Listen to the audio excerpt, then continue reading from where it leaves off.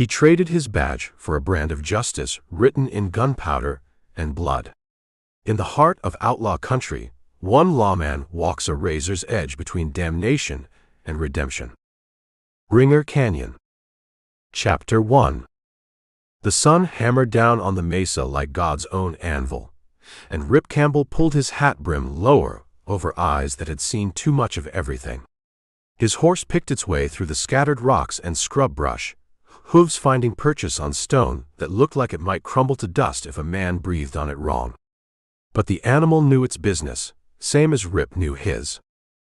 3 days now he'd been following sign. Boot prints in dried mud near a water hole, cold ashes from a cook fire, horse droppings that told him how many riders and how long ago they'd passed. The Ringer Mullins gang had hit the bank in Cedar Flats and killed 2 men doing it.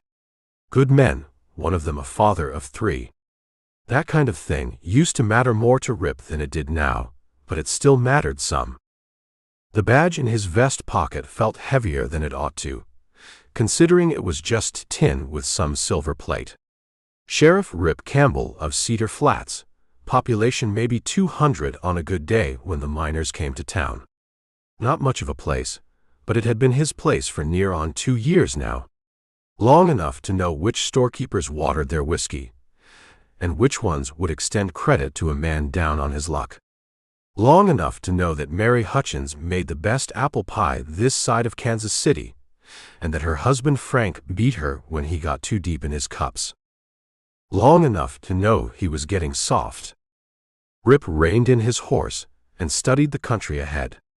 The mesa dropped away into a maze of canyons and washes, red rock walls carved by water and wind into shapes that reminded a man of things he'd rather forget.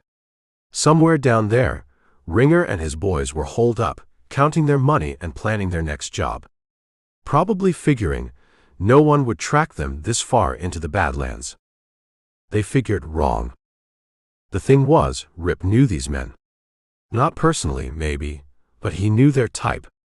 Hell, he'd been their type once upon a time, before he got tired of sleeping on hard ground and eating beans from a can. Before he decided there might be something to be said for a steady paycheck and a bed that didn't move when the wind blew. Before he went respectable. His horse whickered and tossed its head, ears pricked forward. Rip's hand moved to his gun without him thinking about it, a habit from the old days that had kept him breathing when other men weren't so lucky. He listened to the desert quiet, the kind of silence that wasn't really silent at all once you learned how to hear it. Wind through the rocks. A lizard scurrying over stone. The distant cry of a hawk looking for something to kill. And then he heard it. The faint sound of men talking, voices carrying on the thin air. Close. Maybe too close. Rip stepped down from his horse and ground-tied it behind a boulder. He pulled his rifle from the saddle boot and checked the loads, though he knew they were fine. A man didn't live as long as Rip Campbell had by taking chances with his weapons. 6 shots in the cylinder, 1 in the chamber, and a belt full of cartridges that would have to be enough. He worked his way forward, using the rocks for cover, boots finding silent purchase on the sandstone. The voices grew clearer as he got closer, drifting up from a narrow canyon that cut deep into the mesa. Male voices, rough and casual, the kind of talk men made when they thought they were safe. "Told you we should have headed for Mexico right off," someone was saying. "This country's too open. Too many places for a posse to spot us." "Quit your belly aching, Donovan." This voice Rip recognized. Ringer Mullins, the kind of man who'd shoot you for your boots and complain they didn't fit right. "We got time. Nobody's gonna track us this far." Rip smiled without humor. That's what they all thought. He bellied up to the rim of the canyon and peered down. 4 men around a small fire, their horses picketed nearby. Not the whole gang, then. Ringer must have split them up after the job, smart enough to know that 8 men traveling together drew attention. The money would be cashed somewhere else, probably with the rest of the boys. Rip studied the layout. The canyon was maybe 30 feet deep, with steep walls on 3 sides, and one narrow way in or out. A good place to make camp, if you didn't mind being trapped like rats once someone found you. He could put them all down from up here, easy as shooting fish in a barrel. But dead men didn't talk, and he needed these boys to lead him to the rest of the gang. And to the money. He was working out angles when the decision got made for him. A stone, loosened by his weight, skittered down the canyon wall and bounced off a rock with a sound like a gunshot in the still air. 4 faces turned up toward him, 4 hands going for iron. But they were too late, and they knew it. Rip had his rifle trained on Ringer before the outlaw leader cleared leather. "Easy there, boys," Rip called down. "No need for anybody to get ventilated today." Ringer's hand froze on his gun butt, his face twisting into something that might have been a grin if a man was feeling charitable. "Well, I'll be damned if it ain't the famous Rip Campbell. Heard you'd gone soft, Rip. Heard you'd pinned on a badge and taken to arresting folks instead of robbing them." "You heard right," Rip said. "But that don't mean I forgot how to shoot." "No," Ringer said slowly. "I don't expect it does. Question is, what brings you all the way out here? Long ride from Cedar Flats." "You boys hit my town," Rip said. "Killed 2 of my citizens doing it. That makes it personal." "Your citizens?" Ringer spat in the dust. "Listen to you. Couple years wearing tin, and you think you're some kind of lawman." "I am some kind of lawman."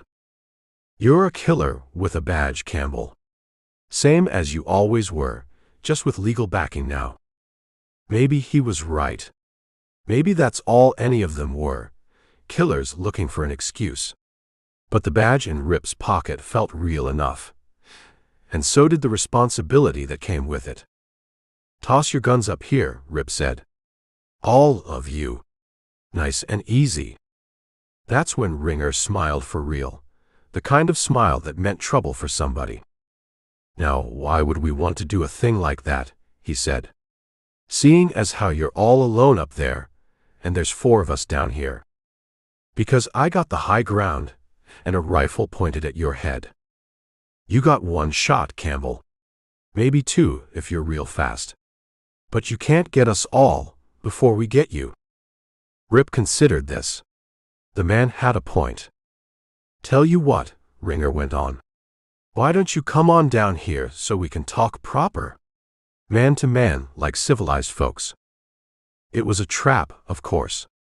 Had to be. But sometimes a man had to walk into a trap if it was the only way to get what he needed. And Rip needed these boys alive, at least long enough to find out where they'd stashed the money and where the rest of the gang was holed up. Besides, he'd been in worse spots than this. "All right," he said finally. "I'm coming down. But I'm keeping my guns." "Wouldn't expect otherwise," Ringer said. Rip worked his way down the canyon wall, rifle in one hand, watching the 4 men below. They watched him back, coiled like rattlers in the sun. Any one of them would kill him without thinking twice about it, but they wanted to hear what he had to say first. That might be enough. His boots hit the canyon floor, and he straightened up, rifle held loose and ready. The 4 outlaws faced him across the dying fire, and for a moment nobody moved. Then Ringer chuckled. "Been a long time, Rip Campbell," he said. "Long time since the old days." "Not long enough," Rip replied. And that's when everything went to hell. Chapter 2. The 4 men spread out without a word, moving like they'd done this dance before. Rip found himself in the middle of a circle, his rifle suddenly feeling about as useful as a broken hammer. He could take 1 of them, maybe 2 if the gods were smiling, but the other 2 would put him down before he could work the lever again. Smart boys. Smarter than he'd given them credit for. "Drop the long gun, Campbell," Ringer said. His voice carried the casual tone of a man ordering coffee, but his eyes held the flat look of a sidewinder coiled to strike. Real gentle-like. Rip looked at each face in turn. Ringer he knew by reputation, the kind of man who'd gut-shoot you just to watch you die slow. The other three were new to him, but they had that lean, hungry look of men who'd killed before, and would again without losing sleep over it. He let the rifle fall to the sand. "The iron too," said a thin man with a scar running from his left ear to the corner of his mouth. "Both of them." Rip unbuckled his gun belt and let it drop beside the rifle. The weight of it hitting the ground sounded like thunder in the canyon quiet. "Well now," Ringer said. "That's better. More sociable."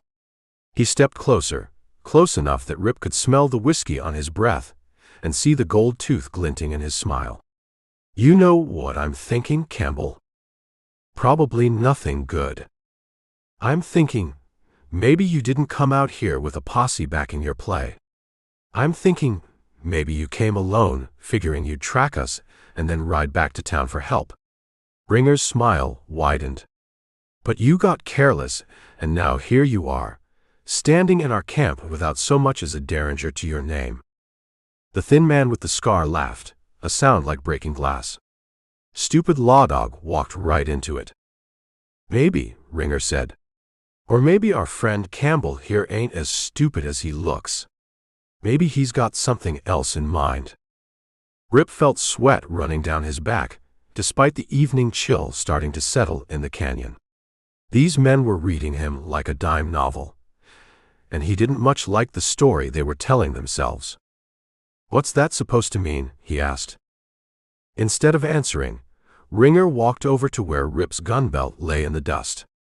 He picked it up, hefted the weight of the Colt in its holster, then looked back at Rip with those flat eyes. "Funny thing about badges," he said. "Man can take one off easy as he puts it on. Question is, why would he want to?" "You're talking riddles." "Am I?" Ringer pulled Rip's gun from the holster and checked the loads. "See, I've been thinking about what you said up there on the rim.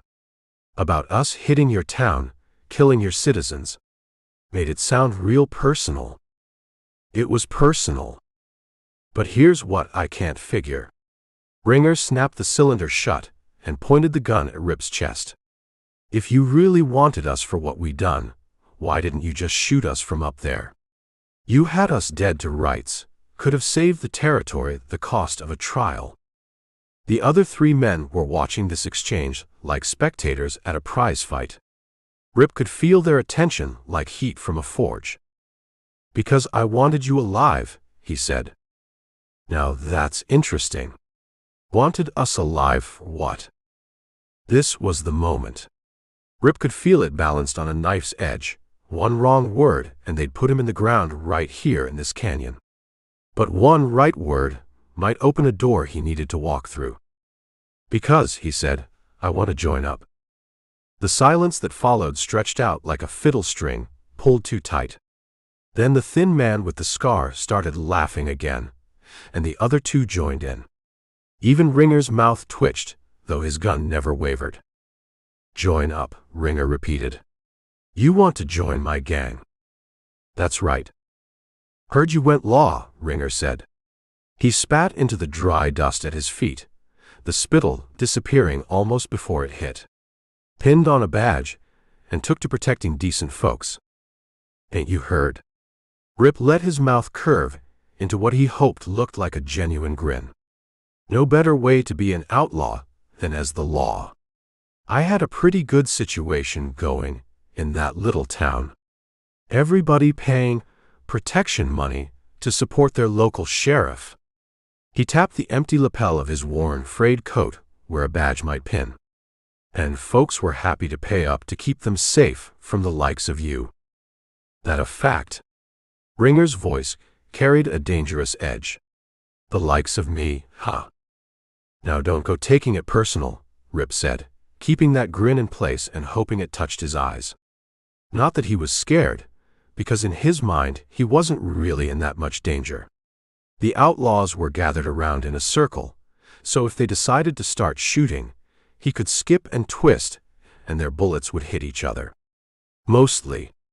And when that happened, Rip would have a pistol, maybe more than one, and there weren't many people in the frontier who could compete with him with hot iron in his hand. Certainly not in this group of saddle tramps and second-rate gunmen. I wasn't hanging bandits, he continued. I was meeting them outside the city limits and advising them to move along. Just trying to keep my good thing going. Ringer studied him for a long moment, and Rip could practically see the wheels turning behind those flat eyes. The outlaw leader was trying to decide if this was truth or the biggest lie ever told. Then what happened? Ringer's hand never left the butt of his pistol, even though he was holding Rip's gun in the other. If you had such a sweet setup, why you out here talking about joining up with us? You ever hear that expression about all good things coming to an end? Heard it. Yeah, well, that good thing came to an end. Seems like the shopkeeper and me had a disagreement on how much he should pay to stay safe. Rip shrugged like it was nothing, just business gone wrong. Man got stubborn about it. Started talking about writing letters to the territorial governor, making noise about corruption and such. And, well, Rip said, letting his grin turn cold, if you ever considered getting out of the gang life and going into dry goods, I know a town looking for a new shopkeeper. The men huffed and wheezed out weak laughter, and Rip felt some of the tension leak out of the circle. Not all of it. These boys would kill him quick as breathing if they smelled deception, but enough to let him breathe easier. So you want to join up with us?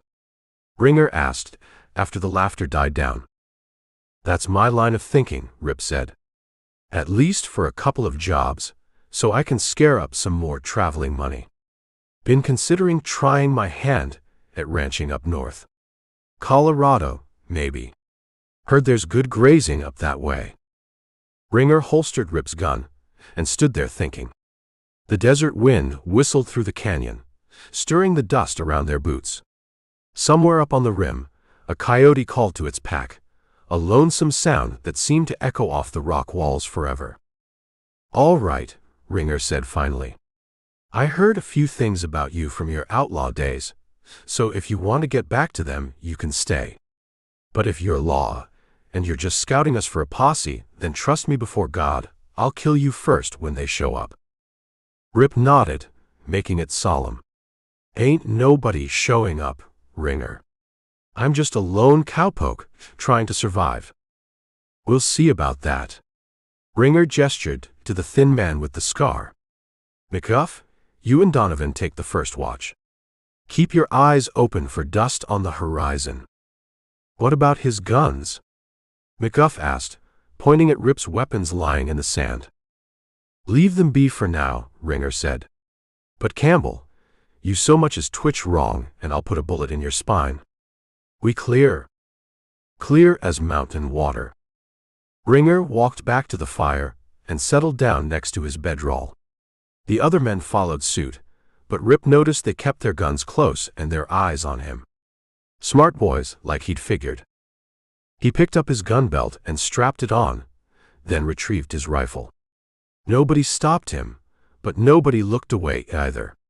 He was walking a tightrope now, balanced between suspicion and acceptance, and one wrong step would send him tumbling into a grave. But he was in. That was something. The fire crackled and popped as night settled over the canyon. Stars appeared overhead, cold and distant as the eyes of dead men. Rip wrapped himself in his blanket and tried to look like a man without a care in the world.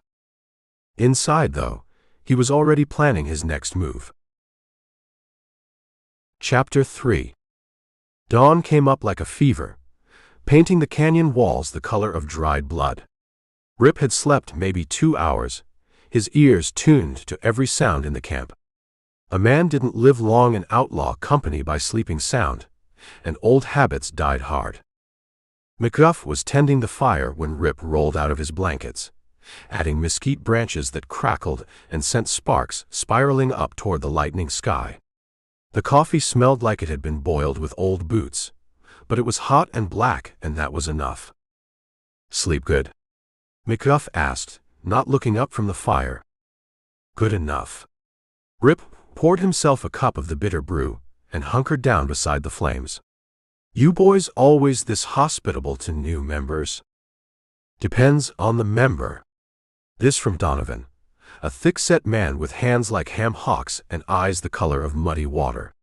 "Some folks take to the life natural. Others," he shrugged, "others don't last long enough to find out." Ringer was already up and moving around the camp, checking on the horses and gear with the efficiency of a man who'd been doing this for years. He looked like he'd been born ready for trouble, probably came out of his mother's womb with a gun in his hand and murder in his heart. "Pack it up," Ringer called out. "We're moving to the main camp today." The fourth man, who hadn't said much of anything since yesterday, started rolling up his bedding. Name was Kowalski, and he had the look of a man who'd seen the elephant and lived to tell about it. Polish, maybe, or some other kind of foreign. Didn't matter much out here where a man came from, only what he could do with a gun when the chips were down. Rip finished his coffee and started gathering his own gear. The rifle went back in its saddle boot. His blankets got tied behind the cantle. Simple movements, but he felt eyes on him the whole time. These boys were still measuring him, trying to figure out if he was what he claimed to be. "Where's this main camp?" he asked Ringer as they saddled their horses. "You'll see when we get there." Ringer's voice carried the kind of finality that meant the subject was closed. They rode out single file through the narrow mouth of the canyon, Ringer leading and Rip bringing up the rear where they could keep an eye on him. Smart positioning. These boys had been at this game long enough to know the rules. The country they traveled through looked like God had gotten angry and thrown rocks at the earth. Red stone formations twisted up from the desert floor like the bones of dead giants, and the few trees they passed were gnarled and stunted, clinging to life in the thin soil. It was hard country, the kind of place that killed the weak and made the strong harder. Perfect country for men like these. They rode for 3 hours without stopping, the sun climbing higher and meaner as the morning wore on.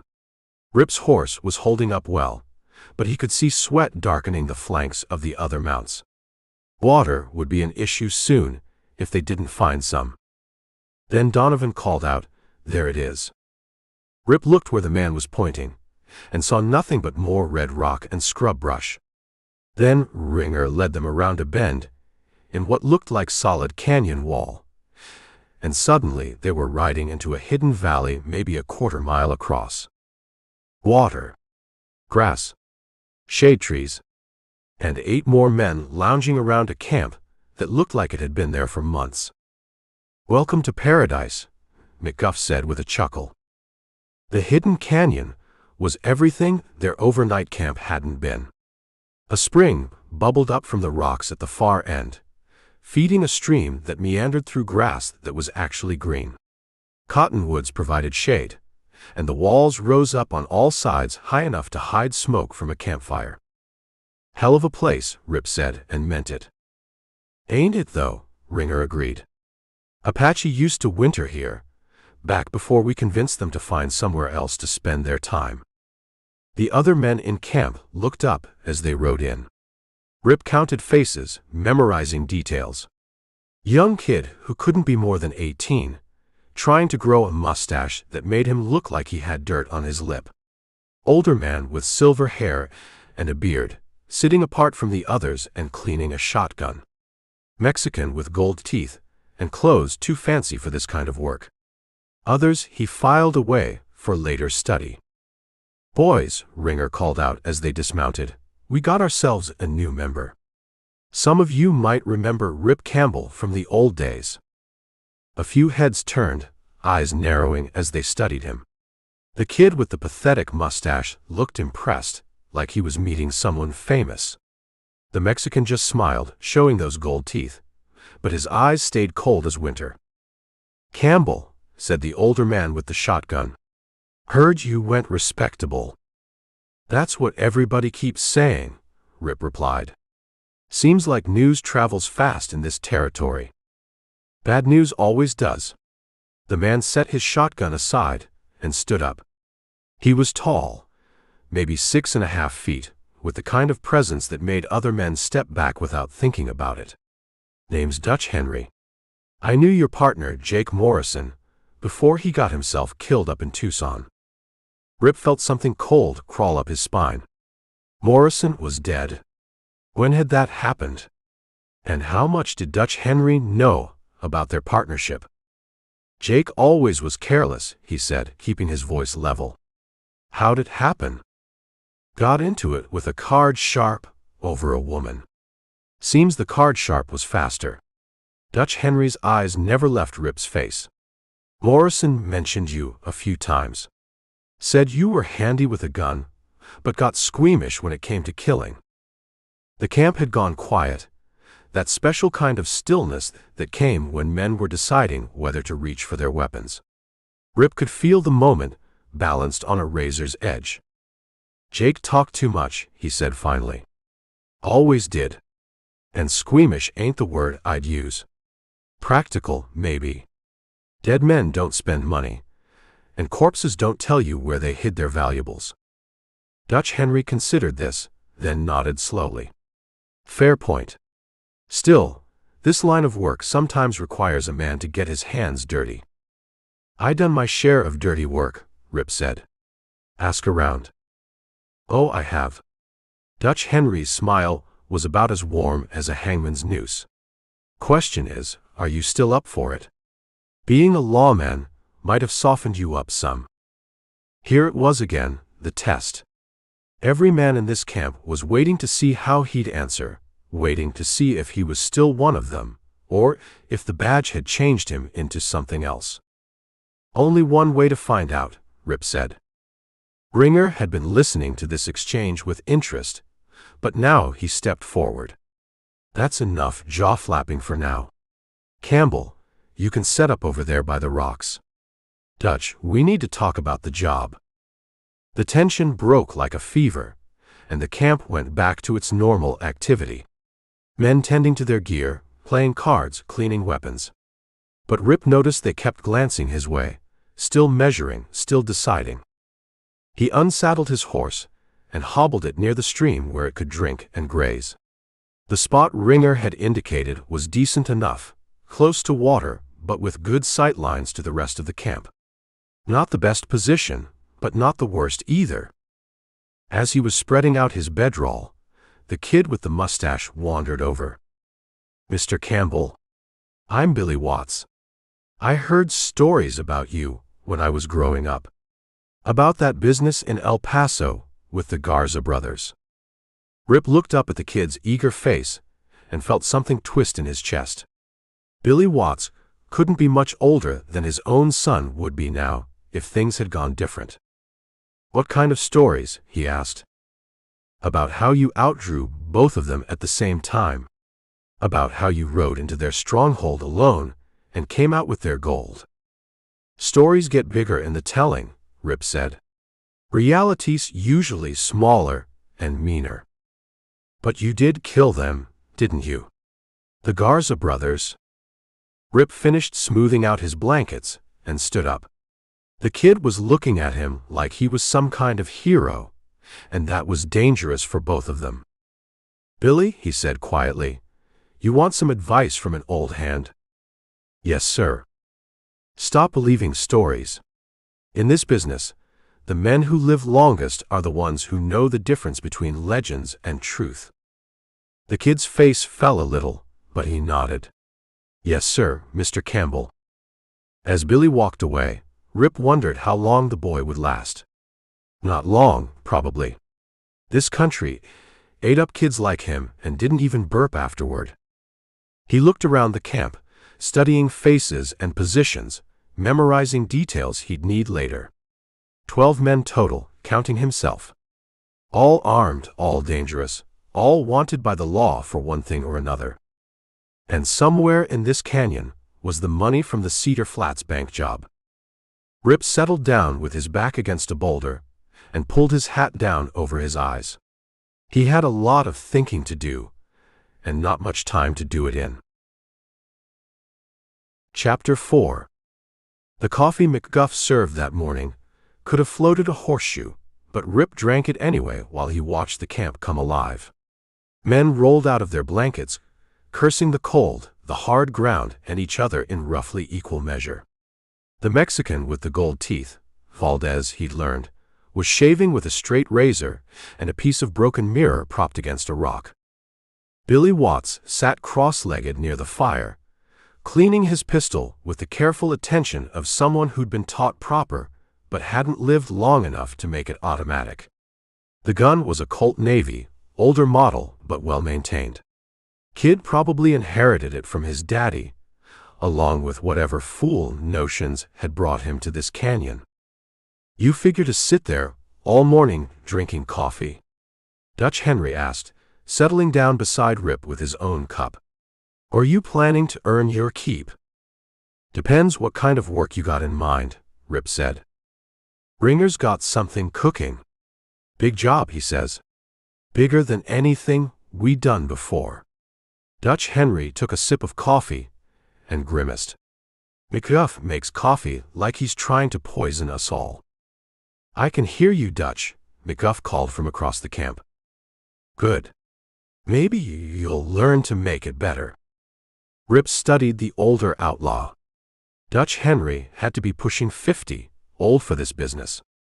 Most men in the outlaw trade were dead or in prison by 35.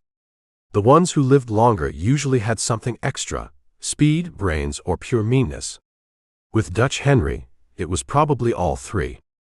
"What kind of big job?" Rip asked. "The kind that sets a man up for life, if he's smart enough to spend it right." Dutch Henry's eyes were the color of creek water over stones. "Course, it's also the kind that gets you killed if you ain't careful." Valdez finished his shaving and walked over, wiping the razor clean on a piece of cloth. "You talking about Ringer's bank job?" "Might be."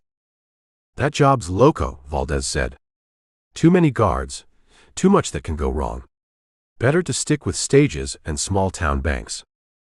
"Small thinking," Dutch Henry replied. "Small thinking gets you small money."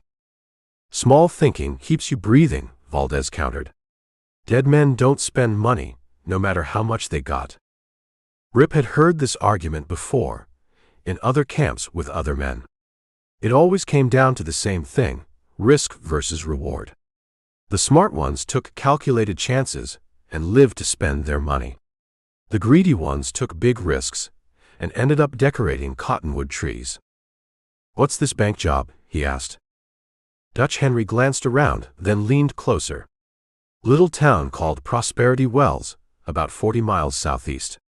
They got a Wells Fargo office, handles all the silver shipments from 3 different mines. Plus, the territorial payroll comes through there once a month." "Sounds like a lot of guards." 6 regulars, maybe 8 when the payroll's in town. But here's the thing: Ringer's got it figured out. There's one day when everything comes together. Silver going out, payroll coming in, all happening at the same time. Rip felt a chill that had nothing to do with the morning air. This was bigger than he'd expected. The territorial payroll would be thousands of dollars, money meant for soldiers and government workers across half of Arizona territory. Hit something like that, and they'd have the army after them, along with every sheriff and marshal in the territory.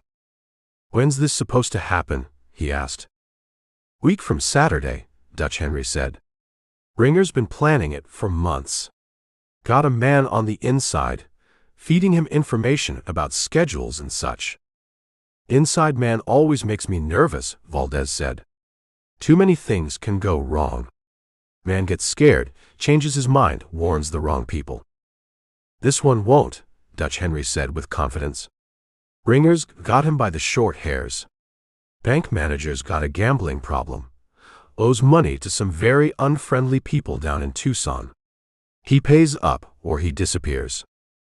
The pieces were falling into place in Rip's mind.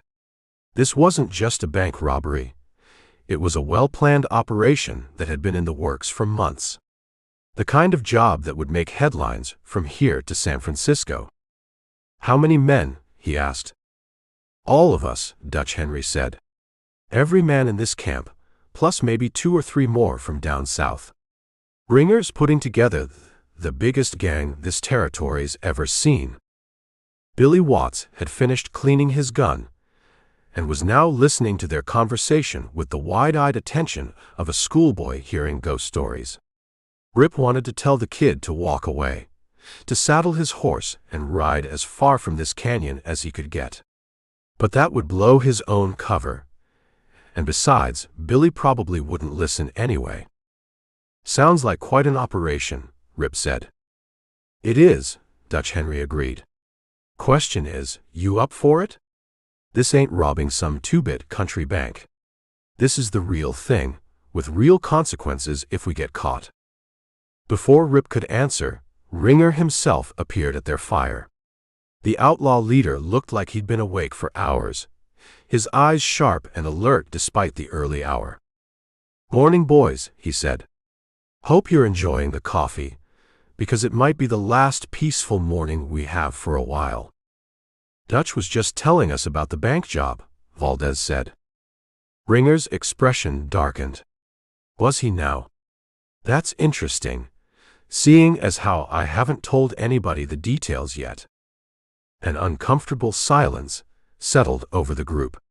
Dutch Henry's hand moved closer to his gun, and Rip could see the tension building like storm clouds on the horizon. "Easy, boss," Dutch Henry said. "Just telling them what they need to know. Can't expect men to ride into a job blind." "I'll decide what they need to know, and when they need to know it," Ringer replied. His voice was quiet, but there was steel underneath. "This job's too big for loose talk." "Wasn't loose talk," Dutch Henry said. "Just preparing the men. The men will be prepared when I'm ready to prepare them." Ringer looked around the circle, his gaze settling on each face in turn. "Until then, anybody who wants to flap their jaw about my business can find somewhere else to do it." The threat was clear enough. Rip saw Billy Watts swallow hard and look down at his hands. Valdez studied his coffee cup like it held the secrets of the universe. Only Dutch Henry met Ringer's stare without flinching. "Understood," Dutch Henry said finally. "Good." Ringer's tone lightened slightly. "Now, since the cat's already out of the bag, might as well tell you the rest. We're going to need more men for this job. Campbell, you know anybody who might be interested in making some real money?" Rip felt all eyes turn to him. This was another test, he realized.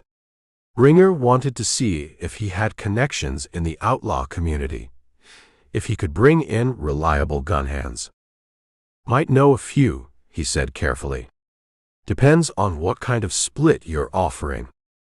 Even shares for everyone who rides with us, no matter who they are or where they come from." That was generous, almost too generous. In Rip's experience, gang leaders who offered even splits were usually planning to double-cross their own men. Dead men didn't collect their share. "I'll put the word out," he said. "Do that."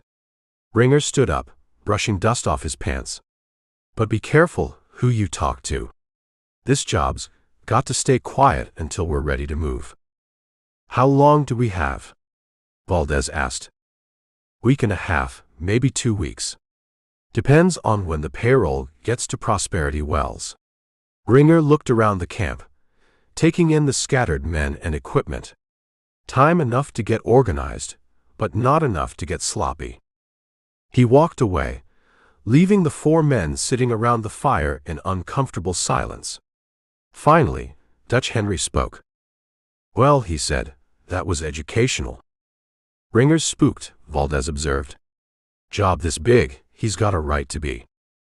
"We all do," Dutch Henry replied. Question is, are we spooked enough to be smart or spooked enough to be stupid? Billy Watts looked up from his gun. What's the difference? Smart gets you rich, Dutch Henry said. Stupid gets you dead. Rip finished his coffee and stood up. He needed time to think, to figure out how to play this. A job this big would bring every lawman in the territory down on their heads. But it also meant he'd have a chance to break up the gang and recover not just the money from Cedar Flats, but the territorial payroll as well. The trick would be staying alive long enough to do it. I'm going to check on my horse, he said. Good idea, Dutch Henry replied. Man should always take care of his horse. Never know when he might need to ride fast. Rip walked toward the stream where the horses were grazing, but he could feel eyes watching him from across the camp. The game was getting more complicated by the hour, and the stakes kept getting higher. Chapter 5.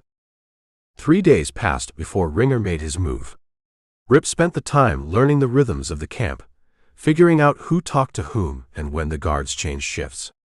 Not that anyone called them guards, but there were always 2 men posted at the canyon mouth, and they rotated every 4 hours like clockwork.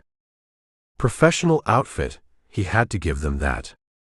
The morning Ringer called him over, Rip was cleaning his rifle and thinking about Sarah Beth Morrison back in Cedar Flats. She'd been after him to come to church more regular. Said a man in his position ought to set an example. Funny how a woman could make a man think about salvation when he was sitting in a nest of vipers planning the biggest robbery in territorial history. Campbell, Ringer said, hunkering down beside him. You feel like earning your keep today? Depends what you got in mind. Little job. Nothing fancy. Stage coming through Devil's Canyon this afternoon, carrying mining equipment for the broken wheel operation up north. Not much money, but it's a good test run for the boys. Rip kept working the cleaning rod through his rifle barrel. Test run for what? The big job. Want to see how the new men handle themselves under pressure. Ringer's eyes were flat as painted stones. Including you. There it was. The test he'd been expecting since he rode into camp. Ringer wasn't the kind of man who took anybody's word for anything, especially not a former lawman claiming to have gone bad. Who else is riding? Rip asked. You, me, Billy, and Kowalski. 4 men should be plenty for one stage. 4 men. Rip thought about that. Billy was green as grass, probably never shot at anything but bottles and cans. Kowalski was steady, but not particularly bright. That left Ringer, who was smart, fast, and mean as a stepped-on snake. What kind of mining equipment? Rip asked. Dynamite, mostly. Blasting powder and such. Plus some tools and hardware. Ringer stood up, brushing dust off his knees. Should be easy money. Dynamite. That changed things. Rip had seen what dynamite could do to a man, and it wasn't pretty. Plus, stages carrying blasting powder usually had extra guards, men who knew their business and weren't afraid to use their guns. When do we ride? Hour from now. Get your gear together. Ringer walked away, leaving Rip to finish cleaning his rifle and think about what he'd gotten himself into. This was the moment he'd been dreading, the point where he'd have to choose between maintaining his cover and letting innocent people get hurt. He could try to warn the stage, but that would mean breaking away from the gang and riding hard to intercept it. Even if he managed that without getting shot in the back, it would blow his cover and leave him with nothing to show for weeks of work. Or he could ride with the gang and try to minimize the damage when the shooting started. Keep the casualties down, make sure nobody got killed if he could help it.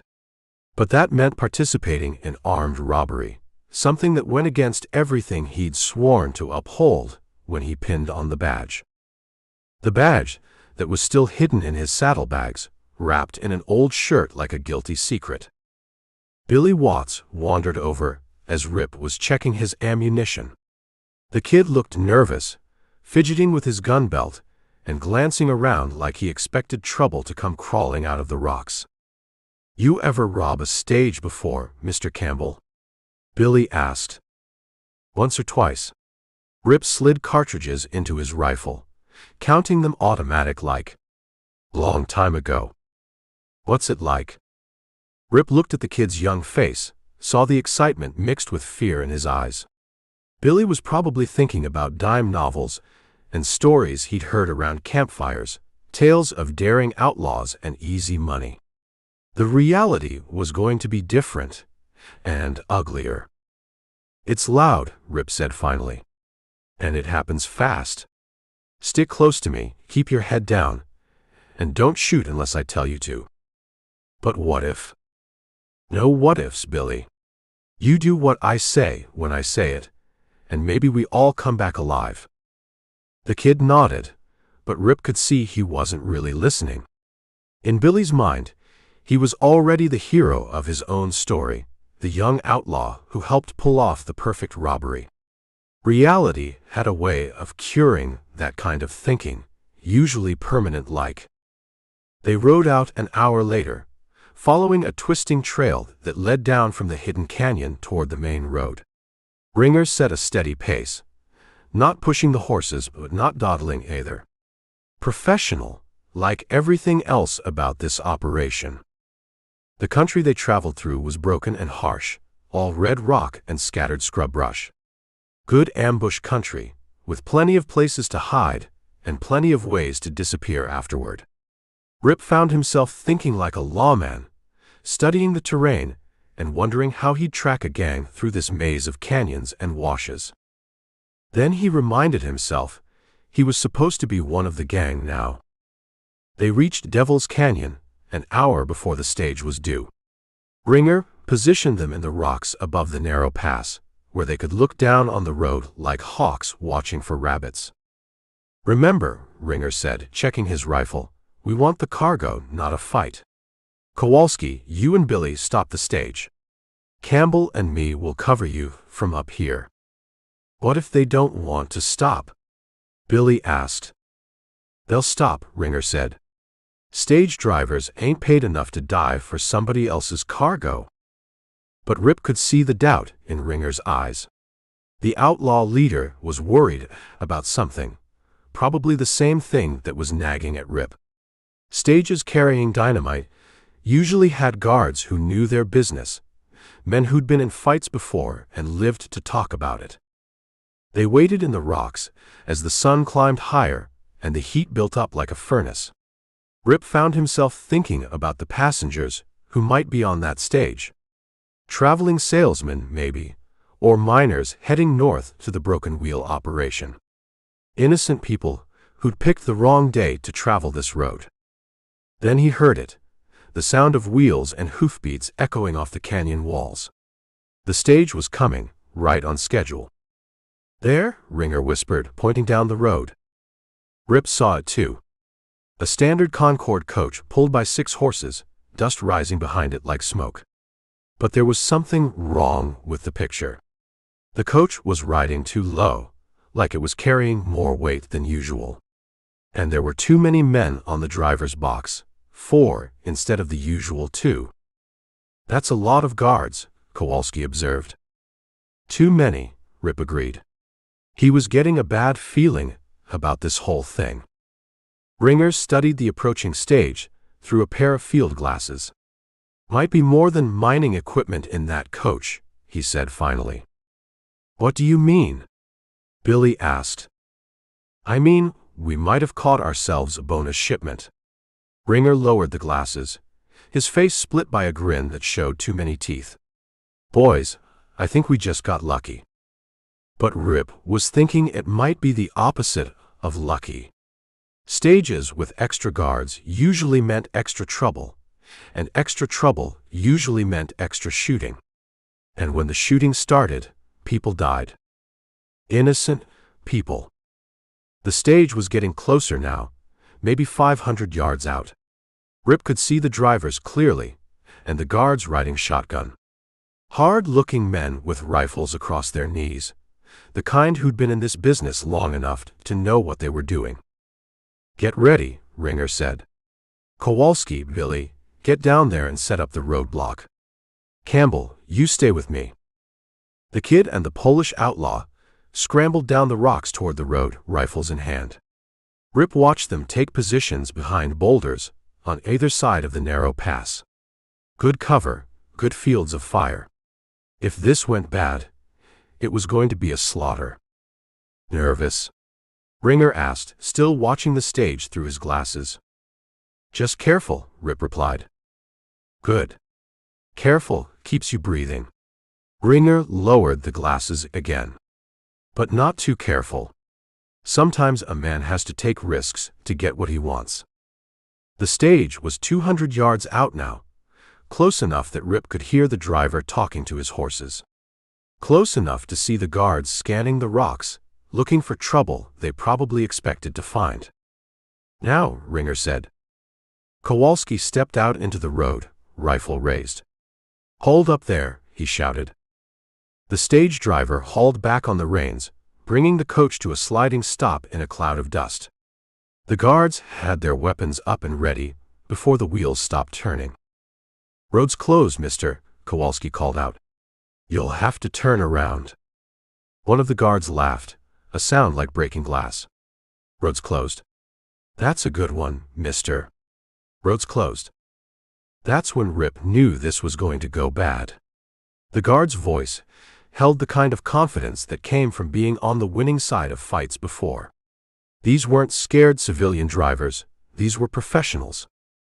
And professionals didn't back down from 4 outlaws with rifles. "Step aside," the guard called back. "We're coming through." "I don't think so," Kowalski replied, but Rip could hear the uncertainty creeping into his voice. The guard raised his rifle. "Last chance, mister." That's when the shooting started. Chapter 6. The first shot came from the stage, a Winchester barking loud in the canyon air.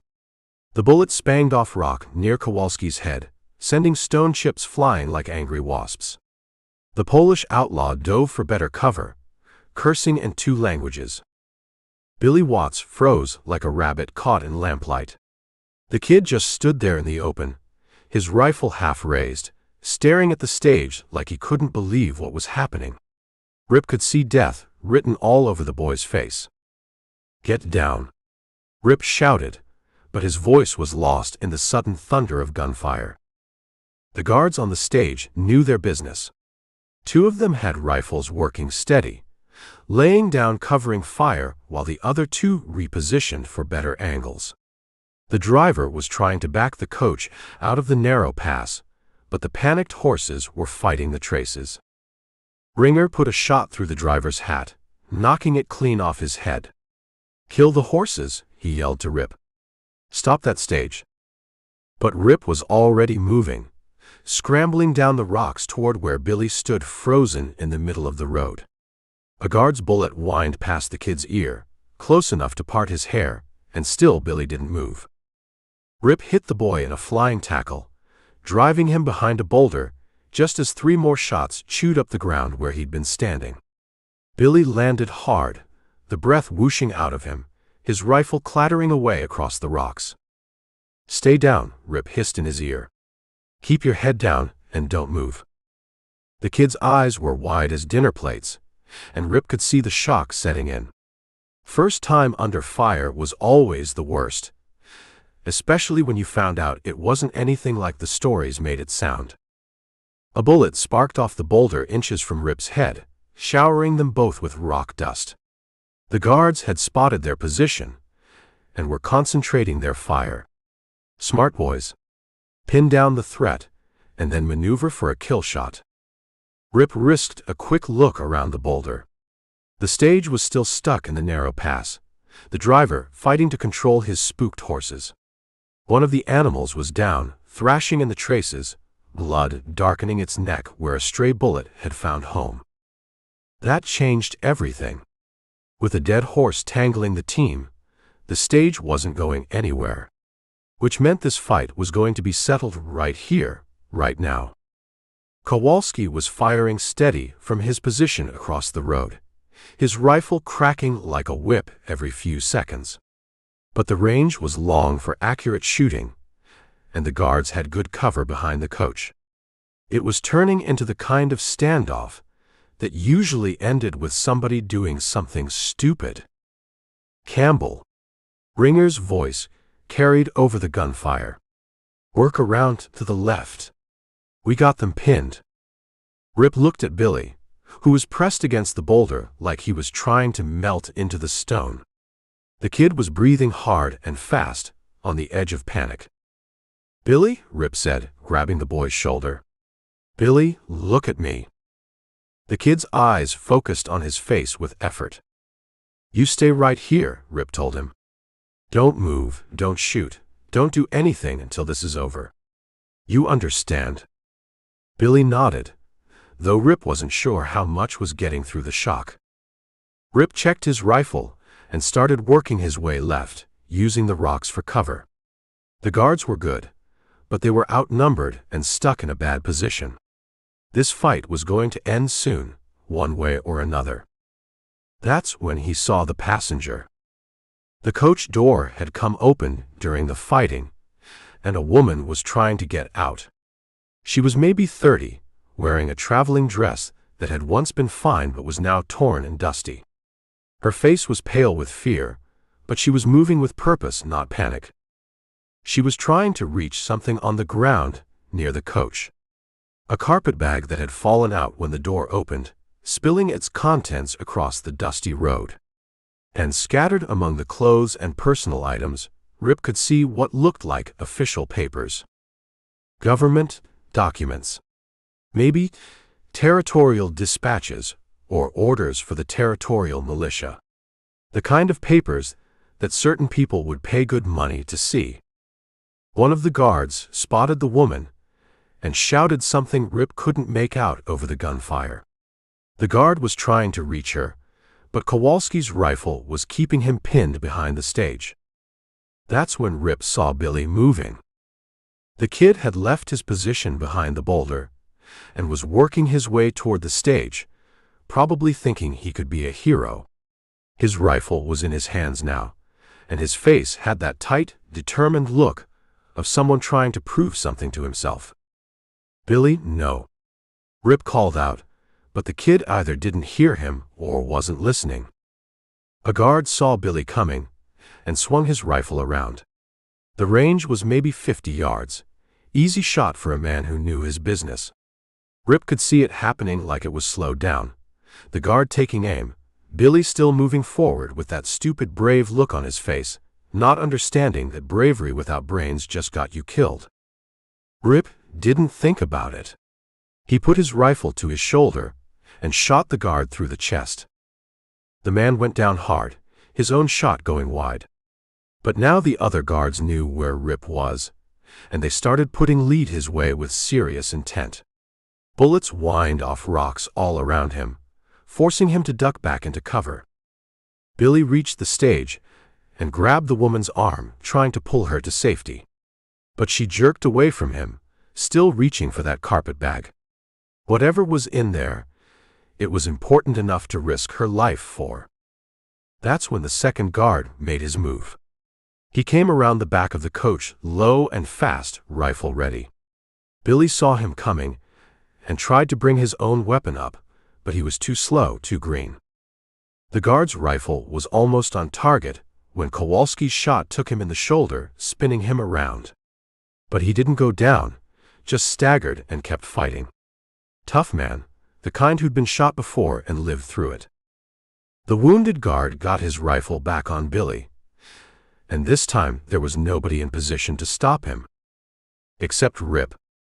He came up from behind his cover running, his rifle at port arms. The guard heard him coming and started to turn, but Rip was already too close. He drove the rifle butt into the man's head with all the force he could muster. The guard dropped like a sack of grain, blood running from his scalp. He wasn't dead, but he wasn't going to be fighting anymore today. "Get her out of here," Rip yelled to Billy, gesturing towards some rocks that would provide better cover. But Billy was staring at the unconscious guard, his face gone white. Did you kill him?"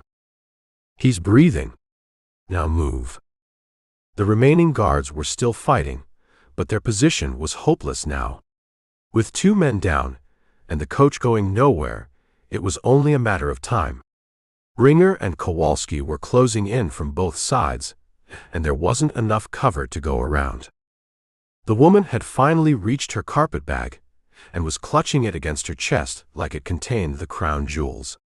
Whatever was in there, it was worth risking her life for. Which made Rip wonder what exactly they'd stumbled into here. "Throw down your guns," Ringer called out to the remaining guards. "It's over." For a moment, Rip thought they might actually surrender. The smart play would be to give up and hope for the best. Dead heroes didn't collect their pay. But these men weren't the surrendering type. The last 2 guards came out shooting, making their play for broke. One went down immediately under Kowalski's rifle, but the other made it to the rocks where he could ford up and make a real fight of it. That's when Rip realized he'd made a mistake. In saving Billy's life, he'd revealed too much of his true nature. A real outlaw would have let the kid take his chances, wouldn't have risked his own neck for someone else's life. Ringer was going to notice that. Ringer noticed everything. The fight lasted another 10 minutes before the last guard finally went down. When the gun smoke cleared, 3 men were dead and 1 was dying. The woman was unhurt but shaken, still clutching that carpetbag like it was her lifeline. And Billy Watts was looking at Rip like he was some kind of saint. "You saved my life," the kid said, his voice shaky. "That guard would have killed me if you hadn't." "Forget it," Rip said, checking the loads in his rifle. "Just doing what needed doing." But he could see Ringer watching him from across the road, those flat eyes taking in everything. The outlaw leader wasn't saying anything, but he was thinking plenty. And that was going to be a problem. They loaded the mining equipment onto their pack horses, along with whatever else looked valuable. The woman's carpetbag disappeared into Ringer's saddlebags, despite her protests. Whatever secrets it contained would belong to the gang now. As they rode away from the canyon, leaving the dead guards for the buzzards, Rip couldn't shake the feeling that he'd just made a fatal mistake. Saving Billy's life might have cost him his own. Chapter 7. The ride back to the hidden canyon was quiet. The kind of quiet that comes after gunfire, when men are counting up the costs and thinking about how close they came to being counted among them. Billy Watts rode slumped in his saddle, the dime novel shine rubbed clean off him, replaced by the flat 1,000-yard stare of a man who'd seen his own grave yawn open. Kowalski was methodical, checking the dynamite packed on the horses, his face a mask of Polish indifference. Rip rode near the back, feeling Ringer's eyes on him. He didn't have to look to know. It was a physical presence, a weight on the back of his neck. He'd killed one of the guards and knocked another cold to save the kid. An outlaw might have done the killing part, but not for the reason Rip had. A real outlaw would have let Billy get shot and then taken the guard's boots. Ringer knew it. The man missed nothing. When they got back to camp, the story of the fight spread faster than a prairie fire. The dead guards became a testament to the gang's toughness. Billy's near miss became a cautionary tale. And Rip's actions, well, nobody said much about that. But they looked at him different. Dutch Henry gave him a slow, appraising nod. Valdez watched him with a new kind of interest, the gold in his teeth glinting as he tried to work out the angles. That night, Ringer called a meeting around the main fire. He tossed the woman's carpetbag into the center of the circle. 4 guards, Ringer said, his voice cutting through the crackle of the flames. Stage job for some blasting powder turns into a full-on war because it was carrying 4 guards. He kicked the bag. And this. Territorial papers. Looked like a payroll escort that got repurposed. We handled it, Dutch Henry said, his voice a low rumble. We lost a horse and damn near lost a man, Ringer shot back, glancing at Billy. We were lucky. Luck runs out. The Wells Fargo job in Prosperity Wells will have 8 guards on a slow day. Maybe 10. 12 of us ain't enough. Not for a job that big. Not if we want to walk away from it. Rip stayed quiet, letting the others do the talking. He knew where this was going. So what's the play? Valdez asked, polishing a silver concho on his belt. We call it off. Call it off. Ringer laughed, a harsh, grating sound. After I spent 6 months lining up the bank manager. After I put my own money down to make it happen. No. We don't call it off. We get bigger. He let that hang in the air. The men looked at each other. Getting bigger meant splitting the take more ways. But it also meant better odds of living to spend it. Where are we going to find gun hands we can trust on short notice? McGuff asked, ever the practical one. You don't find men you can trust, Ringer said. You find men who are desperate. A desperate man is predictable. His greed will keep him in line better than loyalty ever could. He looked around the fire, his gaze finally settling on Rip. We need guns. Hard men who won't freeze up when the shooting starts. We ride for Tombstone at dawn. Tombstone. The name itself was a warning. A town built on a silver strike, drowning in whiskey, bullets, and bad decisions. It was the last stop for men at the end of their rope, and the first stop for those looking to make a name with a gun. Every saloon had a back room. Every back room had a card game, and every card game had a man who'd kill you for the price of a drink. Town's crawling with law, Dutch Henry noted. The Earps are still making a nuisance of themselves. The Earps stick to the main streets, Ringer countered. We won't be doing our shopping on Allen Street. We'll be in the alleys and the cat houses. The places the law only goes when they're dragging out a body. He turned his full attention to Rip.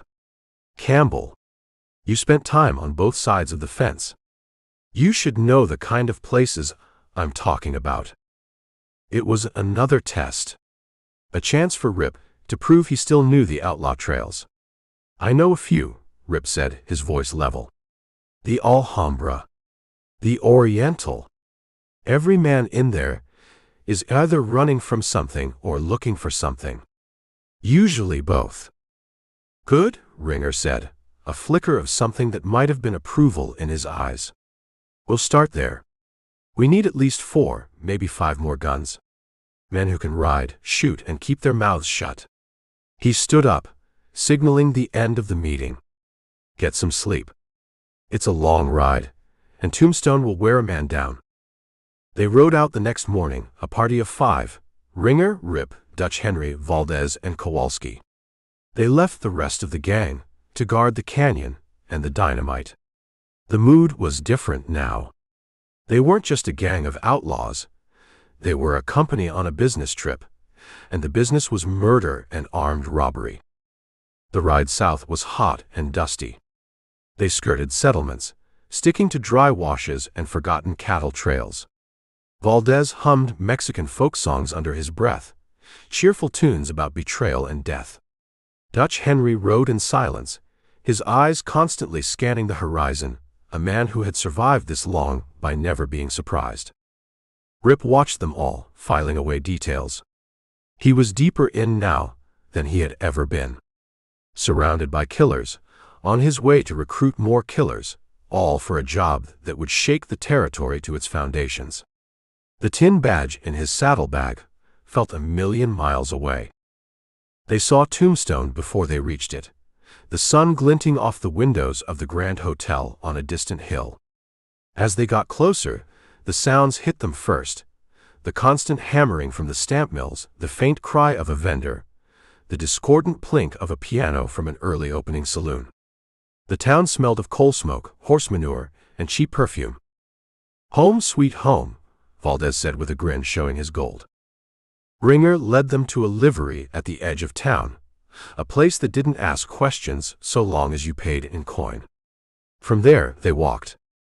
The streets were a river of humanity. Miners in mud-caked boots, gamblers in fancy suits, painted ladies leaning from balconies, Chinese laborers hurrying along the boardwalks. And gunmen. They were everywhere. Young hardcases trying to look dangerous, old hands with notched gun butts and dead eyes. Every one of them for hire, if the price was right. "We split up," Ringer said in a low voice. "Dutch, you and Kowalski take the saloons on the West End. Valdez, you check the Mexican cantinas. Campbell, you're with me. We'll take the Alhambra." The Alhambra was a cavern of smoke, noise, and sweat. A long mahogany bar ran the length of one wall, tended by 3 bartenders in white aprons who moved with practiced speed. The air was thick with the smell of stale beer and desperation. Rip's eyes swept the room, not as a customer but as a lawman. He did it without thinking, a reflex honed over years. He saw him almost immediately. Leaning against the far wall, nursing a beer, was a man named Charlie Pierce. Rip had seen his face on a wanted poster in the Yuma marshal's office not 6 months ago. Wanted for robbing a train in Colorado. Bounty was $500. Pierce was thin, wiry, with nervous eyes that never stopped moving. A man on the run. A desperate man. "See anyone you like?" Ringer murmured beside him. "The one by the wall," Rip said, nodding subtly. "Looks hungry. Let's buy him a drink." They moved through the crowd to the bar. Ringer ordered a bottle of whiskey and 3 glasses. Rip felt the familiar tension, the tightrope walk. He had to play his part, convince these men he was one of them, even as the lawman inside him was taking names and tallying crimes. They approached Pierce, who watched them come, his hand hovering near the butt of his pistol. "You look like a man who could use a fresh pour," Ringer said, setting the bottle and a glass on the small table beside Pierce. Pierce's eyes darted from Ringer to Rip and back again. "Depends who's buying." "A man with a business proposition," Ringer said, his voice smooth as poison. While Ringer started his pitch, Rip's eyes continued to scan the room. And then he saw another one. Sitting at a poker table in the back, a big bearded man with hands like shovels. His name was Wes Tobin. Wanted for killing a deputy in Texas. Tobin was a brute, a heavy-fisted brawler who preferred a shotgun to a pistol. He was arguing with another player, his voice a low growl. He was exactly the kind of man Ringer was looking for. Rip made a mental note. Charlie Pierce, $500. Wes Tobin, $800. $1,300 worth of wanted men in one room, and he was supposed to be recruiting them. He turned his attention back to Ringer and Pierce. The wiry outlaw was listening intently now, his nervousness replaced by a greedy light in his eyes. Ringer was painting a picture of easy money, of a score so big it would set a man up for life. He was selling a dream, and Charlie Pierce was buying it with both hands. Rip felt a cold knot form in his stomach. The gang was growing. The job was getting closer. And he was standing in the middle of it all, a lawman playing outlaw, adding more wolves to the pack. He looked at the faces in the saloon, the desperate, the greedy, the violent, and knew that before this was over, Tombstone's graveyards would be adding new residents.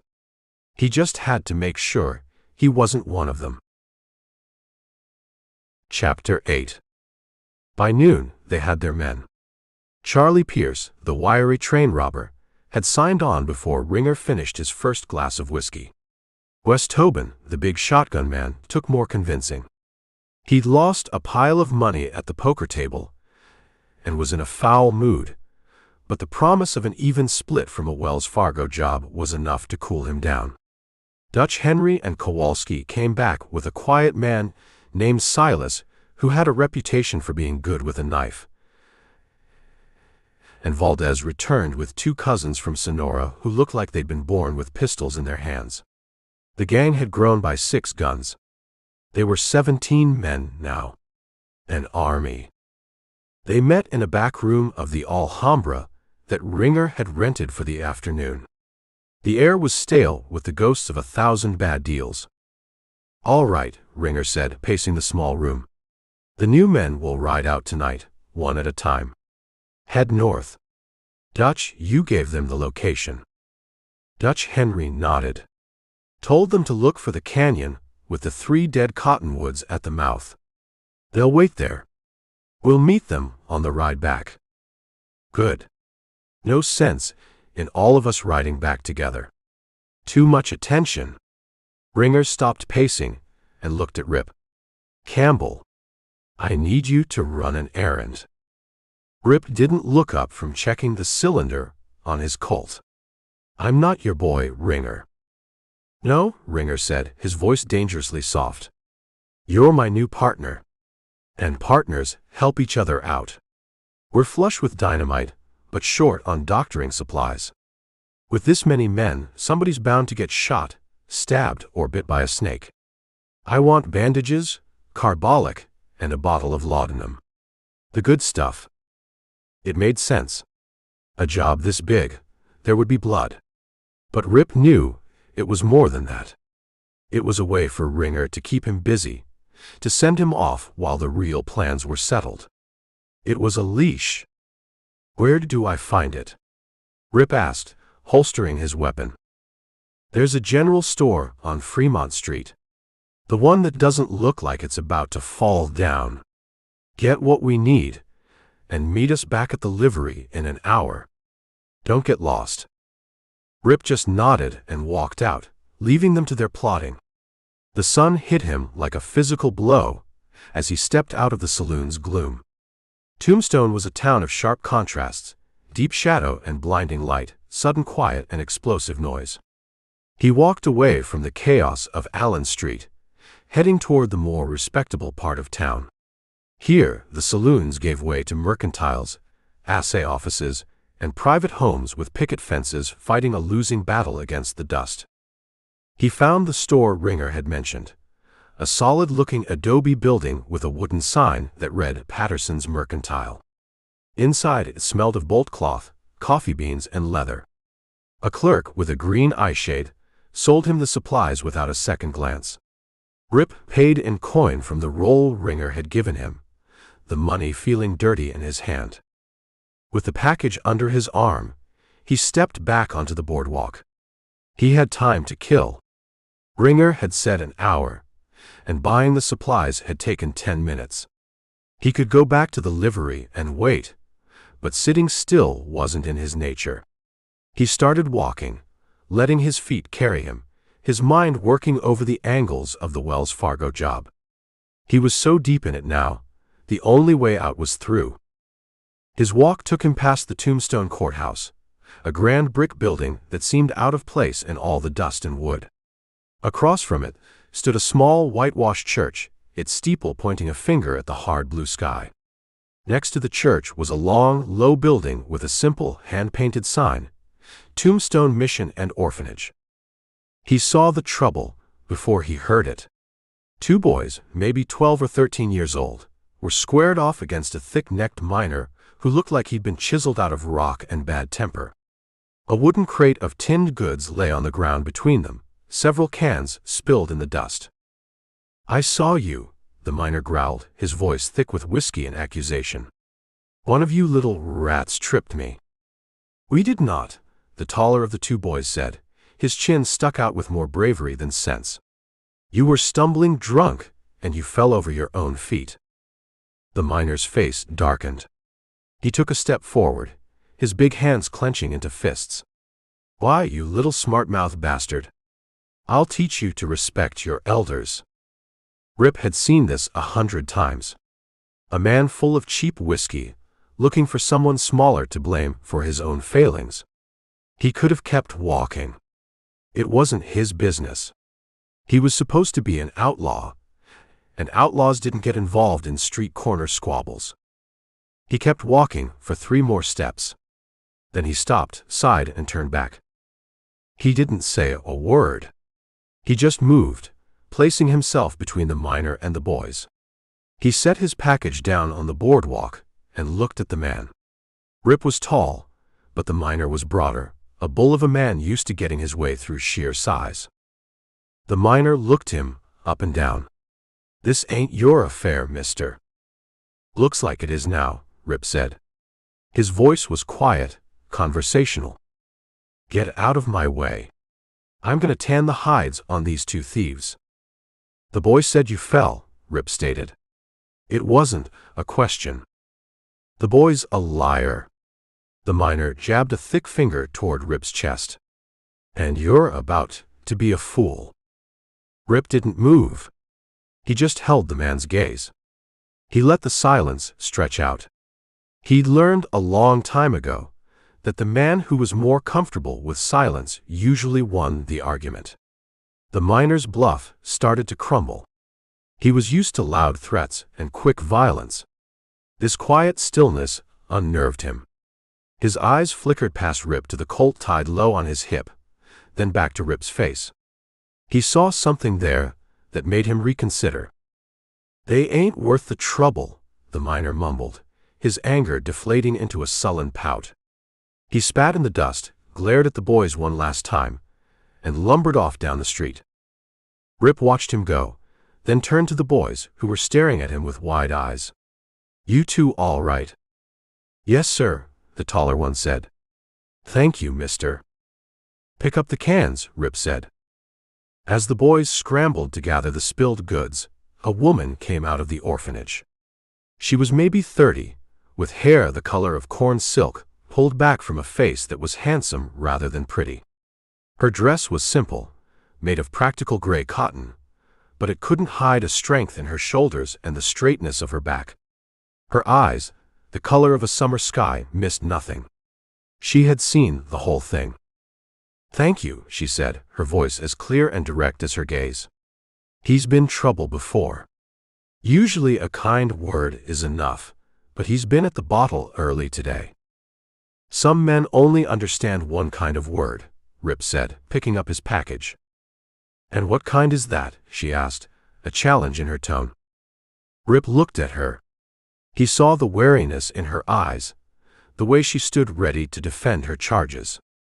This was a woman who had fought her own share of battles. "The kind you don't have to shout," he said. She considered that for a moment, then nodded. "I'm Sarah Beth Martin. I run the mission here." Rip Campbell. He hadn't meant to give his real name. It just came out. "Well, Mr. Campbell," she said, a small smile touching her lips but not quite reaching her eyes. "It seems we owe you our thanks, and for the crate of peaches he ruined." "No need." He felt an urge to leave, to get back to the shadows where he belonged. Standing here in the clean sunlight, talking to this woman, felt dangerous in a way that facing down a gunman never did. "The boys can be a handful," she said, watching him. "But they're good boys. They've just had a hard start in life." She looked him straight in the eye. "Something tells me you know what that's like." Her directness caught him off guard. He was used to men who talked around things, who hid their meaning behind threats and boasts. This woman spoke plain. "I've had my share of hard starts," he admitted. "What brings you to Tombstone, Mr. Campbell? You don't have the look of a miner or a merchant." "Just passing through," he said, the lie tasting like ash in his mouth. "Everyone in Tombstone is just passing through," she replied. "They're either on their way to someplace better, or on their way to the grave. I haven't yet decided which is the shorter journey." She paused, her gaze unwavering. "You have kind eyes. It's a rare thing in this town." Rip didn't know what to say to that. No one had ever called his eyes kind. They'd been called cold, hard killer's eyes. But never kind. He felt the badge in his saddlebag, a phantom weight against his conscience. He was a fraud, standing here pretending to be a decent man. He needed to go. He'd been here too long. As he opened his mouth to make an excuse, he saw a flash of color across the street. It was Valdez, his fancy silver-buttoned vest unmistakable. The Mexican outlaw was supposed to be at the Alhambra. He was walking down the opposite boardwalk, and he slowed as he saw Rip. He didn't stop, didn't wave. He just looked, his eyes taking in the scene. Rip, the preacher's daughter, the orphanage, and then he continued on his way, a small, knowing smile on his face. The air went cold. Rip knew, with a certainty that settled in his gut like a stone, that Valdez would report this to Ringer. Campbell, talking to a church woman. Looking real friendly. "I have to go," he said, his voice suddenly harsh. He tipped his hat to her, a gesture that felt foreign and stiff. "Ma'am." He turned and walked away without looking back, the package of medical supplies clutched tight under his arm. He could feel her eyes on his back, a gaze that was both curious and concerned. He walked faster, wanting to put distance between himself and the woman, between himself and the part of him that had responded to her. He had come to Tombstone to recruit killers, to dive deeper into the darkness. He hadn't counted on finding a flicker of light. And he knew, with a sinking feeling, that a single flicker of light could be the most dangerous thing in the world to a man trying to hide in the shadows. It didn't just complicate things. It threatened to burn the whole charade to the ground. Chapter 9. When Rip got back to the livery, the horses were already saddled. Ringer stood by his mount, not looking at Rip, just coiling a rope with slow, deliberate movements. Valdez was leaning against a post, a toothpick dancing in the corner of his mouth, his fancy vest unbuttoned in the heat. He gave Rip a lazy, knowing grin. The air in the stable was thick with the smell of hay and manure and something else, the sour scent of trouble waiting. Rip walked up and tossed the package of medical supplies onto a hay bale. "Everything you asked for." Ringer finished with his rope and hung it from his saddle horn. He still hadn't looked at Rip. "You take the scenic route." "The town's bigger than I remember," Rip said. "You saw the sights then," Ringer said. He turned, and his eyes were flat and hard as river stones. "Visited the local attractions? The courthouse? The church, maybe?" Rip didn't react. He met Ringer's gaze and held it. "I saw them. Buildings. Wood and brick. So what?" "Valdez here says you were making friends," Ringer said, his voice dropping. "Says you were talking to a woman. A church woman."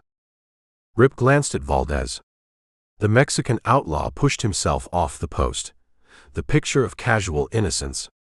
"Just an observation, boss." Our new partner seemed distracted by the local scenery. Rip turned his attention back to Ringer. He let a beat of silence pass. "I was killing an hour, like you said. A drunk miner was about to beat on a couple of kids. I told him to move along. The woman came out. She said thank you. I said you're welcome. End of story." He shrugged. "If you wanted me to wait in a dark room, you should have said so." Ringer studied his face, looking for a crack, a flicker of a lie. Rip gave him nothing.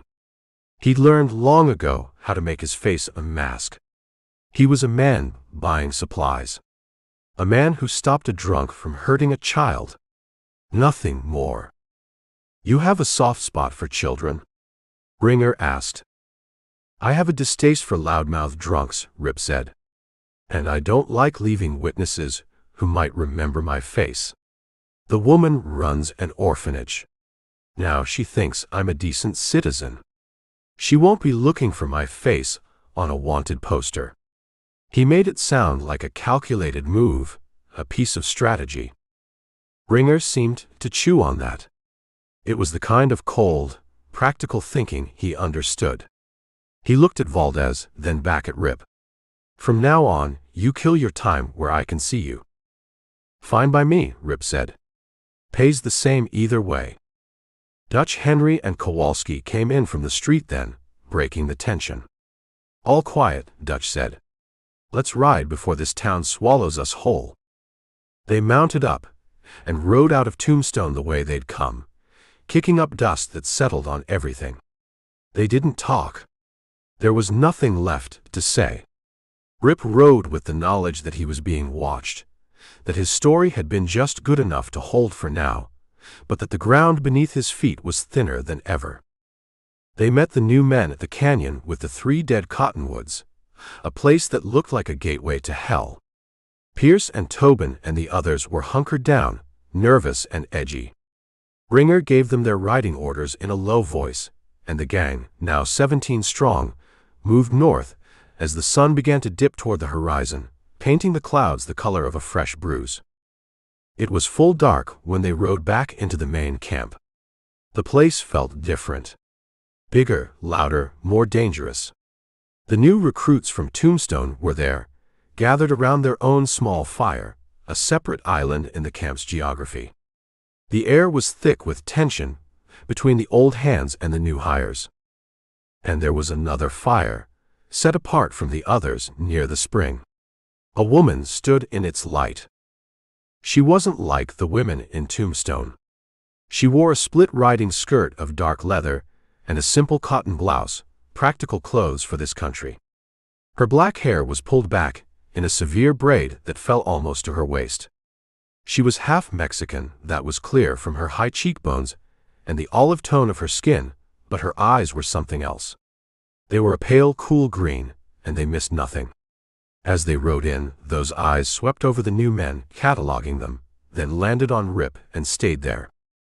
Ringer swung down from his horse and walked toward her, his whole posture changing. He wasn't just the gang leader now. He was a man coming home. "Catalina," he said. "You're late," she replied. Her voice was low, with a faint accent that was hard to place. It held no deference.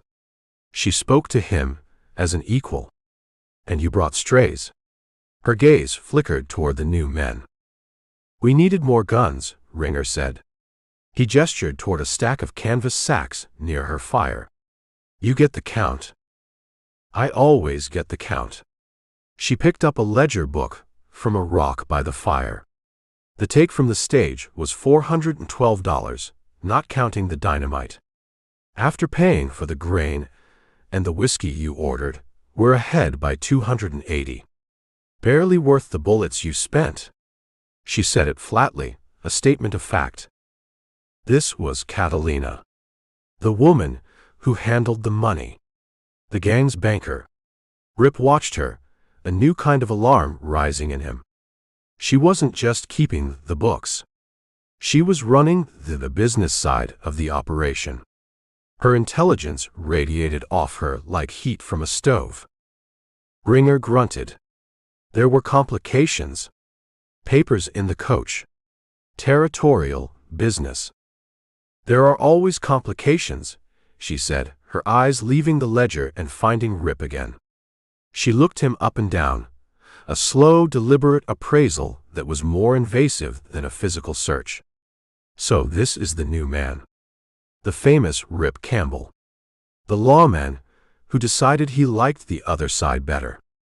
Rip dismounted and walked toward their fire, leading his horse. He stopped a few feet away. "You've heard of me." "I hear everything," Catalina said. "I hear you used to be a wolf. Then you put on sheep's clothing to guard the flock, and now you want to be a wolf again." Her lips curved in a smile that held no warmth. "It's a confusing story.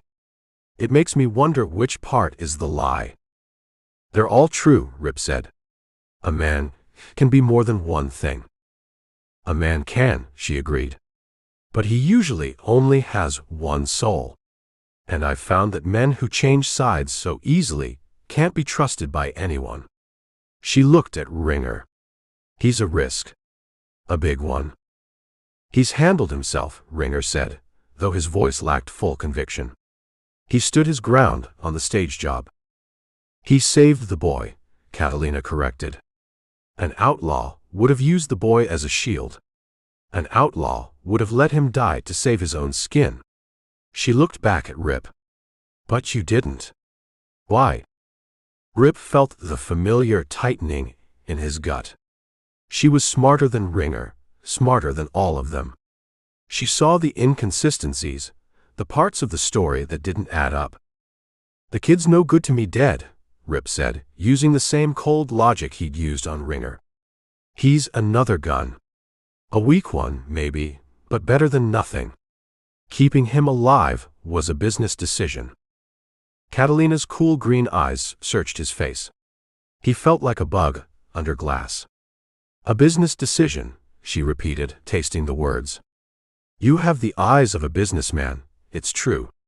But I'm not sure what business you're in, Mr. Campbell. She turned her attention back to the ledger, dismissing him. The move was calculated, meant to put him in his place. He was a hired gun. She was management. 17 men now, she said to Ringer, tapping the book. That's 16 shares from the Wells Fargo job. Plus the cost of feeding them, arming them, and buying their silence afterward. The profit margin is shrinking, Ringer. The take will be big enough for everyone, Ringer insisted. Big enough is what fools say before they find themselves with empty pockets and a posse on their trail, she shot back. I need to see the plan. The real one. Not the one you tell the hired help. Rip led his horse away toward the stream, the conversation still hanging in the air. He unsaddled the animal, the familiar movements automatic, but his mind was racing. Ringer's suspicion was a blunt instrument. You could see it coming, could brace for the impact. But Catalina, her suspicion was a surgeon's scalpel, sharp and precise, looking for the one nerve that would make him twitch. She didn't believe him. Not for a second. And a woman that smart, with that much control over the gang's money and Ringer's ear, was the most dangerous enemy he could have in this camp. He looked back toward her fire. She was talking to Ringer in low, rapid Spanish, her hands moving as she made a point. Ringer was listening, nodding. She wasn't just his woman, or his bookkeeper.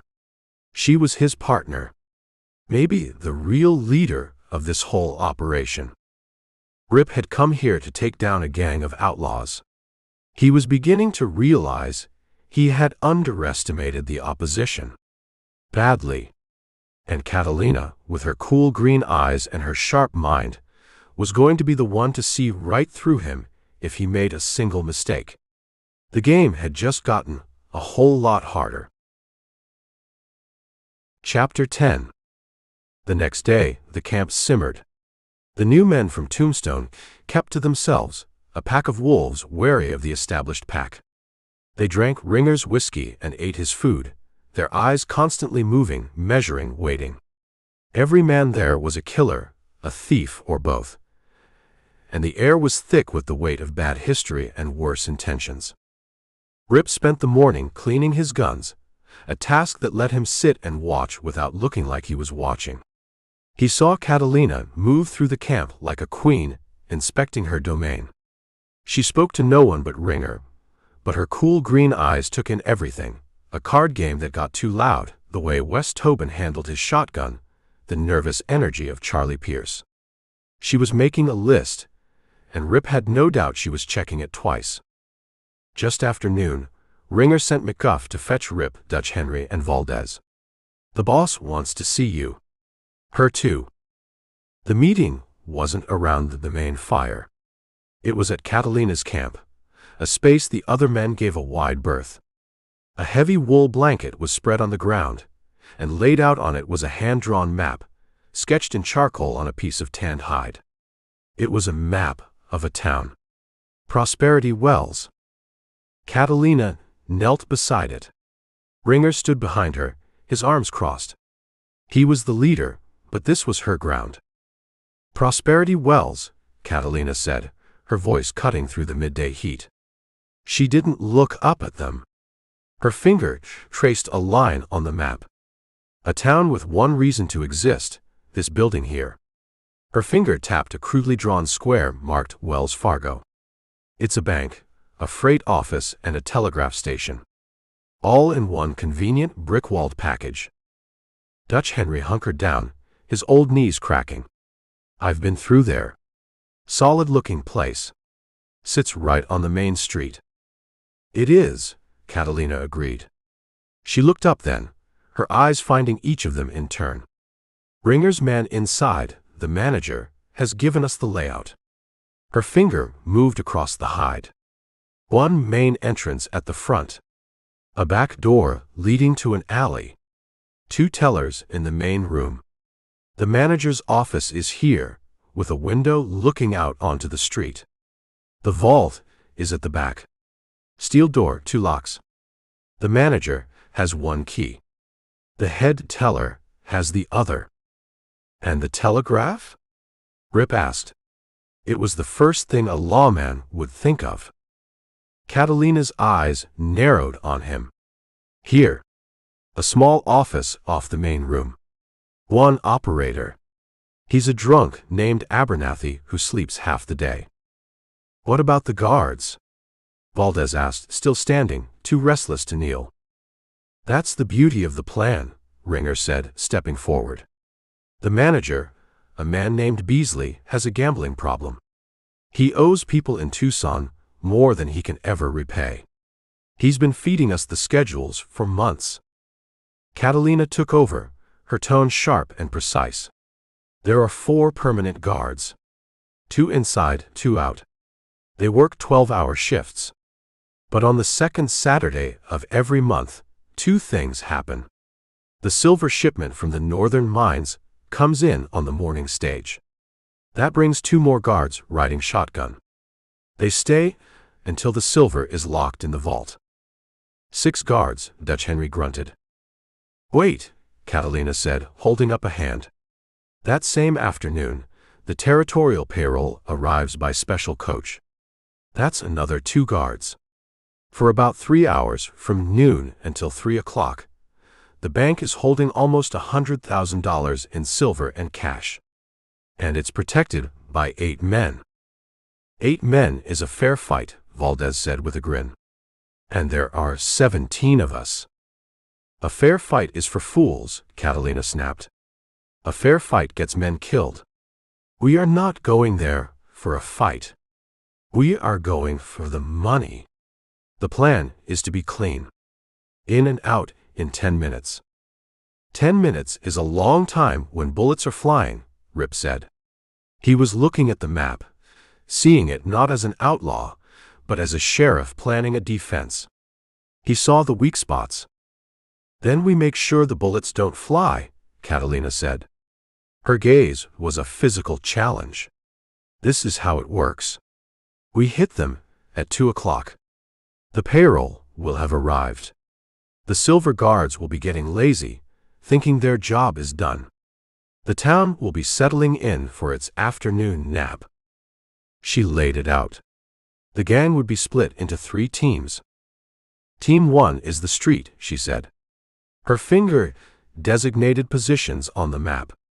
Dutch, you take 6 men. Tobin and his shotgun will be one of them. You close both ends of the street the moment we go in. No one comes in or out. Use the dynamite from the stage job to block the roads if you have to. I want horses, wagons, anything to create chaos and cover. Dutch Henry nodded, his face grim. It'll be a slaughter if a posse tries to break through. That's the point, Ringer said. Team 2 is the horses, Catalina continued. Valdez, you and 4 men. You'll be in the alley behind the bank with our mounts. The new men from Sonora will be with you. They know horses. When we come out, I want those animals ready to fly.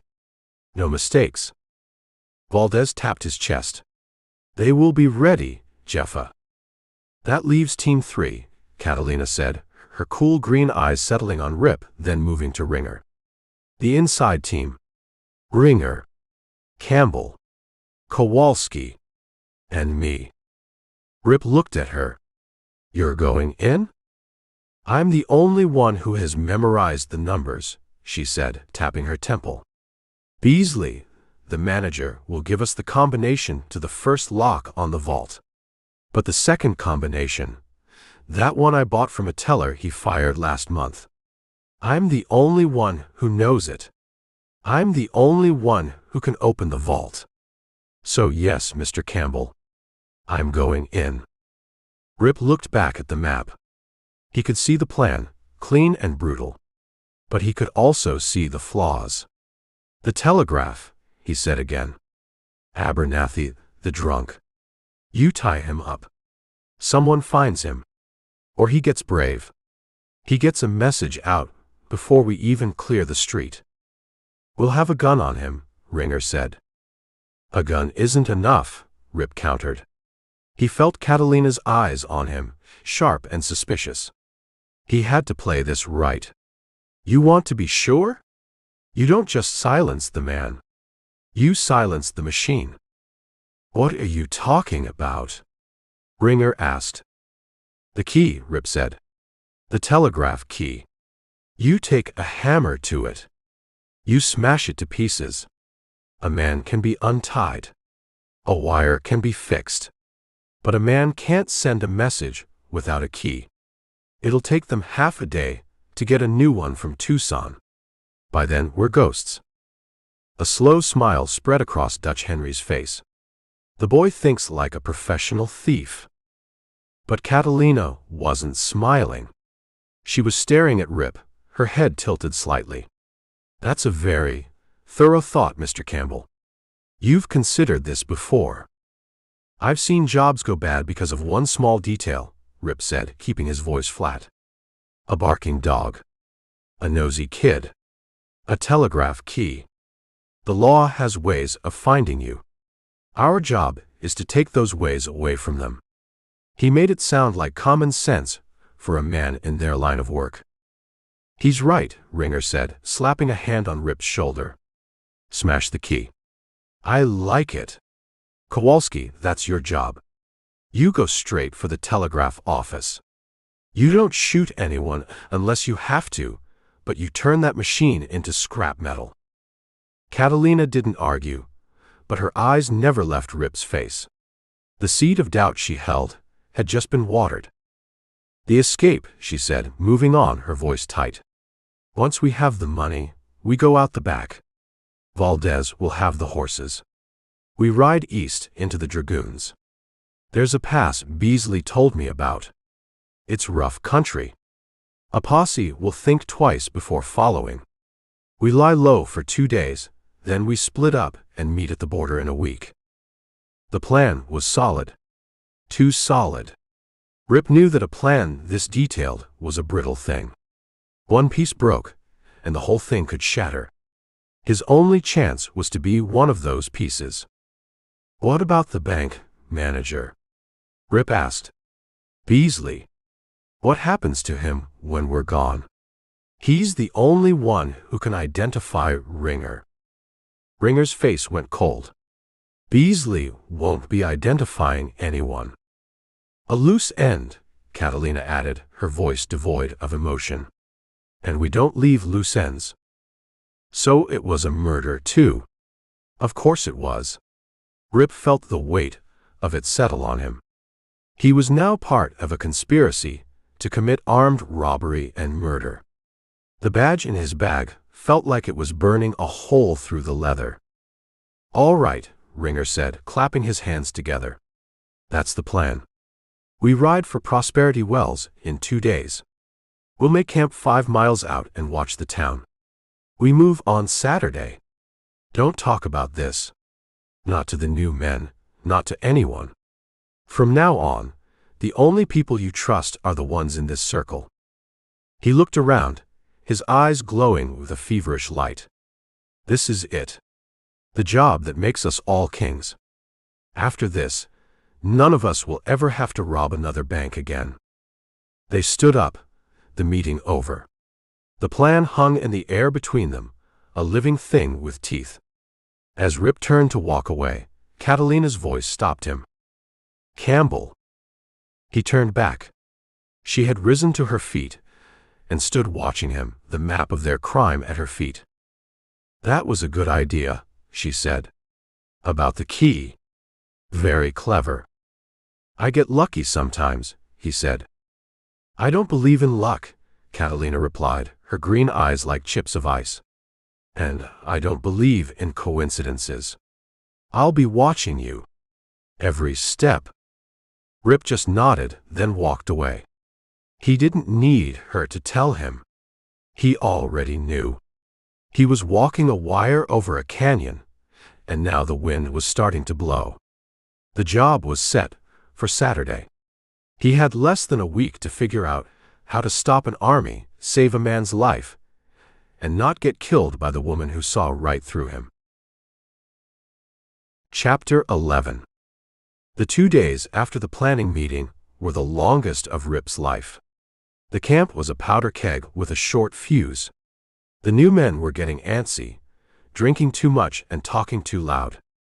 The original members of the gang watched them with open contempt. Fights broke out over cards, over a stray comment, over nothing at all. Ringer let it happen, letting the pressure build.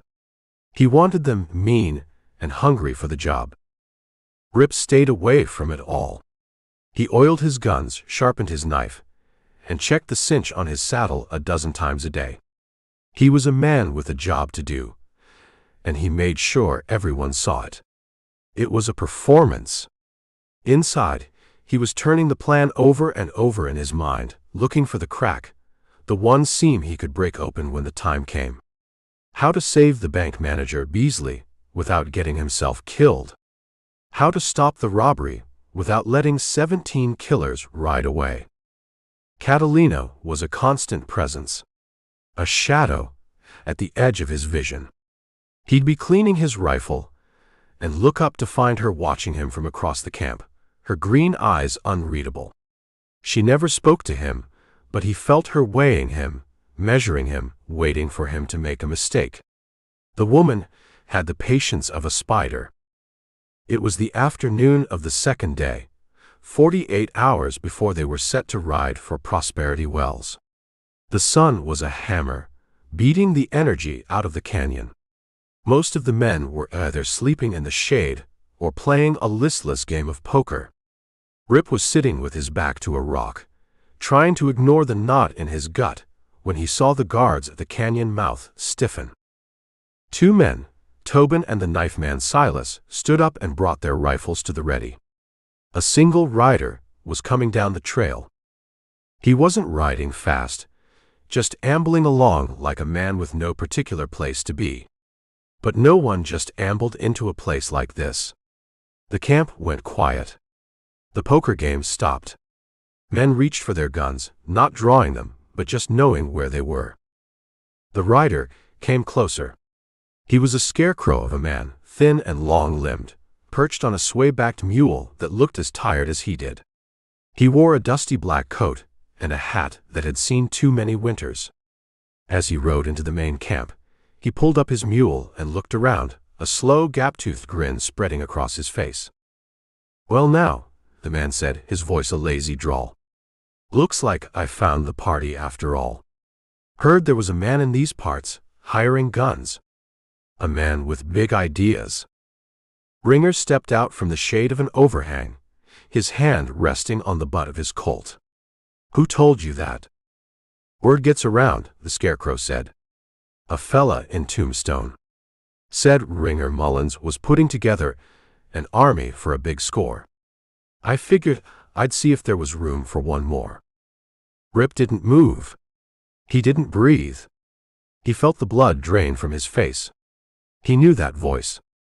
He knew that lazy, arrogant drawl. He'd hoped he would never hear it again. It was Jake Morrison, his old partner, the man he'd ridden with for 3 years before he'd had enough of the outlaw life, the man who knew him better than anyone. The man who knew he'd gone straight. Jake's eyes swept the camp, taking in the number of men, the quality of the horses, the cases of dynamite. His grin widened. Looks like the stories were true. His gaze continued its circuit, and then it landed on Rip. Jake froze. His grin vanished, replaced by a look of pure, slack-jawed disbelief. Then the grin came back, bigger and uglier than before. He let out a hoot of laughter, a raw, grating sound that echoed off the canyon walls. "Well, I'll be a son of a bitch," Jake Morrison crowed, pointing a long, dirty finger at Rip. Rip Campbell. "Look at you. Sitting there with the hard cases. I heard you'd gone and pinned on a badge. Heard you were sheriff of Nowheresville, protecting widows and orphans." The camp was dead silent. Every eye was on Rip. He could feel Ringer's stare, cold and heavy. He could feel Catalina's, sharp and piercing. He was naked. The lie he'd so carefully built was about to be torn to shreds by a loudmouthed fool on a mule. Rip got to his feet slowly. He didn't look at Ringer or Catalina. He kept his eyes on Jake. He had to shut him up. "Now." "Jake," Rip said, his voice calm, level. He walked toward him. "It's been a long time. What are you doing here?" "What am I doing here?" Jake laughed again. "What are you doing here is the better question, Sheriff." He said the word like it was the funniest joke he'd ever heard. "Don't tell me you got run out of town for stealing from the collection plate." Rip kept walking until he was standing right beside Jake's mule. He put a hand on the bridle. "Good to see you, old friend," he said, his voice low enough so only Jake could hear, but with an edge like a razor. "Let's you and me go have a drink and catch up. Away from the crowd." Jake looked down at him, the humor in his eyes replaced by a shrewd, greedy light. He understood. He had him. "Sure, Rip. Sure. I'd love to catch up." Rip turned to Ringer. "This is Jake Morrison. An old partner of mine. From before." He forced a smile. "Looks like he tracked me down." Ringer's eyes were slits. "Is that a fact?" "Small world, ain't it?" Rip said. He started leading the mule toward his own spot by the rocks, away from the main fires. "Come on, Jake. Tell me what you been up to." Jake swung down from the mule, his joints popping. "Oh, this and that. Trying to make a dishonest living. Same as you, apparently. Or have you gone back to it?" Rip didn't answer. He led him to the far side of the camp, behind a screen of boulders that gave them a sliver of privacy. He could still feel the eyes of the entire camp on his back. Catalina had moved, standing now where she could get a better view. As soon as they were out of earshot, Rip turned on him, his hand grabbing the front of Jake's dusty coat. "What the hell are you doing here, Jake?" Jake knocked his hand away, his good humor gone. "What's it look like?" "I'm here for the money. Same as you." "There is no money for you." "Oh, I think there is," Jake sneered. "I think there's a full share for me. Maybe even your share. I mean, what's Ringer gonna do when I tell him he's got a lawman in his camp? A sheriff, no less. Planning to take you all down from the inside, are you, Rip? That's a good one. Real clever. You don't know what you're talking about." "Don't I?" Jake leaned in close, his breath smelling of cheap whiskey and bad teeth. "I know you, Rip. I know you got a conscience. It's what made you weak. Made you quit. You ain't got the stomach for this life anymore. You're playing a part. And I just walked onto your stage." Rip's mind was racing. He could kill him. Right here. A knife between the ribs. He could drag the body into the scrub. But it was broad daylight. Someone would see. Catalina would see. It would be the last mistake he ever made. What do you want, Jake? I told you. I want in. I want a full share of this big score everyone's whispering about. And for old time's sake, you're going to make sure I get it. Ringer doesn't just let men in. He'll let me in, Jake said with absolute confidence. After you vouch for me. You'll tell him I'm the best man with a rifle you ever saw. You'll tell him you trust me with your life. You'll tell him whatever he needs to hear. Because if you don't. He let the threat hang in the air. Well, I imagine Ringer and that mean-looking woman of his have some very creative ways of dealing with lawmen. Rip looked past Jake's shoulder.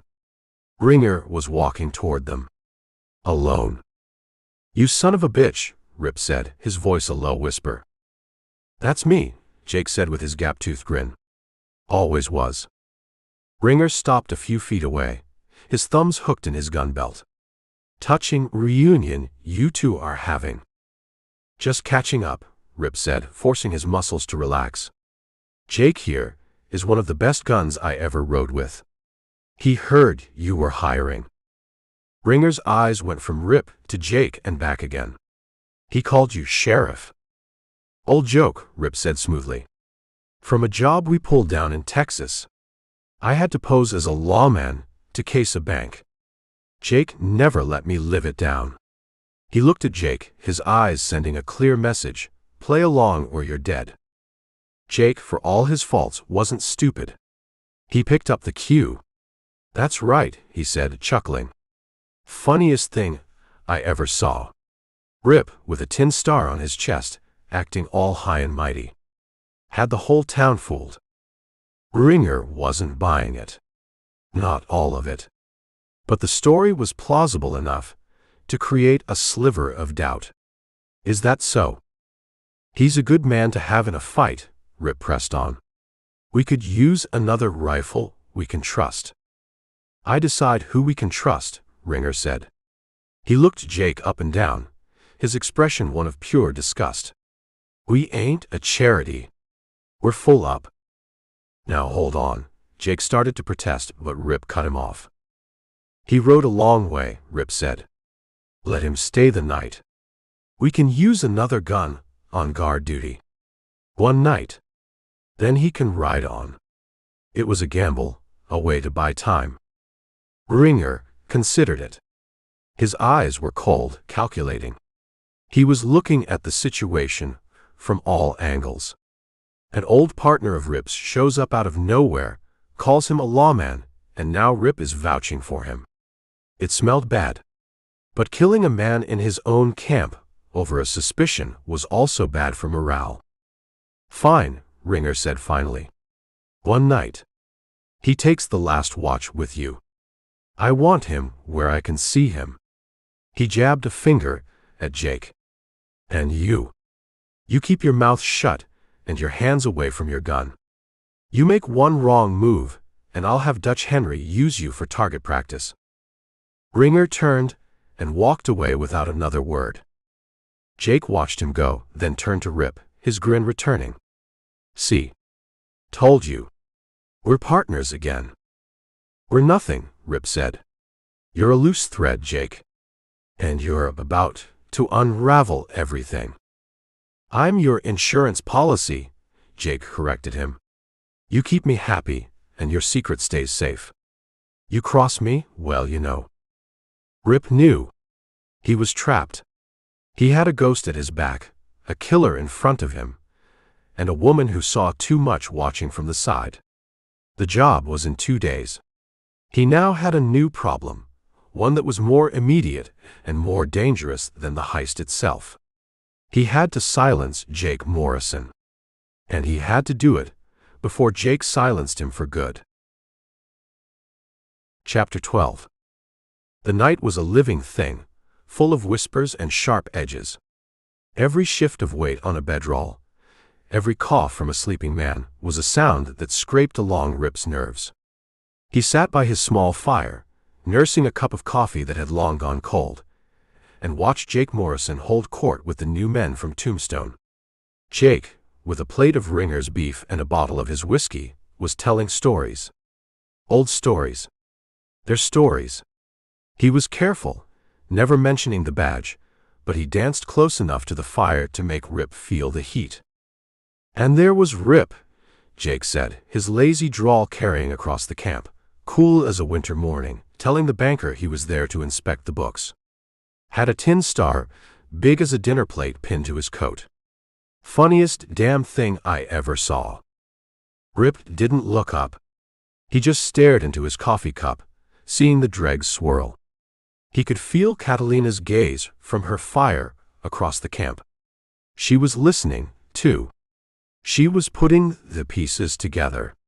The joke about the badge wasn't a joke anymore. It was a pattern.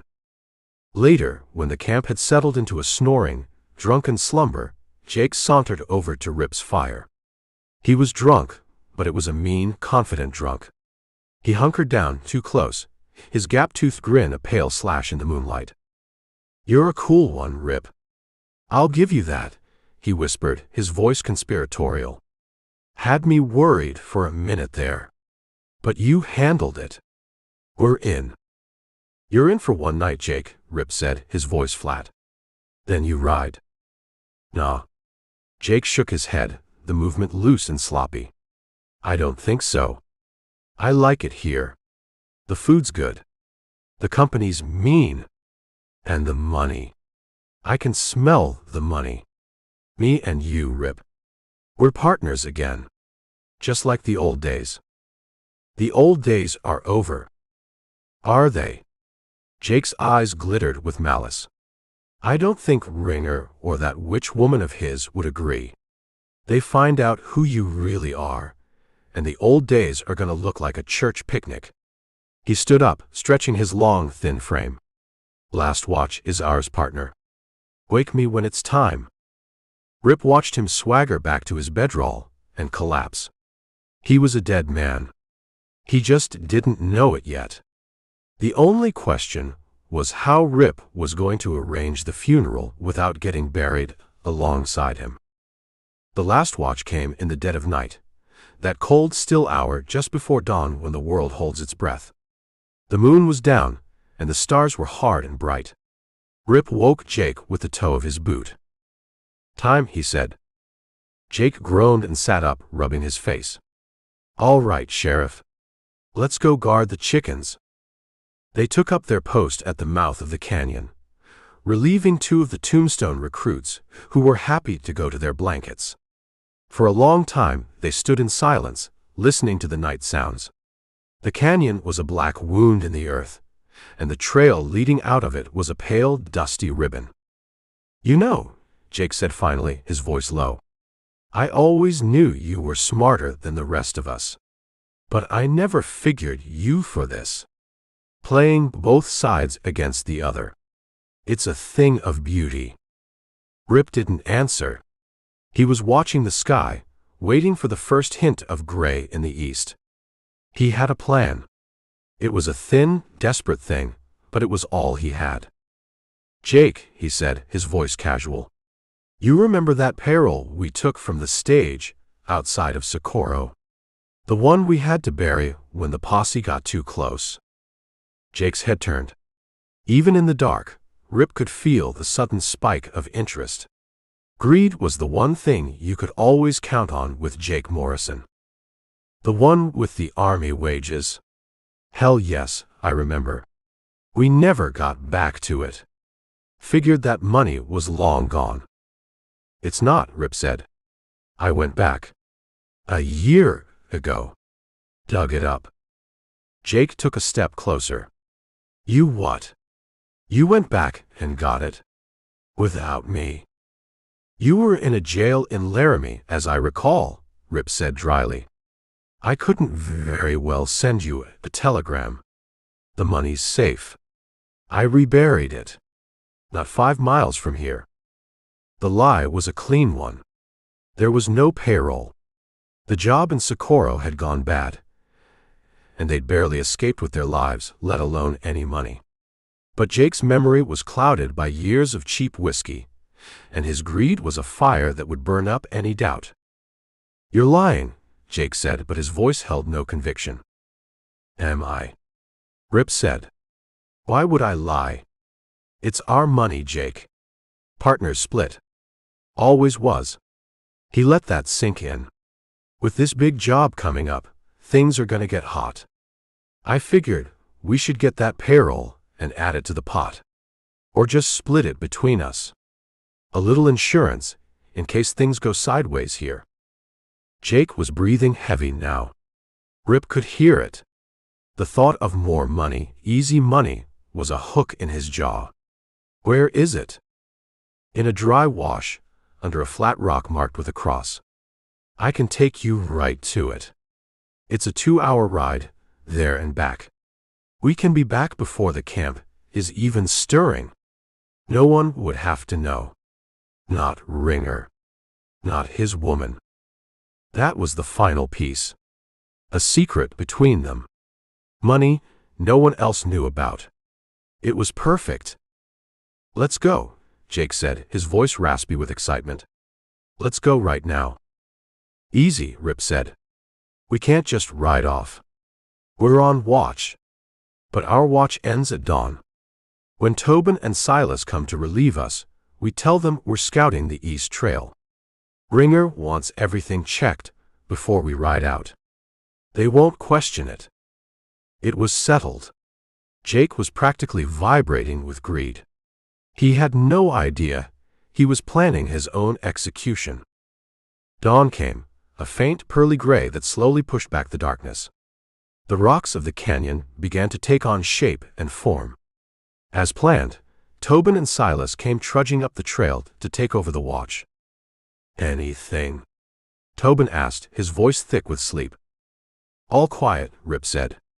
Me and Jake are gonna ride out a few miles. Check the East Trail. Make sure no one's laid up waiting for us. Tobin just grunted and settled down with his rifle. He didn't care. They saddled their horses in the gray pre-dawn light. Rip moved with quiet efficiency. Jake was clumsy, his hands shaking with anticipation. As Rip swung into his saddle, he saw a flicker of movement from Catalina's camp. She was awake. He couldn't see her clearly, but he knew she was watching them ride out. They left the canyon and headed east into the Badlands. The rising sun cast long, distorted shadows that moved like ghosts across the landscape. The air was cold and clean. It was a beautiful morning to die. They rode in silence for nearly an hour. Jake was too full of greed to talk, and Rip had nothing left to say to him. He led them into a maze of arroyos and dry washes, a place where a man could get lost if he didn't know the country. A place where a gunshot wouldn't carry far. He finally pulled up in a narrow wash, the walls rising 10 feet on either side. A large flat rock sat near the base of one wall. It was as good a place as any. This is it, Rip said, swinging down from his horse. Jake was off his mule in a second, scrambling toward the rock. Where's the cross? I don't see a cross. It's on the other side, Rip said. He didn't move from his horse. He just watched. Jake fell to his knees and began trying to pry the rock up with his bare hands. It was heavy, set deep in the sand. He grunted with effort, his back straining. Give me a hand, Rip. It's our money. There is no money, Jake, Rip said. His voice was quiet, but it cut through the morning stillness like a gunshot. Jake froze. He stayed on his knees for a long second, then slowly he turned his head. The greedy light in his eyes was gone, replaced by the dawning horror of understanding. What? He whispered. There never was, Rip said. He drew his Colt. The sound of the hammer being cocked was unnaturally loud in the wash. Jake scrambled backward away from the rock, his hands held up. Now, Rip, hold on. Let's talk about this. We're partners. We can work this out. Our partnership ended the day you rode into that camp, Rip said. His voice was cold, empty. This wasn't the lawman talking, or the outlaw. It was something else. Something harder. You were a loose end. A ghost. I'm just cleaning up. You won't do it, Jake sneered, a flicker of his old arrogance returning. You ain't got the stomach for it, Rip. You're a lawman. You don't just shoot a man in cold blood. You're wrong, Rip said. The badge didn't make me soft, Jake. It just taught me the difference between what's right and what's necessary. He fired. The shot was a flat, brutal crack. Jake was thrown backward, a look of profound surprise on his face. He hit the wall of the wash and slid down, leaving a dark smear on the red rock. He was dead before he stopped moving. Rip stood there for a long moment, the smell of gunsmoke sharp in the cold air. The echo of the shot faded, and the silence of the desert rushed back in. He walked over to the body. He took Jake's gun and his knife. He went through his pockets, finding nothing but a few coins and a half-empty flask. He couldn't leave the body. Ringer would send men out looking for him. He dragged Jake's corpse to the side of the wash and began piling rocks on it, creating a makeshift cairn. It was hard, slow work. By the time he was finished, the sun was fully up and he was sweating. He took Jake's mule by the reins, led it out of the wash, and pointed it south toward Mexico. He gave it a hard slap on the rump. The animal trotted off, confused but obedient. Then he mounted his own horse and turned back toward the camp. He rode slowly, letting the horse pick its way. He needed the time to get his story straight, to let the coldness settle back over him like a shroud. As he rode over the last rise and saw the camp below, he knew they would be watching. He was one man. Two had ridden out. He rode into the camp, straight toward the main fire where Ringer and Catalina were drinking coffee. He dismounted, his movements unhurried. "Where's your partner?" Ringer asked, his eyes narrowed. Rip poured himself a cup of coffee, his hand steady. "He's gone." "Gone where?" Catalina asked, her voice sharp. "He got spooked," Rip said, looking at her over the rim of his cup. "Said this job was too big, too many guns. Said he wasn't going to die for a share of nothing. He took his mule and rode south. Called us all fools for staying." He took a sip of the hot, bitter coffee. He held Catalina's gaze, not flinching, not looking away. He showed her nothing but a man who had just lost a worthless partner. Ringer grunted. "I knew he was a coward." But Catalina just watched him, her cool green eyes searching his face, looking for the truth she knew was buried there. She didn't believe him. Not for a second. And Rip knew that by silencing one ghost, he might have just created a much more dangerous one. Chapter 13. The day Jake Morrison disappeared was the day the sky got smaller. The canyon walls seemed to press in, and the air grew thin and hard to breathe. Rip's story that Jake had lost his nerve and fled was a flimsy patch on a rotted tent. Ringer accepted it because it was easier than the alternative, which was admitting he had a viper in his camp he couldn't identify. The other men accepted it because Jake was a loud-mouthed fool, and they were better off without him. But Catalina didn't accept it. She watched Rip with an unnerving stillness, her green eyes holding a cold fire. She knew. She didn't know how or why, but she knew Rip had solved the problem of Jake Morrison with a bullet. And the fact that he'd done it so cleanly, so quietly without leaving a trace, made him more dangerous to her than ever. A man who could make another man vanish was a man who could do anything. They were supposed to ride for Prosperity Wells the next morning. The final preparations were being made. Guns were cleaned and recleaned. Ammunition was counted. Horses were shod. The tension was a physical thing, a high whining sound just beneath the threshold of hearing. The plan was dissected for the last time at Catalina's fire. The hand-drawn map was spread on the blanket, its charcoal lines looking like a prophecy of violence. "The street team is solid," Dutch Henry said, his voice a low rumble. "Tobin will turn the street into a kill box with that scattergun. No posse is getting through." "The horses will be ready," Valdez confirmed, running a thumb along the edge of his knife. "We will be wind." "It's not the street, and it's not the horses," Catalina said, her voice cutting through the men's confidence. She was looking at the map, but her words were aimed at Ringer. "It's the inside. It's what we don't know." "We know everything," Ringer said, his tone defensive. "Beasley has been singing for 6 months." "Beasley told us what he knew 6 months ago," she countered, looking up, her eyes flashing. "Beasley is a coward and a fool. He tells us what he thinks we want to hear. But a bank is not a rock. It changes. They move a desk. They hire a new guard. They change the time the tellers go to lunch. The smallest thing, Ringer. The smallest thing is what gets you killed." An uneasy silence fell over the group. She was right. Their plan was built on old information. It was a house built on sand. "So what do you propose?" Ringer asked, his voice tight with irritation. "We call it off, because a teller might have moved his spittoon?" "I propose we stop being blind," Catalina said. "We need eyes inside the bank. Today. We need to know the layout as it is now. We need to know how many guards are on duty this week.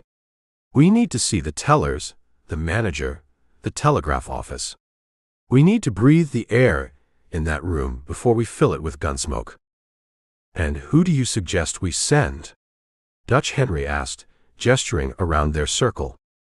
"None of us can walk into a bank and ask to look around. We look like what we are." They all knew it was true. They were hard men, weathered by the sun and a life lived outside the law. They would be spotted and remembered in a town like Prosperity Wells before they even tied up their horses. Rip saw his opening. It was a dangerous one, a path that led deeper into the lie, but it was the only one he had.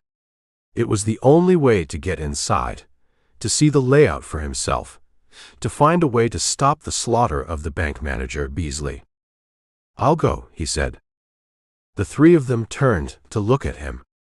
Ringer's face was a mask of suspicion. Dutch Henry looked intrigued. Catalina's expression didn't change, but the intensity in her eyes deepened. "You?" Ringer scoffed. "After what happened with your partner? You think I'm going to let you ride off alone?" "That's exactly why you should," Rip said, his voice calm and reasonable. "Jake is gone. I have no one left from my past to complicate things.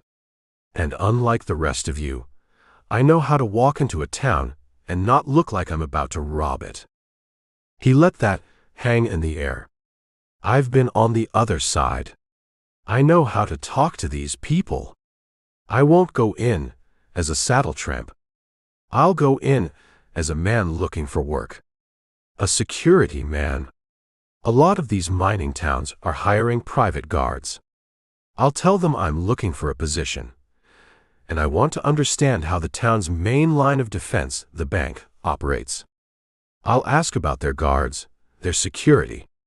It's a professional inquiry. They'll be proud to show off how tough they are. They won't see a thief. They'll see a reflection of themselves." Dutch Henry slowly nodded. "The man has a point. It's a damn good story." "It's the story a lawman would use," Catalina said, her voice soft as silk and just as strong. "It's the story a professional uses," Rip corrected her, meeting her gaze without flinching.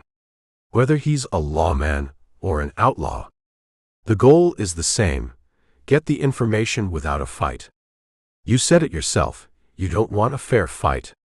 This is how you avoid one." Ringer was caught. The logic was undeniable. It was the best, safest way to get the information they needed. But it meant trusting Rip. It meant sending the one man he suspected most into the heart of their operation, alone. "If you're not back by sundown," Ringer started. "I'll be back," Rip said. "With a map in my head, that's better than that one." He glanced at the drawing on the blanket. "And I'll know if Beasley has been telling you the truth." Catalina spoke before Ringer could. "Go," she said. "But know this, Campbell. We will be watching the road. If we see a posse, if we see dust where there should be no dust, we will be gone. And we will leave a man behind to wait for you. And his only job will be to put a bullet in your back." It was a promise. An hour later, Rip was riding toward Prosperity Wells. He had changed his clothes, swapping his trail-worn gear for a cleaner shirt and a string tie. He looked less like an outlaw and more like a man down on his luck but still clinging to respectability. Prosperity Wells was a town that smelled of new money. The buildings were brick, not adobe. The streets were wide, and the boardwalks were swept clean. There were women in fine dresses and men in dark suits. But underneath the polish, there was a tension. It was a town with something to protect. He didn't go straight to the bank. He tied his horse at a public hitching rail and walked the town, getting the feel of it. He bought a newspaper. He had a cup of coffee in a cafe across the street from the Wells Fargo office. He watched. He saw 2 guards outside the bank, just as the plan said. They looked bored, but their rifles were clean and close at hand. After half an hour, a man and a woman came out of the bank. The man was in his 50s, with a weak chin and eyes that darted around like frightened birds. His suit was expensive, but it didn't fit him right, as if he were an actor in a play he hadn't rehearsed. Rip knew at once it was Beasley, the manager. The woman beside him was his wife. She was younger, a frail bird-like woman with pale skin and hair that looked like it was fading from the sun. She clutched her husband's arm, but it wasn't a gesture of affection. It was the grip of a drowning woman. Her eyes were wide with a terror that was old and deep. She was a woman living on a cliff's edge, and she knew the ground was crumbling beneath her. This was his chance. Rip folded his newspaper, left a coin on the table, and walked out of the cafe. He timed his steps, angling across the street to intercept them. The woman was carrying a small stack of packages. As he drew near, he stumbled just slightly, bumping into her hard enough to send the packages tumbling to the boardwalk. "Oh," she cried, a small startled sound. "My apologies, ma'am," Rip said, immediately stooping to help her gather the items. "Clumsy of me. The sun was in my eyes." "It's quite all right," she said, her voice thin and reedy. Beasley just stood there, wringing his hands, looking annoyed at the delay. "Come along, Eleanor. We'll be late." Rip handed her the last package, his fingers brushing hers. Her hand was ice cold. He looked her in the eye. "Allow me to introduce myself. My name is Campbell. I'm new in town." He straightened up and turned to her husband, extending a hand. "And you must be Mr. Beasley. You run a fine establishment. Solid as a fortress." Beasley looked surprised, then puffed up with a pathetic sort of pride. Yes, I do.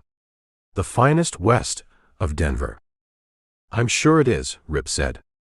"In fact, that's why I was hoping for a word. I'm in the security business, myself. Consulting. I'm considering setting up shop here, and I always like to understand the local, professional standards." He let his gaze drift to the guards outside the bank. "You clearly take security seriously." "We do indeed," Beasley said, warming to the topic. It was something he could talk about, something other than the crushing weight of his debts. 8 guards on a payroll day. Steel vault door. The best money can buy. Rip smiled. "Excellent. I was hoping I might impose on you for a brief tour. Professional courtesy. I'd like to see how a first-class operation is run." Beasley hesitated, a flicker of panic in his eyes. "A tour? Now?" But his wife spoke before he could refuse. "Of course, Howard," she said, her voice surprisingly firm. "You should show Mr. Campbell. It would be rude not to." She was looking at Rip, a desperate, questioning look in her eyes. She didn't know who he was, but he wasn't one of the men who had been threatening her husband. He was something different. And different meant hope. Rip saw it then. She was the way in. Not just into the bank, but into the whole rotten mess. "I won't take much of your time," Rip said smoothly. Beasley, trapped between his wife's insistence and his own fear, finally nodded. "Very well. A quick look. Come along." As they walked toward the bank, Eleanor Beasley looked at Rip one last time. Her lips formed a single, silent word. "Help." Rip gave a tiny, almost imperceptible nod. He walked into the Wells Fargo office, into the belly of the beast, with the manager at his side, and the silent plea of a terrified woman echoing in his mind. He had the information he needed for the gang. But now he had something more.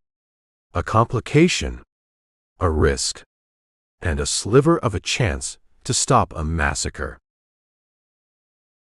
Chapter 14. Rip rode back into the canyon as the sun was bleeding out across the western sky. He rode slowly, letting the horse find its footing, using the time to arrange the facts in his head, polishing the parts of the story he would tell and burying the parts he wouldn't. The image of Eleanor Beasley's face, the silent plea for help, was a stone in his gut. It changed everything. He dismounted at the main fire. Ringer, Dutch Henry, and Catalina were waiting for him. They didn't bother with greetings. "You're cutting it close," Ringer said, his hand not far from his gun. A man named Silas, the quiet one with the knife, was standing in the shadows behind him, a living threat. "I was being careful," Rip said. He walked to the fire and poured a cup of coffee. His hand was steady. "The town is soft, but the bank is hard." He gave them his report. He laid out the interior of the bank like a blueprint in their minds. He described the two tellers, one old and slow, the other young and nervous. He described the manager's office, the way the light from the window fell across the desk. He confirmed the position of the telegraph office, a cramped little box near the back door, and the operator, Abernathy, who smelled of whiskey even from across the room. Beasley's information was good, Rip said, but it was old. He didn't tell you they moved the head teller's cage. It's closer to the front door now. Gives him a clear line of sight to the street. He's got a shotgun under the counter. I saw the stock. Dutch Henry grunted. That's a problem. It's a detail, Rip corrected. The first man in the door, Kowalski, doesn't go for the telegraph. He goes for the teller. He has to be on him before he can even think about that shotgun. Then the second man smashes the key. He was editing the plan, making it better, digging himself deeper. To them, he was a professional finding flaws. To himself, he was a lawman trying to control the coming storm, trying to steer the bullets away from innocent men. What about the manager? Catalina asked. Her voice was cool, analytical. She was watching him, not the fire. Beasley is a ghost, Rip said. He walks around like he's already dead. His wife, she's the one holding him up. He stopped himself. He had said too much. His wife. Catalina's eyes narrowed. The plan doesn't involve his wife. She was there, Rip said, his voice flat. They came out of the bank. I used them to get inside. He explained the ruse, the dropped packages, the appeal to Beasley's pathetic pride. He left out the woman's silent plea. He made it sound like a cold, calculated piece of fieldcraft. Ringer's tense shoulders relaxed a fraction. That was smart. Using the woman. It was necessary, Rip said. You got the information, Dutch said, nodding his approval. The plan holds. But Catalina wasn't satisfied. Rip had confirmed the facts, but he'd also shown a level of observation, a tactical awareness that went beyond a simple bank robber. He thought in terms of sightlines, fields of fire, and human weakness. He thought like a hunter of men. Or a herder of them. The plan holds, Ringer declared, slapping his hands together. We ride in the morning. The meeting was over. The men dispersed, leaving Rip alone by the fire. He knew the performance wasn't over. The main act was still to come. It came 2 hours later. The camp was quiet, the men lost in their own thoughts before the battle. Rip was checking the action on his rifle one last time when a shadow fell over him. It was Catalina. She held a bottle of whiskey in one hand. Not the cheap rotgut the men drank, but a dark amber bottle of bourbon. The good stuff. A man who provides good information deserves a good drink, she said. She sat down across the fire from him, not asking for permission. She moved with a liquid grace that was both beautiful and dangerous, like a panther settling in for a long watch. She uncorked the bottle and handed it to him. He took a slow drink. The whiskey was smooth, with a fire that warmed his belly. He handed the bottle back.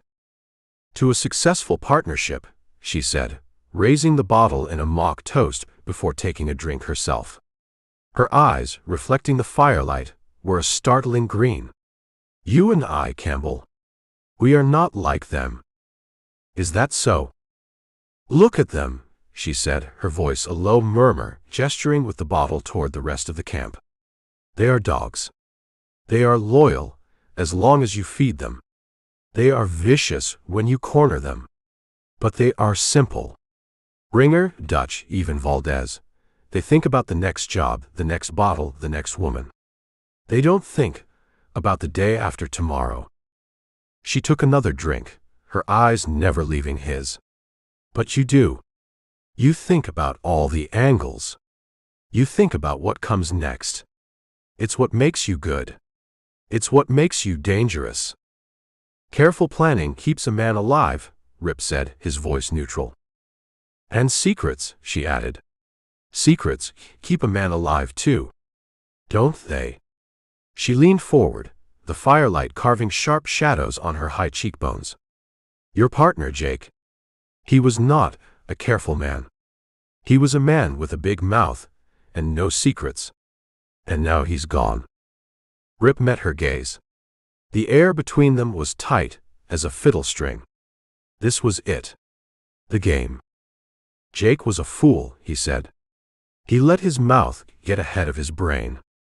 It was bound to catch up with him sooner or later. Or someone was bound to catch up with him, she countered. She smiled, a slow, knowing curve of her lips. It's all right, Campbell. I'm not judging you. A man like that, a loose thread, he can unravel everything. Sometimes a problem needs to be solved permanently. I understand that. It's good business. She was offering him a way out. An alliance. Confess to the murder of his partner, and they would be equals. Two predators in a camp of dogs. It was a perfect trap. I don't know what you're talking about, Rip said. Jake ran. He was a coward. Catalina laughed, a soft, throaty sound. No. You are many things, Campbell, but you are not a liar. Not a good one, anyway. Your mouth says one thing, but your eyes say something else. They are the eyes of a man who has weighed another man's life and found it wanting. She set the bottle down between them. I don't care about Jake. He was a nobody. I care about the job. I care about the money. And I care about the man I'm trusting to walk into that bank with me. She shifted, moving around the fire to sit beside him. She was close enough now that he could smell the faint scent of soap and leather and whiskey on her skin. She put a hand on his arm, her touch surprisingly light. "What is it you're really after, Rip?" she whispered. Her voice was a caress, a promise. "It's not just the money. A man like you could get money a dozen different ways. What are you doing here, in this canyon with these men?" Her hand slid up his arm to his shoulder. Her other hand came up to touch his face, her thumb tracing the line of his jaw. It was a gesture that was both intimate and calculating. She was trying to read him, to feel the truth through his skin. "Maybe I'm just tired of being respectable," he said, his voice a low rasp. He didn't pull away. That would be a confession in itself. "No," she said, her green eyes searching his. "That's not it. There's a ghost behind your eyes. A lawman's ghost. I see him sometimes. When you look at the map. When you talk about sightlines. When you look at me." Her face was inches from his. He could feel her breath on his cheek. This was the moment of truth.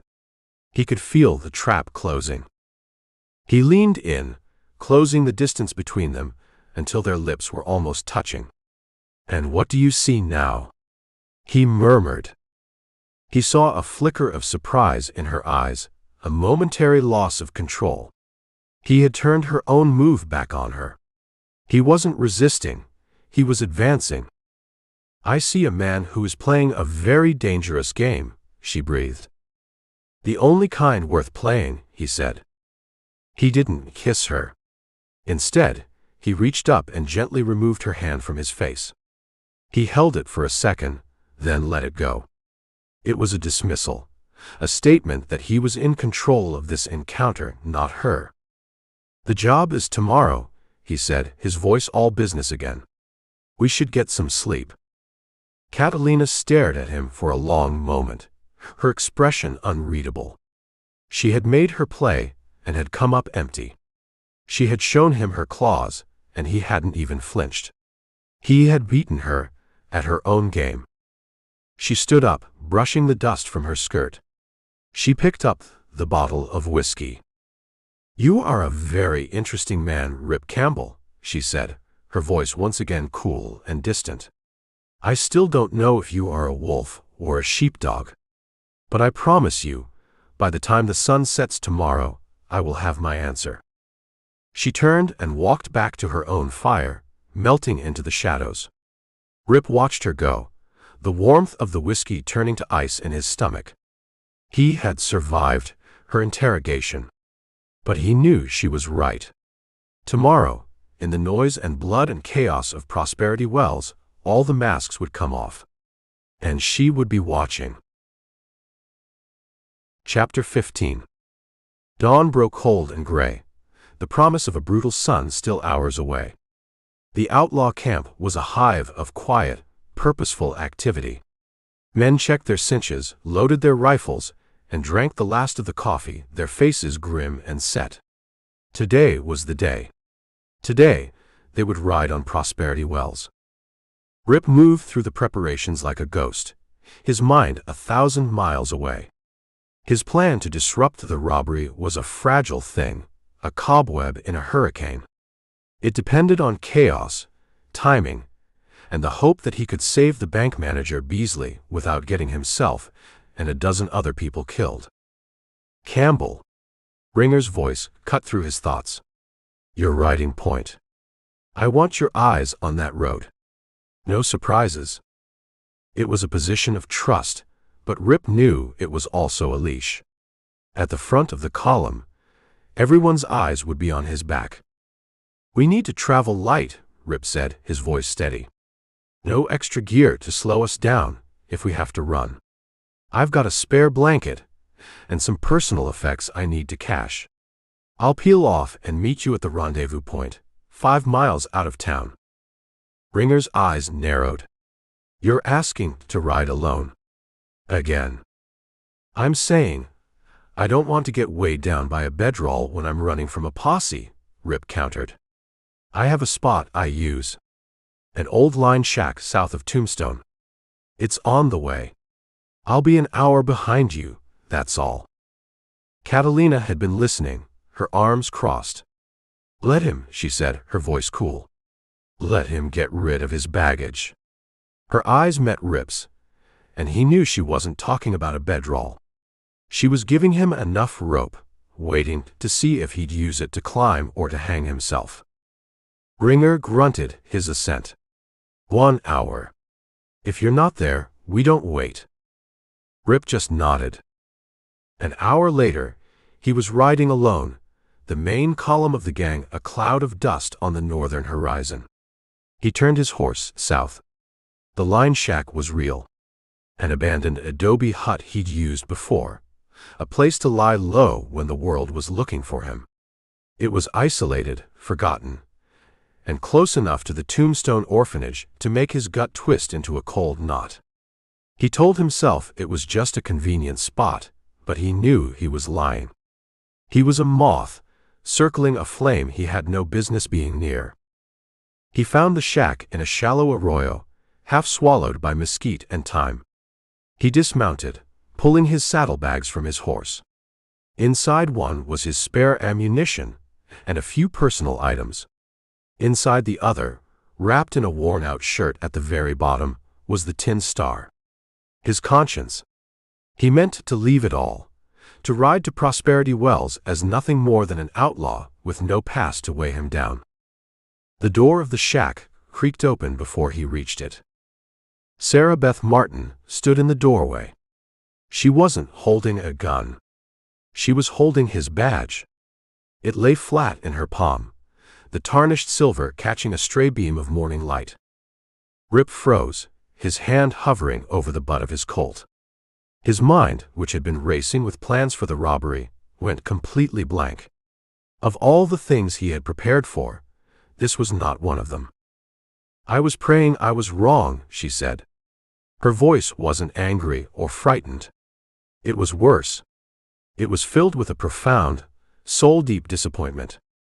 I kept telling myself there was another explanation. Sarah, he said, his voice a dry rasp. What are you doing here? One of the boys from the mission, little Timmy, he saw you ride this way a few weeks ago. He said you put a bag in here. When you didn't come back, I got worried. She took a step out of the doorway. I thought you might be hurt. I came looking. You shouldn't have, he said, his voice harder than he intended. No, she agreed, her eyes never leaving his face. I shouldn't have. Because I found this. She held up the badge. Sheriff Rip Campbell.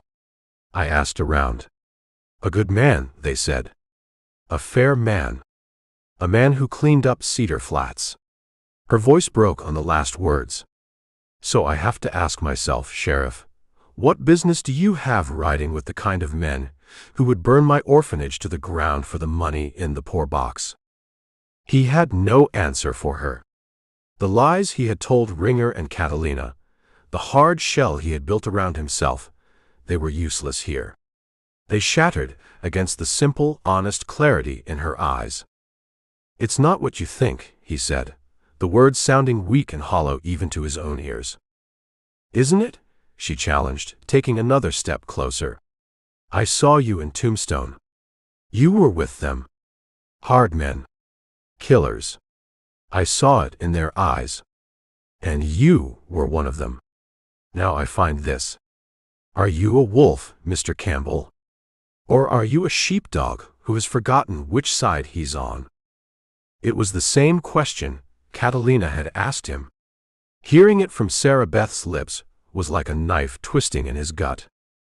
You have to leave, he said, his eyes darting to the trail behind him to the open country. You have to take this badge, go back to Tombstone, and forget you ever saw me. Forget my name. I don't think I can do that, she said softly. The man who faced down that drunk miner for my boys, He's not the same man who rides with murderers. I refuse to believe that. Believe it, he said, his voice raw. Believe it and run.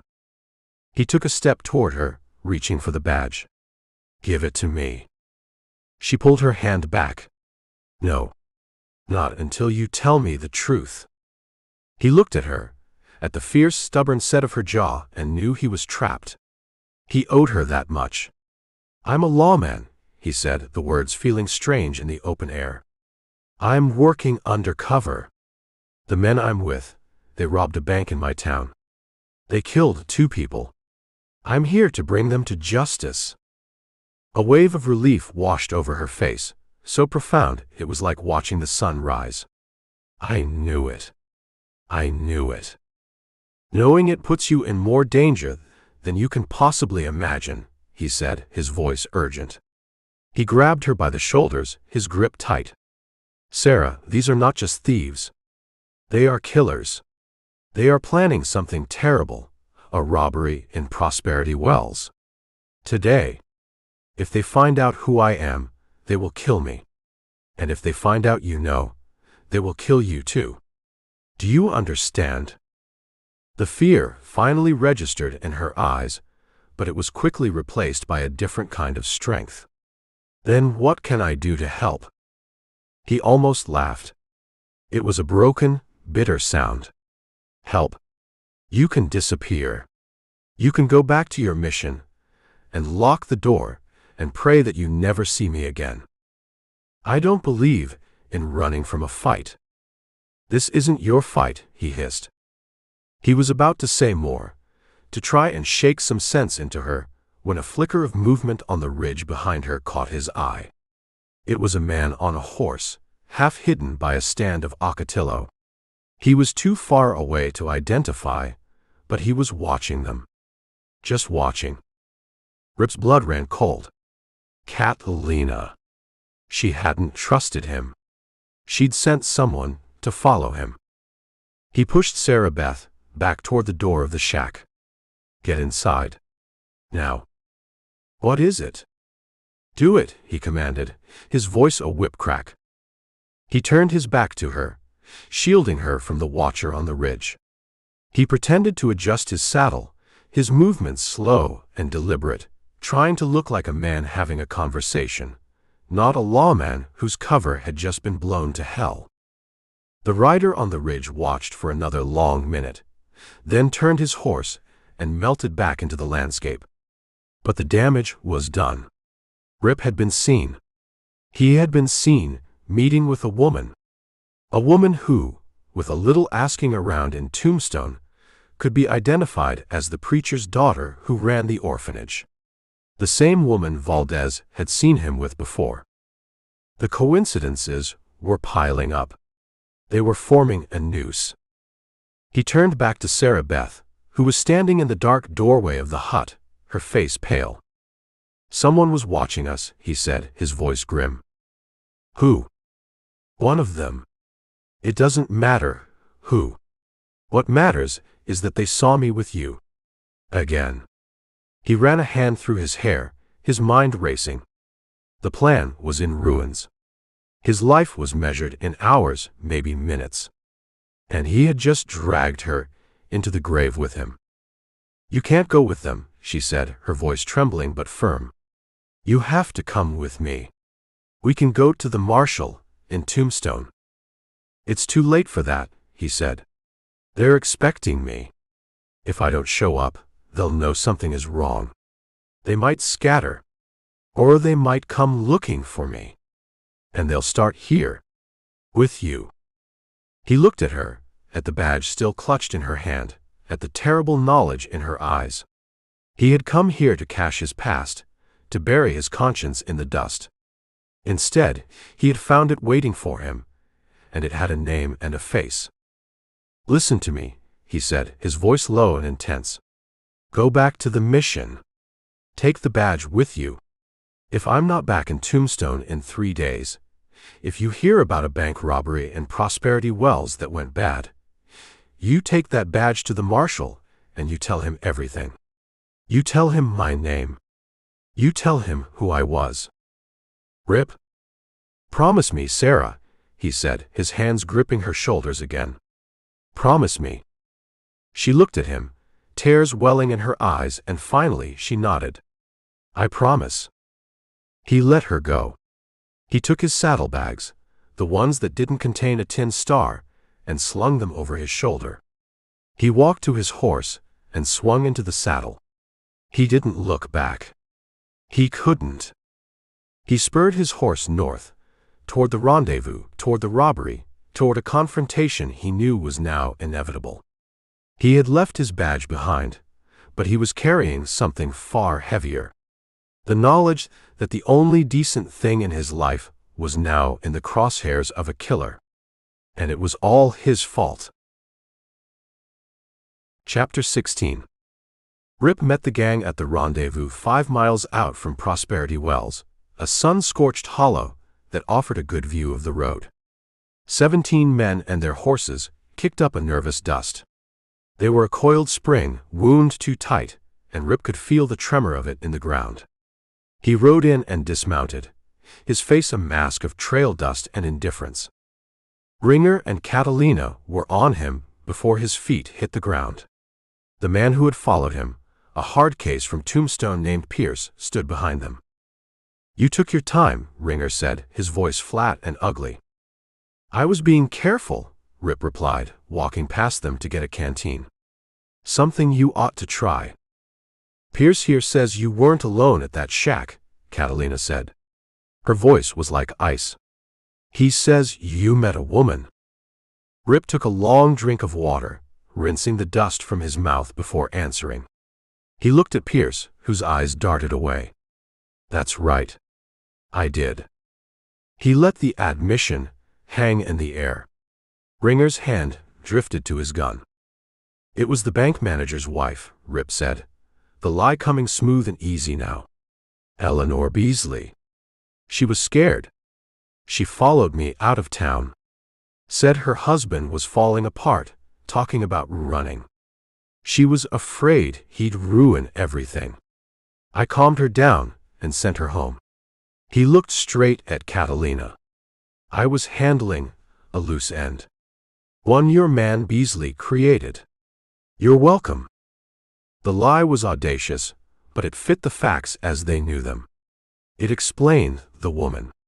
It explained the secrecy. And it made Rip look like he was protecting the plan, not compromising it.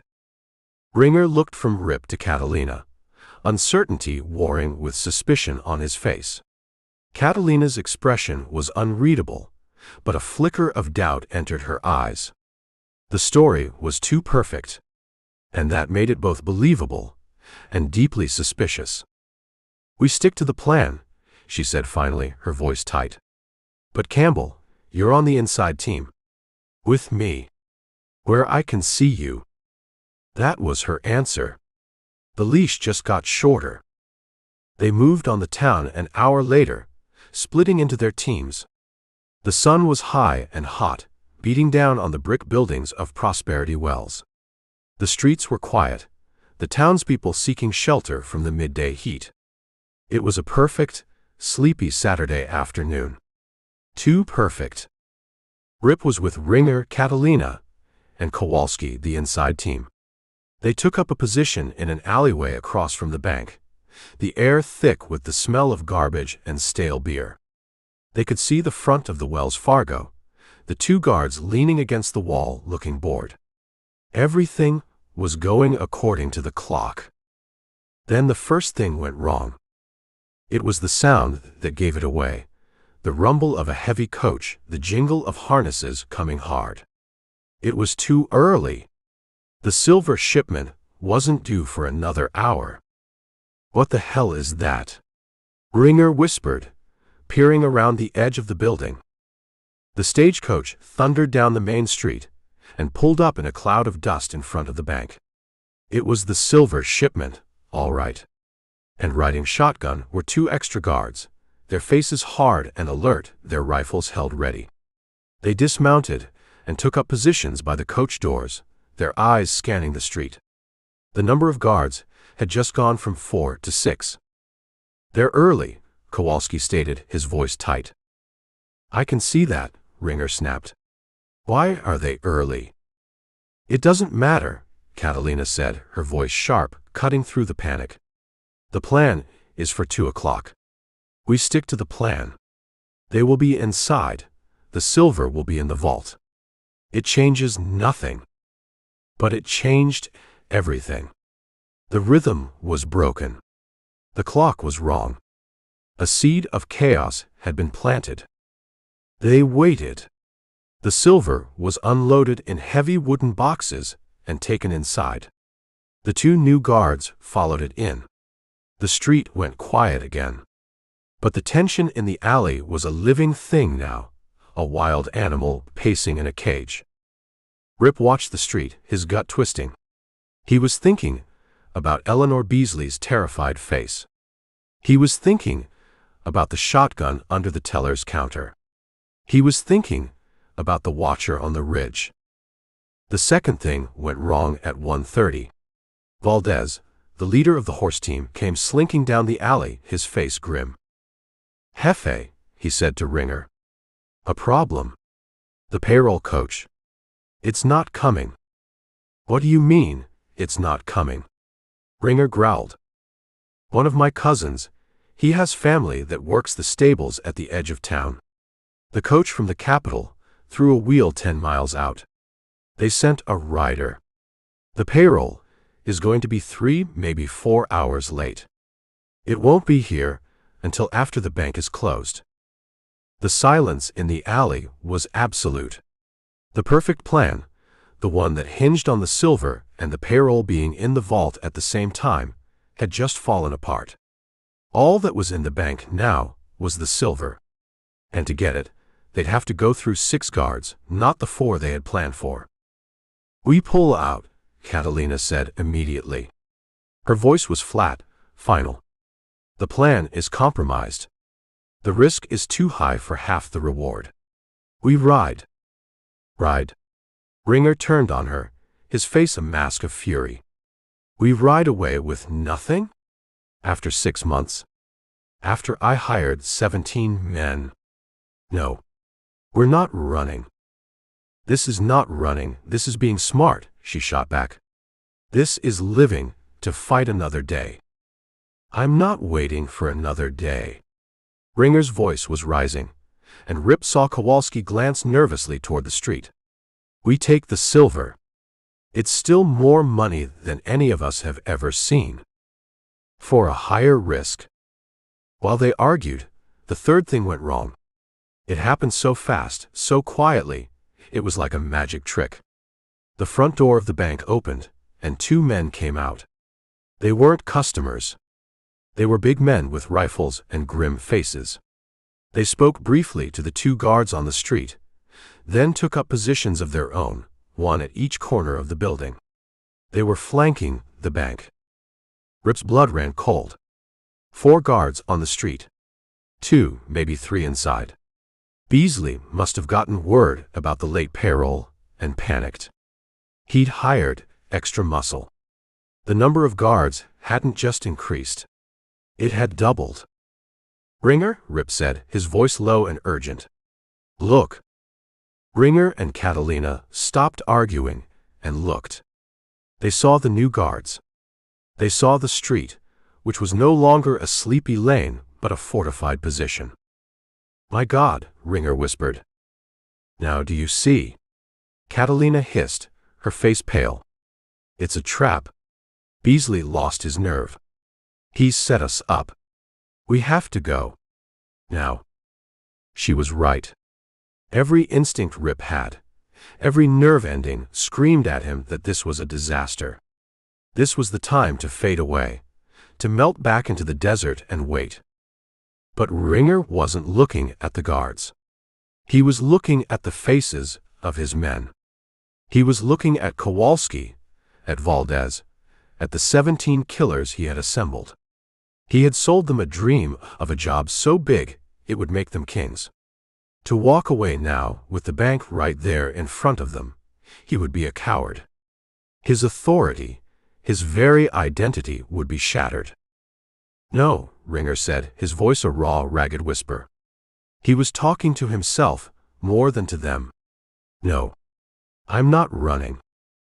Ringer, don't be a fool. Catalina pleaded. He turned to her, his eyes wild. The fool is the man who walks away from a fortune because he's scared of a few extra guns. We have more men. We have dynamite. We can take them. You'll take a bullet, that's what you'll take. Rip saw the moment coming. He saw the madness in Ringer's eyes, the collision of greed and pride that was about to get them all killed. The plan is off, Rip said, his voice a command. Catalina is right. We walk away. Ringer spun on him, his face contorted with rage. You. The lawman. You'd like that, wouldn't you? You set this up. You and your woman. You and Beasley's wife. He was unraveling, the last threads of his sanity snapping. He drew his pistol, the hammer clicking back with a sound like a breaking bone. He pointed it at Rip. We're taking that bank, he snarled. And you're going in first. He didn't wait for an answer. He gave the signal. A high, sharp whistle. It was the signal to begin. Across the street, Dutch Henry's team moved, blocking the ends of the street. Valdez's men readied the horses in the alley behind them. And Ringer, his face a mask of insane determination, shoved the barrel of his gun into Rip's back. Move, he hissed. The job is live. Rip stumbled out of the alley and into the blinding sunlight, with Kowalski and Catalina on his heels and Ringer's gun pressed against his spine. They were walking into a fortress, into a storm of their own making. The plan was gone. The odds were impossible. All that was left was the blood and the noise. The job had gone live, and hell was coming with it. Chapter 17. The shove from Ringer's pistol sent Rip stumbling through the batwing doors of the Wells Fargo. He went from blinding sun to cool, dim air that smelled of oiled wood, ink, and fear. For a half-second, there was a perfect crystalline silence. A tableau. The old teller, his pen hovering over a ledger. A rancher and his wife standing at the counter, their backs to the door. The young teller with the shotgun, his eyes wide as he looked up from his cage. And Mr. Beasley, the manager, emerging from his office, his face the color of ash. Then the half-second ended, and the world exploded. Get down. Rip bellowed, the words tearing out of his throat. It was a lawman's command, not an outlaw's threat, but in the noise to come, no one would know the difference. Kowalski was supposed to be the first man on the young teller. But the plan was dead. The teller, already on edge, had seen them coming. He didn't hesitate. He dropped below the counter and came up with the greener shotgun. The bank office was not a big room. When the shotgun went off, the sound was a physical blow, a deafening roar that shook the glass in the windows and punched a hole in the ceiling the size of a dinner plate, raining down plaster dust like dirty snow.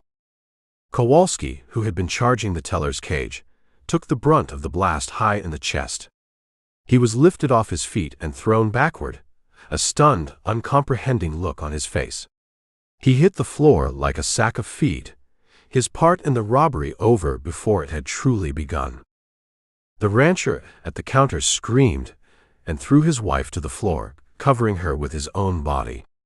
The old teller just froze, his mouth open, his pen dropping from his fingers to blot the ledger. Rip didn't wait.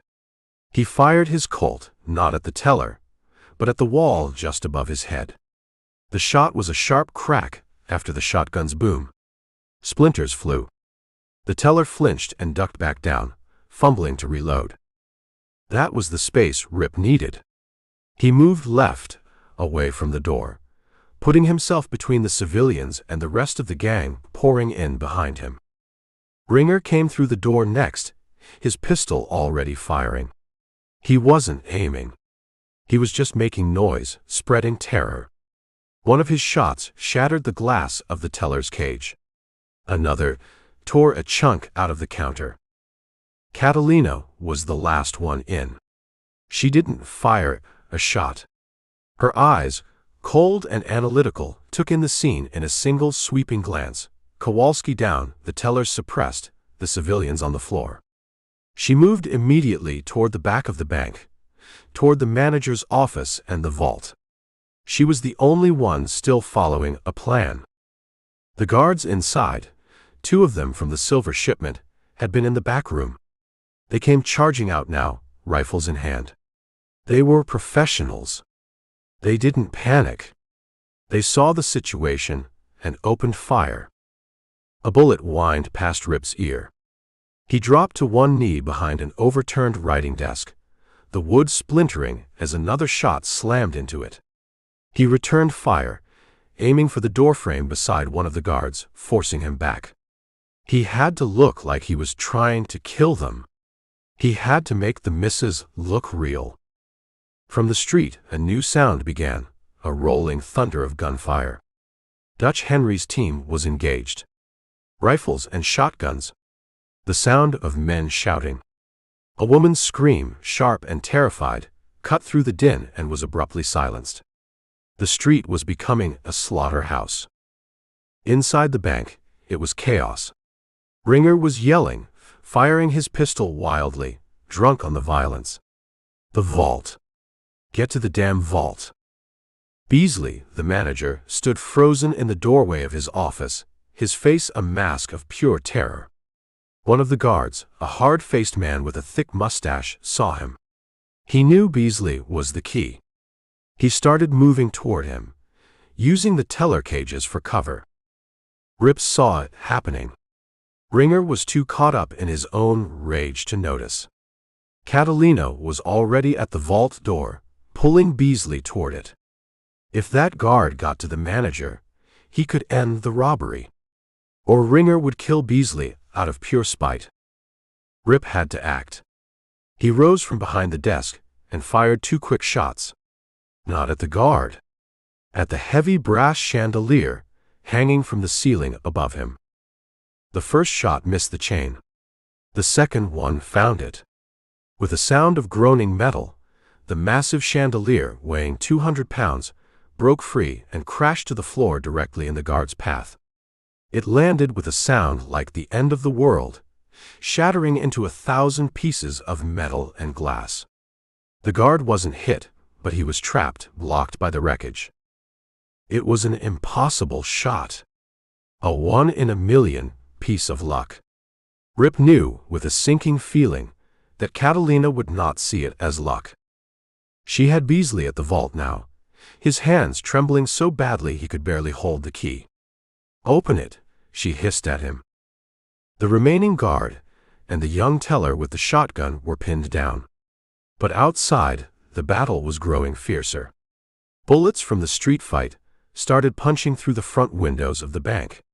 The rancher on the floor cried out as a stray piece of flying glass cut his cheek. His wife sobbed beneath him. "They're killing the whole damn town," the old teller shrieked, finally breaking from his paralysis and scrambling under his desk. Ringer, seeing the vault was being handled, turned his attention to the rest of the room. His eyes were wild, looking for something else to break, someone else to hurt. They landed on the rancher and his wife huddled on the floor. "Get up," Ringer screamed at them. "On your feet." Rip's stomach turned to ice. Ringer was going to use them as shields. "Ringer, no." Catalina shouted from the back. "We don't have time for hostages." "We need cover to get out of here," he yelled back. Rip started moving toward them. He had to stop it. He didn't know how, but he had to. Before he could get there, the front door of the bank burst open again. It wasn't one of the gang. It was a citizen. A man in a shopkeeper's apron, holding an old dragoon pistol, his face pale with a desperate, foolish bravery. He had heard the noise, seen the fight, and decided to be a hero. "Get out of our bank, you bastards," he yelled. He never got a shot off. Ringer turned and fired without thinking. The shopkeeper was thrown back out the door, a red flower blooming on his white apron. Another body, on the dusty street. The senseless, stupid killing broke something in Rip. The careful plan to minimize harm, to control the chaos, it was gone. This was a massacre, pure and simple, fueled by Ringer's madness. The first lock on the vault clicked open. Beasley had done his part. Now it was Catalina's turn. She shoved Beasley to the floor and began working the second combination, her fingers moving with a deft, practiced calm that was terrifying in the midst of the carnage. The guard trapped behind the chandelier wreckage saw his chance. Ringer was distracted by the dead shopkeeper. He raised his rifle, taking careful aim at Catalina's back. Rip didn't have a clear shot. The rancher and his wife were in the way. He did the only thing he could. "Down," he yelled, and fired his pistol into the floor right beside the rancher. The man yelped and flattened himself further. It looked like a brutal, callous act. An outlaw shooting at civilians for sport. But it made them drop just low enough. Rip now had his line of sight. He fired again. The bullet hit the guard's rifle, smashing the stock and sending the weapon flying from his hands. The guard stared at his empty, stinging fingers in disbelief. 2 impossible shots in less than a minute. The vault door swung open. Catalina didn't hesitate. She disappeared inside. "We got it," Ringer bellowed, a triumphant, insane grin on his face. He looked around the wrecked bank, at the dead man on the floor, at the terrified civilians, at the suppressed guards. "We got it." Outside, the gunfire seemed to redouble its fury. The street had become a war zone. Rip could hear Tobin's shotgun booming its ugly message over and over. Catalina emerged from the vault, dragging 2 heavy canvas sacks. Her face was grim, her eyes burning with intensity. "This is it. Let's go." They had what they came for. But they were in the middle of a firefight, surrounded by a town that was now wide awake and furious. The bank was a ruin of shattered glass and splintered wood. Kowalski was dead. An innocent man lay bleeding out on the boardwalk. And the real battle, the one to get out of Prosperity Wells alive, had only just begun. Chapter 18.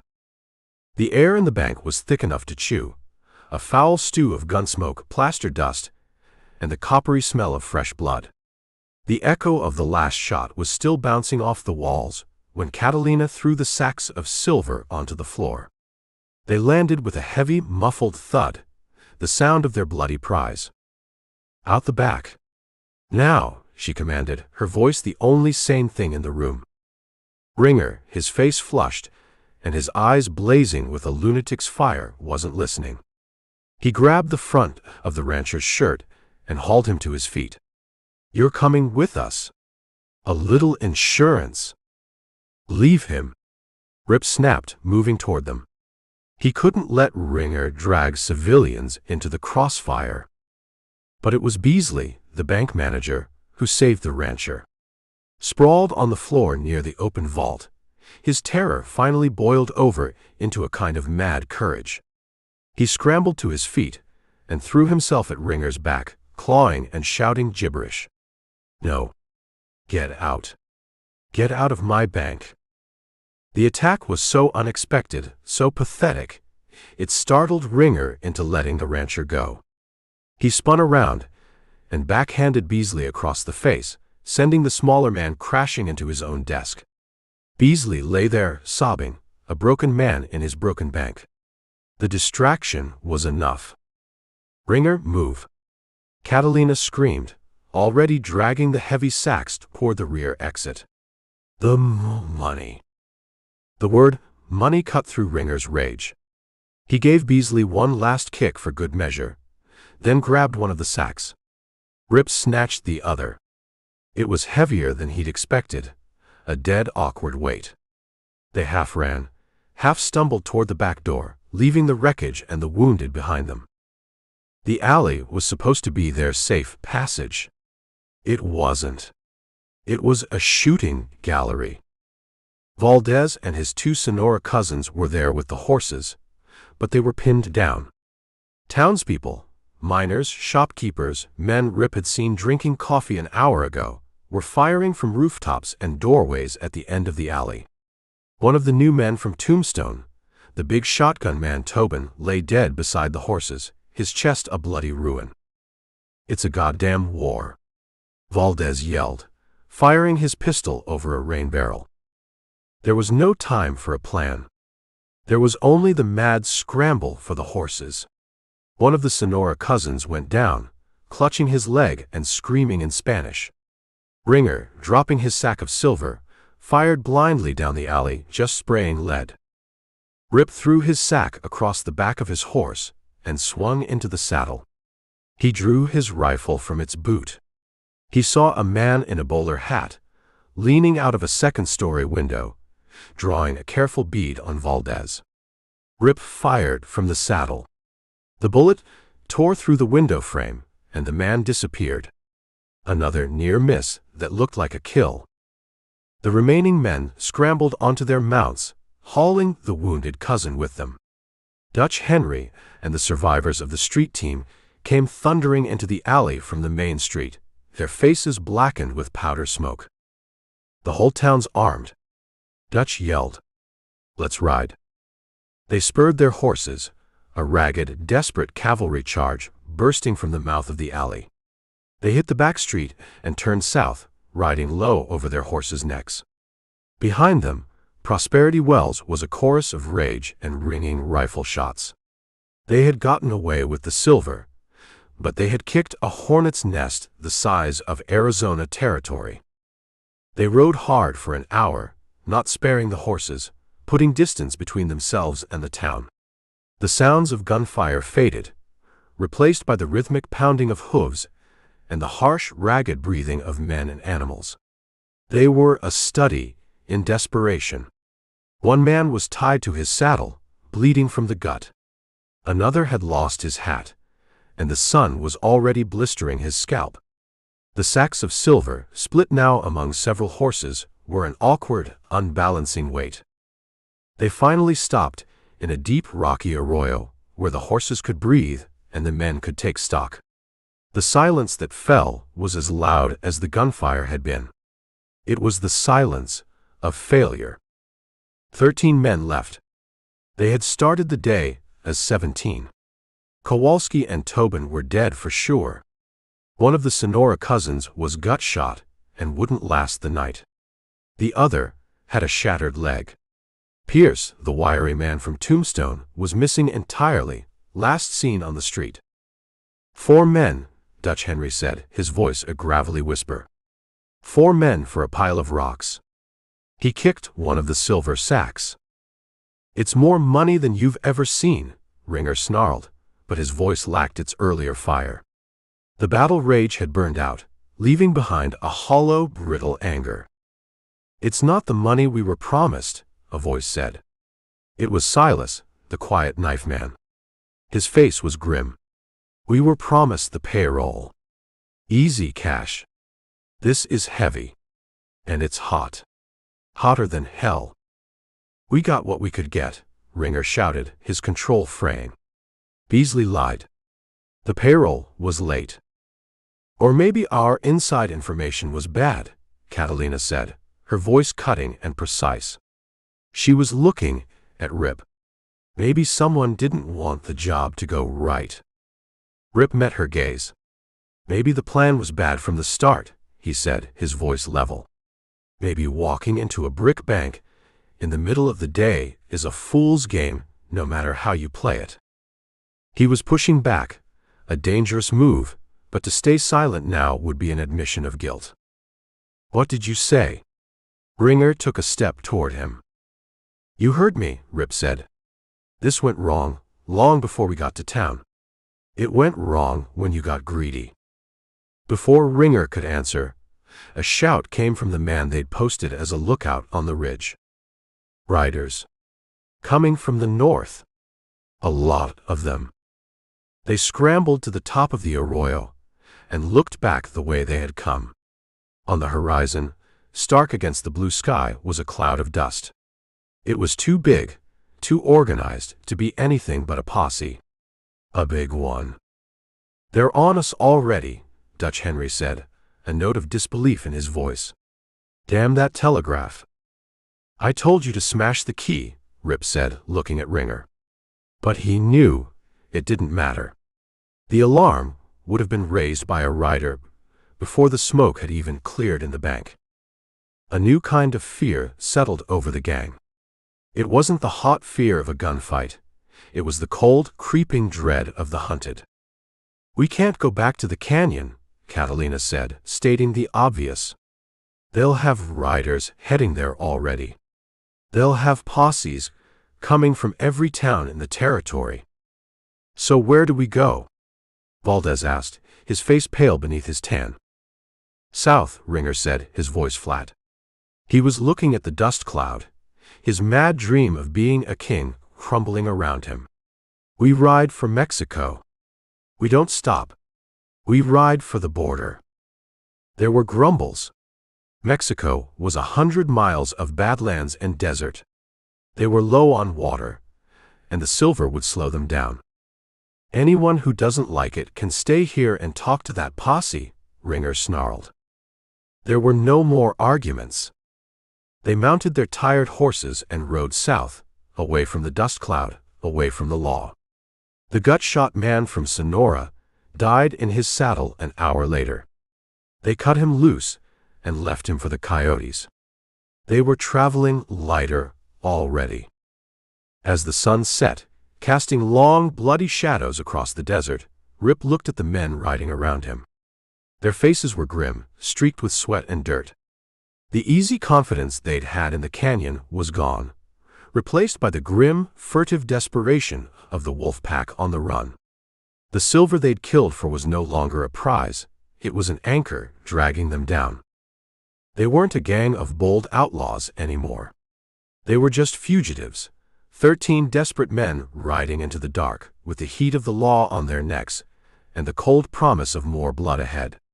And Rip was trapped right in the middle of them, his own desperate plan in tatters, with nothing but his wits to keep him from ending up just as dead as the men he was sworn to bring to justice. Chapter 19. They rode south into a world made of heat and stone. The sun was a white-hot coin in a bleached-out sky. The desert stretched out in every direction, a flat, merciless expanse of rock and sand, broken only by the skeletal arms of saguaro and the shimmering haze that promised water where there was none. They were 12 men now, the man with the shattered leg having been left behind at his own quiet request, a pistol with one bullet his only companion. The silver was no longer a treasure. It was a curse. It was a leaden weight that slowed the horses and pulled at the men's souls, a constant heavy reminder of the blood they had spilled for a fortune they might not live to spend. The posse was a ghost that rode behind them, a persistent dust cloud on the horizon that forced them on, deeper into the furnace of the desert. They made a cold camp that night, in the lee of a rock formation that looked like a row of broken teeth. There was no fire. A fire could be seen for miles. They chewed on dry jerky and drank sparingly from their canteens. The water was low, and every man knew it. The silence was thick with blame and fear. Ringer sat apart, staring into the darkness, a man wrestling with the ruins of his kingdom. Rip was checking the hooves of his horse when Catalina came to him. She moved without a sound, a phantom in the moonlight. She wasn't carrying a bottle this time. Her hands were empty, but her eyes were not. "Your horse is tired," she said. It wasn't a question. "We're all tired," Rip replied, not looking at her. "Some of us are more tired than others," she said, her voice a low murmur. "Some of us have been carrying a heavier load." She paused. "I have been adding up the cost of this venture, Campbell. 4 men dead in Prosperity Wells. 2 more left behind. For what? A few sacks of silver we have to drag across this hell. That was the risk, he said. Was it? She moved to stand in front of him, forcing him to meet her gaze. The moonlight turned her green eyes to chips of silver. Or was the risk higher than we knew? I've been thinking about your luck. The chandelier that fell just so. The rifle you shot from the guard's hands. The shot that saved Valdez in the alley. A man can be lucky once. Twice is a miracle. 3 times, she let the word hang in the air. 3 times is a choice. A man does what he has to do to stay alive. Yes, she said. He does. And a man trying to stay alive doesn't make impossible shots to save other people. He saves his own skin. Unless he has a different goal. Unless keeping certain people alive is part of his plan. Rip straightened up, turning his back to the camp, putting himself between her and the other men. You've got something to say it. I am, she said, her voice dropping to a whisper that was more dangerous than a shout. I know what you are. You are not one of us. You never were. The story about the crooked sheriff, the partner who conveniently disappeared, the bank manager's wife who just happened to need your help, they are all neat little stories. Too neat. She took a step closer. But the woman at the line shack, the preacher's daughter, that was not neat. That was a mistake. A man like you does not have a friend like that. A lawman does. She knew. He didn't have to ask how. She had put the pieces together. The watcher on the ridge had given her the last piece she needed. So what now? He asked, his voice flat. Now, she said, her voice turning to steel, you have become a liability this business can no longer afford. She turned and walked away before he could answer, melting back toward the rocks where Ringer sat alone. Rip watched her go. The game was over. The pretense was gone. He was exposed. He checked the load in his Colt. He thought about drawing on Ringer right now, ending it in a blaze of gunfire. But there were 11 other men. He wouldn't get 3 steps. He waited. He knew it wouldn't be long. It came an hour later. Ringer walked into the center of the camp, his face set like granite. We're low on water, he announced, his voice carrying in the still night air. There's a well. 2 miles east of here. Sycamore Wells. An old stage stop. It might be dry, but we have to check. He looked around the circle of tired, grim faces, and his eyes settled on Rip. Campbell. You're the best tracker we've got. You ride out, find that well. Fire 1 shot if it's good, 2 if it's dry. We'll follow. The lie was so bald, so obvious, it was an insult. There was no Sycamore Wells. They were in the middle of nowhere. It was a death sentence. A 2-mile walk back, if he was lucky. Without water, under the morning sun, he wouldn't last till noon. Rip looked around the circle of men. He saw it in their eyes. Valdez looked away, suddenly fascinated by the scuff on his boot. Silas, the knife man, stared at the ground. They knew. They were letting it happen. But Dutch Henry held his gaze. The old outlaw's face was unreadable, but there was a flicker of something in his eyes. Not pity. Respect. The kind one professional gives another, even on opposite sides. He gave a slow, almost imperceptible shake of his head. It was a warning. Don't go. Rip knew he had no choice. To refuse was to die now. To go was to die in a few hours. At least out there, alone, he'd have a chance, however slim. All right, Rip said, his voice betraying nothing. I'll find your well.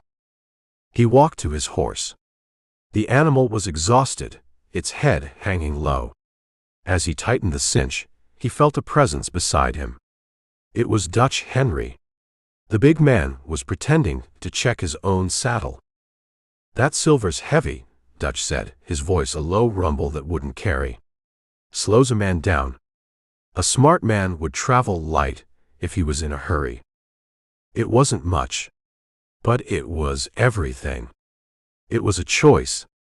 Dutch was telling him to run, to forget the silver, to save himself. He was breaking with Ringer. Rip just grunted in acknowledgement. He swung into the saddle. He looked at the men, who were now his executioners. Ringer stared back, his face a mask of hate. Catalina watched him with cold, triumphant eyes. She had won. He turned his horse east and rode out of the camp into the vast, empty darkness of the desert. He didn't look back. He could feel their eyes on him. He rode for half a mile, the sound of his horse's hooves a lonely rhythm in the immense silence. Then he stopped and listened. He heard the sound he was expecting. The sound of horses moving. But they weren't moving east toward him. They were moving south. Riding away. Leaving him. He was alone. Disarmed of everything but the gun on his hip and the clothes on his back. A dead man, left for the buzzards. But Dutch Henry's words echoed in his mind. A smart man would travel light. He wasn't the only one who thought Ringer's plan was a fool's errand. He wasn't the only one who respected competence more than crazy pride. The gang was fractured. The loyalties were broken. Rip looked south, at the faint dust of the retreating gang. Then he looked north, back toward the law he had abandoned. He was caught between them. He urged his tired horse into a slow trot. The desert was a dangerous place to be alone. But it was an even more dangerous place for a group of men who no longer trusted each other. The betrayal was complete. Now came the reckoning. Chapter 20. The desert didn't care that Rip Campbell was supposed to be dead. It offered no sympathy, just a crushing, indifferent silence. He rode north for an hour, a feint for any scout Ringer might have left behind, then swung in a wide, careful arc to the south, picking up the trail of the gang. They were heavy with silver and fear, leaving a track a blind man could follow. He wasn't chasing them. He was stalking them. His horse was on its last legs, and his canteen was a hollow mockery, but Rip pushed on. He knew this kind of endgame. A gang on the run, loaded with treasure that had turned to poison, doesn't run far. They look for a place to hole up, to make a stand or tear each other apart. He'd seen it before. The cracks were already there. Dutch Henry's warning. The opened descent. Ringer's madness. The whole rotten structure was ready to collapse. Rip just had to be there to see it fall. He found the first sign 2 hours after sunrise. A horse, standing lame, its saddlebags cut away. One of the new men from Tombstone, a man named Silas, was a few yards away, a bullet in his back. He hadn't been shot by a posse. The angle was wrong. He'd been shot by one of his own. A dispute over the weight of the silver, maybe. Or a man deciding to travel lighter. The pack was thinning itself out. By noon, the heat was a physical presence, a weight on his shoulders. He saw the place ahead of him, a boil on the skin of the desert. Devil's Rest. It had been a mining town once, before the silver vein ran dry and the devil came to claim the rest. Now it was just a collection of skeletal buildings, weathered to the color of bone, shimmering in the heat. It was a town of ghosts, a perfect place for a final argument. He could see the gang's horses, clustered in the shade of a ruined livery. They had stopped running. Rip dismounted a half-mile out, leaving his worn-out horse to its fate. He went the rest of the way on foot, using the shimmering heat and the broken land for cover. He moved like a wraith, his rifle in his hand, his face a mask of dust and grim purpose. He bellied up to the crest of a low rise that overlooked the town's single dusty street. He could see them. They had gathered in the middle of the street, a circle of desperate, sun-blasted men. The sacks of silver lay in the dust between them, ugly and inert. The argument had already started. He could hear the voices, sharp and angry, cutting through the still air. "South. We keep going south," Ringer was shouting, his voice raw. "We get to Mexico, we're home free." "Our horses are blown, Ringer." It was Dutch Henry, his voice a low, steady rumble of reason against Ringer's storm. "They won't make another 10 miles in this heat. And that posse is not going to just give up. So we fight 'em here," one of the men yelled. "There's no water." "There's no water in Mexico either, you fool, not if you don't live to reach it." Dutch shot back. He kicked one of the silver sacks. "This is what's killing us. This weight. We bury it. We mark the spot. We split up, ride light and fast, and we meet back here in a month when the heat is off." It was a sensible plan. The only sensible plan. But Ringer was beyond sense. "Bury it," he shrieked, a wild look in his eyes. "This is my money. We bled for this money. I'm not leaving it in the ground for some prospector to stumble over." "It's not your money, Ringer," Dutch said, his voice dropping to a dangerous calm. "It belongs to the men who took it.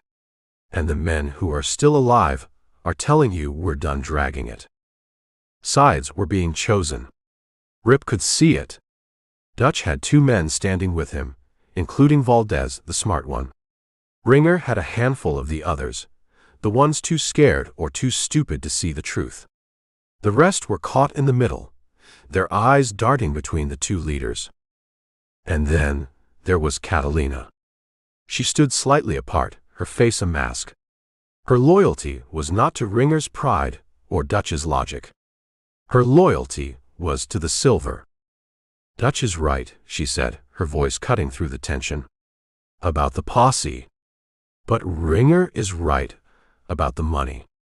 We don't bury it." She looked around the circle. "We take what we can carry on our own backs, and we walk south. The horses are finished, but men can keep going." It was a third option. A brutal one. A death march with a fortune on your back. "You're crazy as he is," Dutch said, shaking his head. That's when the shooting started. It wasn't clean. It wasn't a duel at high noon. It was a sudden, ugly explosion of violence. One of Ringer's men, spooked and desperate, drew his pistol. Valdez, seeing the move, shot him in the chest. The street erupted. It wasn't a battle. It was a panicked, 3-way slaughter. Men who had been riding together an hour ago were now shooting at each other over sacks of silver. Bullets tore through the dry wood of the buildings, kicking up dust. A man screamed and went down, clutching his stomach. Another scrambled for cover behind a horse trough, only to be shot by someone he thought was on his side. Rip watched from the ridge, his rifle steady. This was it. The collapse. He wasn't a lawman now, not a hero. He was a survivor, caught on the edge of a whirlpool. He saw Ringer and 2 of his men take cover in the assayer's office. Dutch Henry and Valdez were pinned down behind the horse trough. Catalina had vanished, disappearing into the shadows of the ruined hotel the moment the first shot was fired. Smart. Rip had to make a choice. He could let them kill each other, then try to pick off the survivors. Or he could intervene, try to steer the outcome. He thought of the silver. He thought of Sarah Beth. He had to end this. He drew a bead on the window of the assayer's office where Ringer was hiding. He was about to squeeze the trigger when a new sound reached him, faint but unmistakable. A bugle call, thin and clear on the hot air. The posse. They were here. He saw them cresting the ridge to the north, a line of 20 riders fanned out, coming on slow and steady. They had them trapped. The men in the street heard it too. The shooting faltered. They looked up from their private war to see the bigger one that had just arrived. The fear on their faces was a palpable thing. Dutch Henry saw his chance. Under the cover of the distraction, he and Valdez broke from behind the trough, running for the livery stable at the end of the street. They knew the fight was over. Now, it was about escape. Ringer saw them running. He leaned out of the window, his face a mask of pure hate, and fired his pistol at Dutch's back. The shot went wide. Rip made his decision. He wasn't on Ringer's side, and he wasn't on Dutch's. He was on his own. But he knew who the real poison was. He shifted his aim from Ringer and fired at the ground just in front of Dutch and Valdez. The bullet kicked up a puff of dust, making them stumble. It was a warning. It told them there was a third gun in this fight. A ghost on the ridge. Dutch looked up, his eyes scanning the rocks, and for a second his gaze met Rip's. There was no understanding, no alliance. Just the recognition of another player in a deadly game. The posse began to fire, their rifles cracking from the ridge. The three-way fight had just become a four-cornered nightmare. Bullets were coming from everywhere. The ghost town of Devil's Rest had become a crucible, a place where all the lies and betrayals and greed would be burned away, leaving only the dead and the damned. And Rip was right in the heart of the fire. Chapter 21. The bugle call was a thin, clean sound that cut through the dirty noise of the gunfight. It sliced through the rage and the panic, and for a full 5 seconds the shooting in Devil's Rest stopped. The surviving outlaws, the posse on the North Ridge, and Rip on his lonely perch to the south were all caught in a sudden, terrible silence, the kind that comes when everyone realizes the game has changed and the price has just gone up. Rip watched the posse's leader, a man with a major's insignia on his dusty coat, raise a pair of field glasses.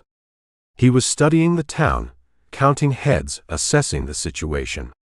He was a professional, and he wasn't going to send his men into a chaotic crossfire. He would lay siege, wait for the heat and thirst to do his work for him.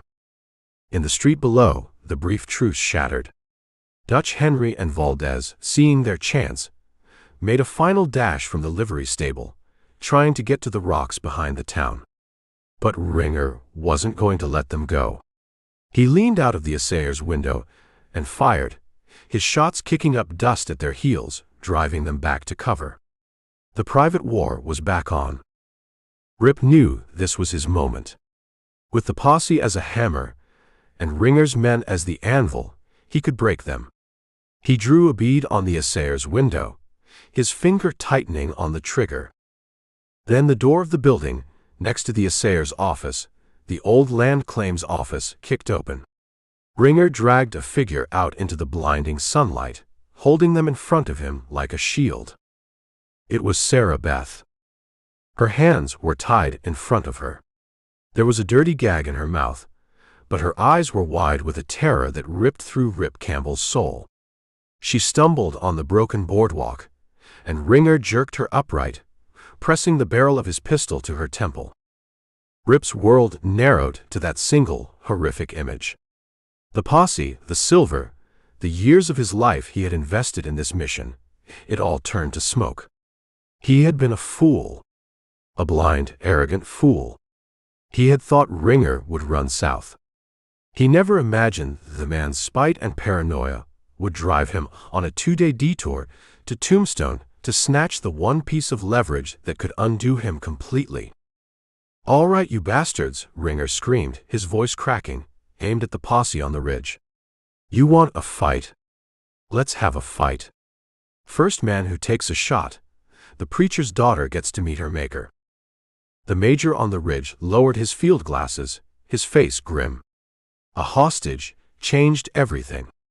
The clean lines of a siege had just become a bloody, complicated mess. From behind the horse trough, Dutch Henry swore, a low, vicious curse. This was the kind of amateur move he despised. It was bad for business. It brought emotion into a transaction that should have been about profit and loss. Rip felt a cold, clean rage settle over him, a rage that burned away all the lies and the half-truths. His cover didn't matter.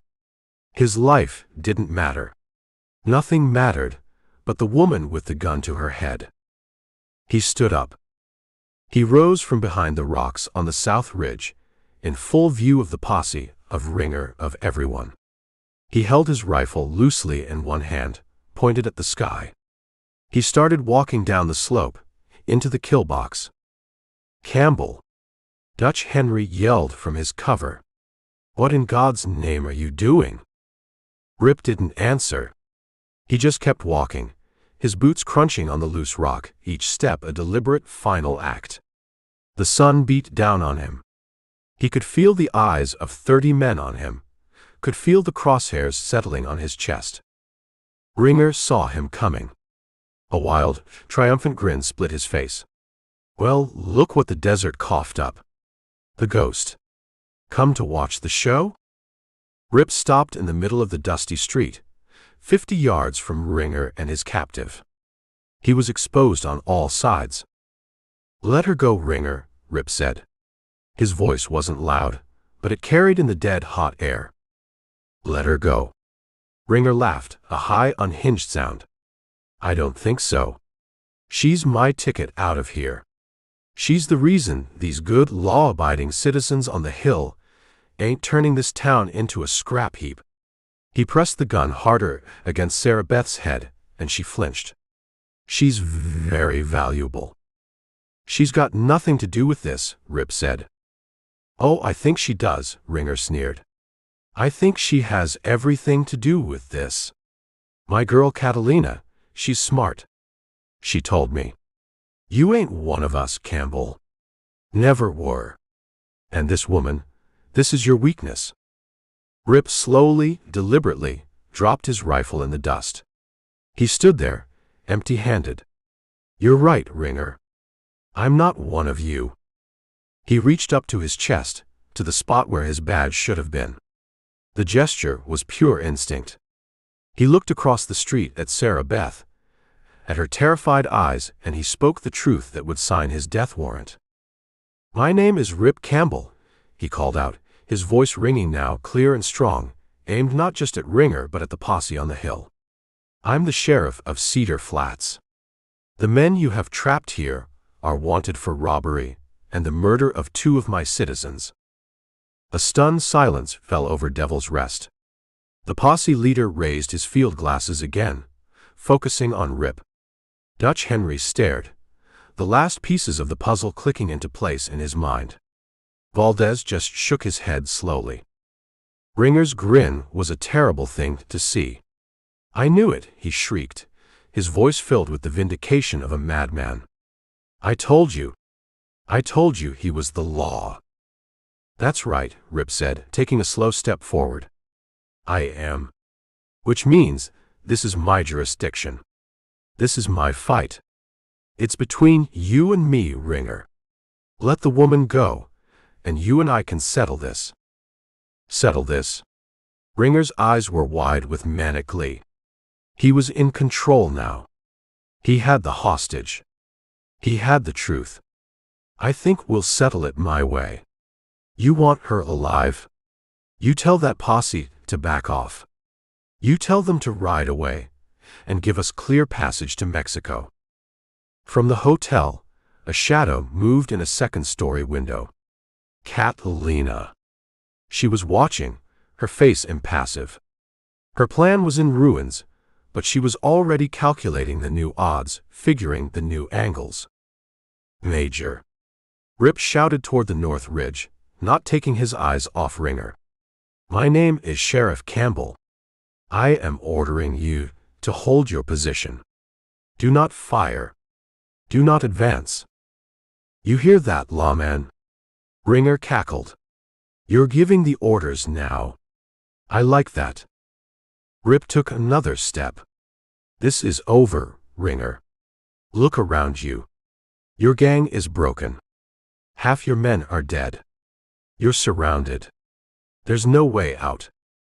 There's always a way out. Ringer screamed, his voice cracking. He jerked Sarah Beth around, using her body to shield himself as he began to back toward the assayer's office. And she's gonna walk me right through it.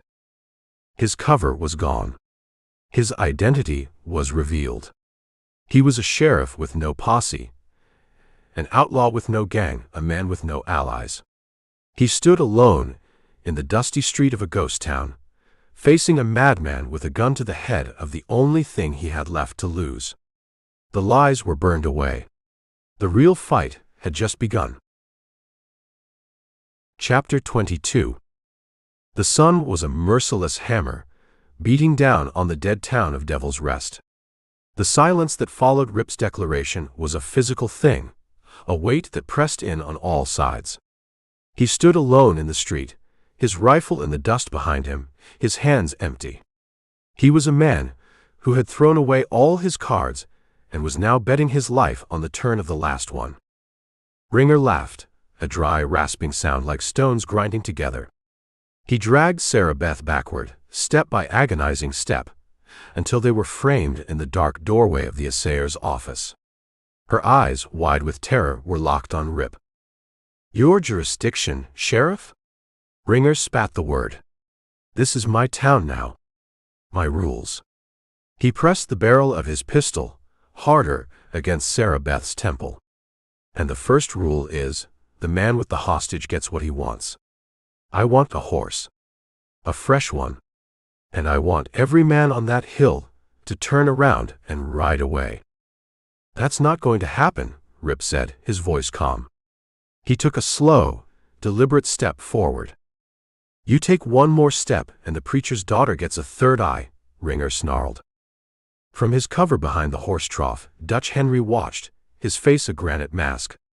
This wasn't a robbery anymore. It was a circus. A bloody, stupid circus, and he was tired of the show. He glanced at Valdez, who gave a slight, almost imperceptible nod. Their alliance was forged in pragmatism.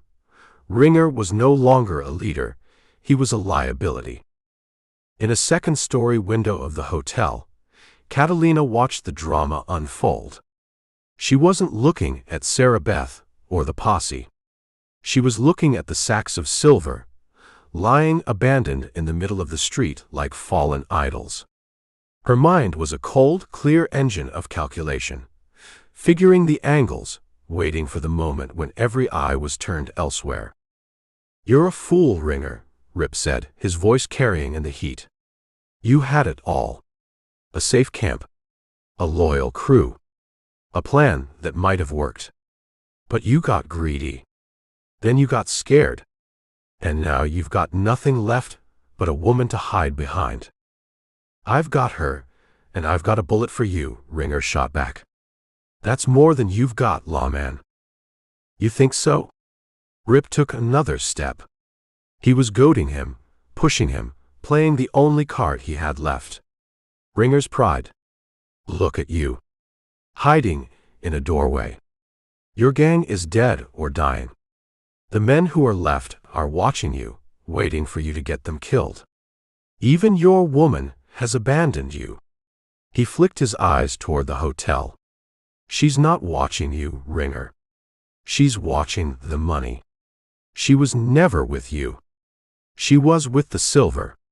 And now that it's lying in the street, she's trying to figure out how to get it without you. He saw the flicker of doubt in Ringer's eyes.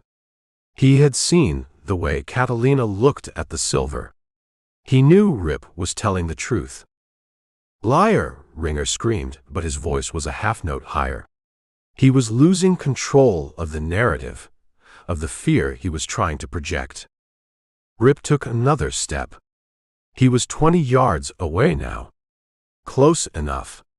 Too close. She's smarter than you, Ringer. She always was.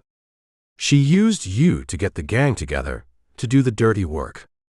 And now that it's over, She's going to walk away with the prize while you die in the dirt."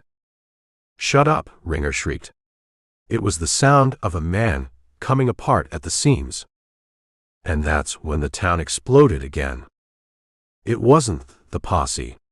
It was Dutch Henry. He had seen his moment. While Ringer was distracted by Rip's taunts, Dutch and Valdez opened fire, not at Ringer but at the men still loyal to him, who were pinned down across the street. It was a calculated, brutal move to thin the herd, to create a path for their own escape.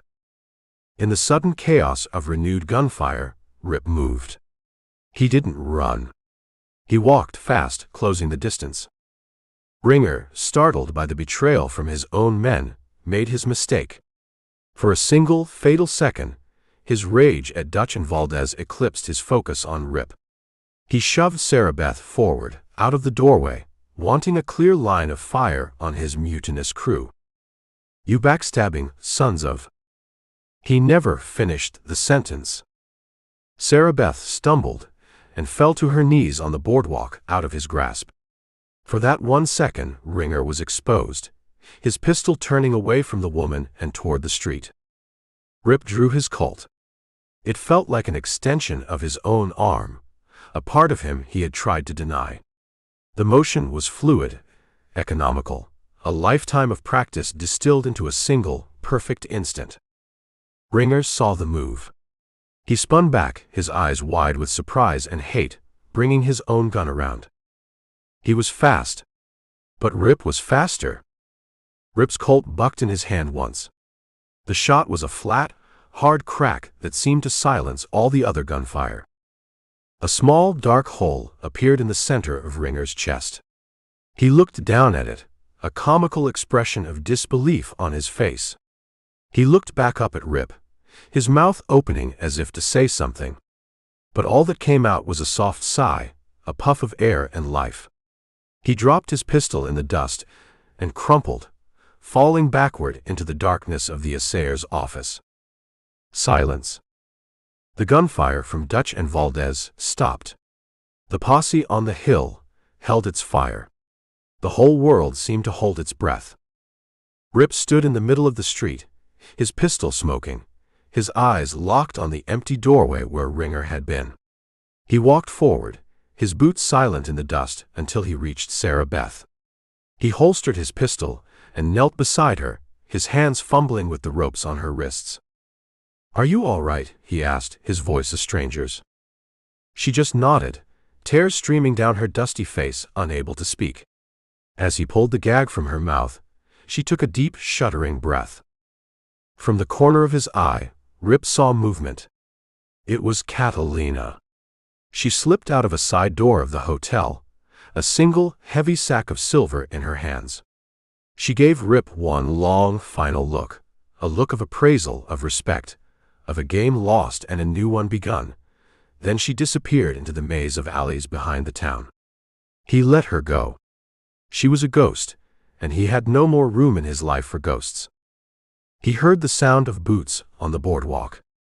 Dutch Henry and Valdez were approaching, their guns holstered. "Well, Sheriff," Dutch said, his voice a low rumble. "Looks like you cleaned up the town after all." "It's over, Dutch," Rip said, not looking at him. He was helping Sarah Beth to her feet.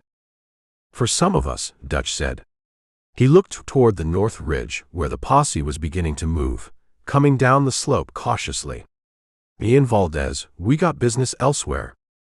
"I should stop you," Rip said, his voice tired. "You could try," Dutch said.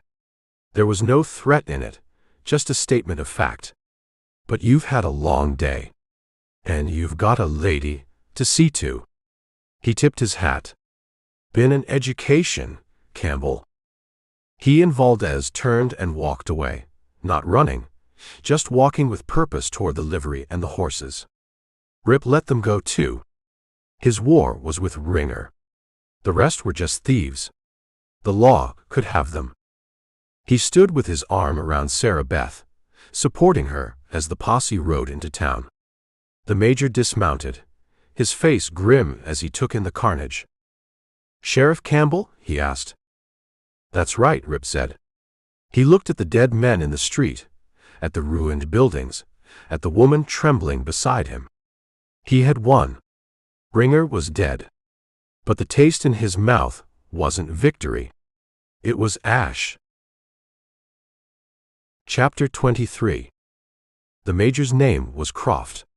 He was a man who liked order, who believed the world could be made neat and tidy if you applied enough rules and regulations.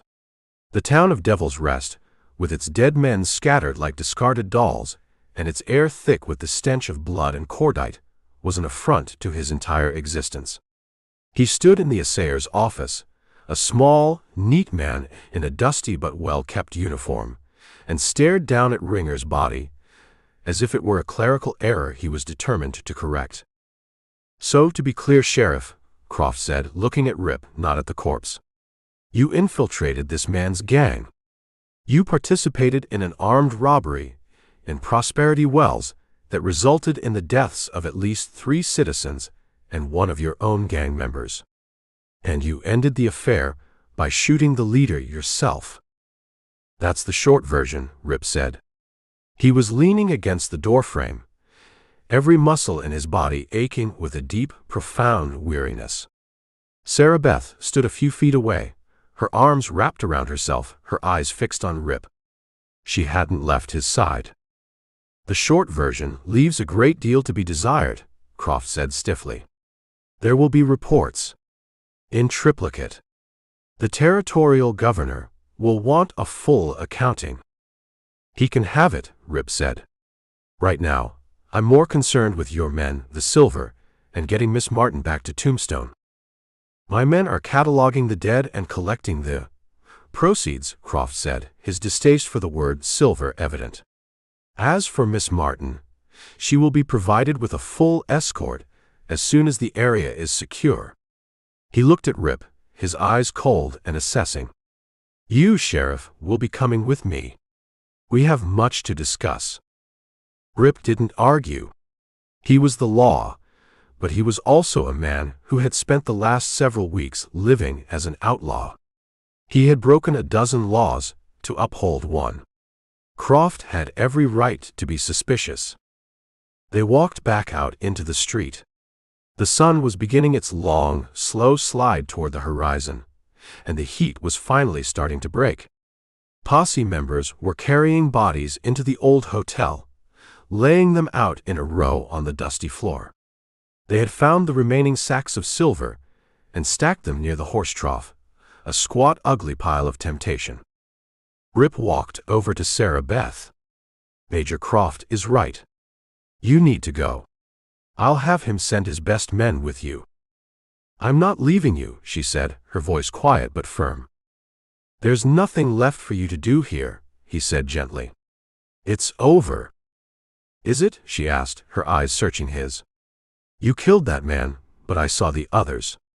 The big one, Dutch. The one with the fancy vest. They just walked away. And the woman." "Catalina," Rip said, the name tasting like rust in his mouth. "She's still out there, isn't she?" Before Rip could answer, a sergeant from the posse came running up to Major Croft, his face flushed. "Major, sir. We found something." He led them to the side of the hotel, to the narrow alley where Catalina had made her escape. Lying in the dust was a single, heavy sack of silver, the one she had been carrying. "She dropped it?" Croft said, surprised. "Why would she drop it?" "She didn't," Rip said, his gut tightening. He knelt beside the sack. There was a piece of paper pinned to the canvas with a skinning knife. Rip pulled the knife free and unfolded the paper. The handwriting was a woman's, elegant and precise. It wasn't a long note. "Campbell, you took my fortune. You cost me everything. A debt like that must be repaid. I left you a down payment. The rest I will collect from the preacher's daughter. I don't miss twice."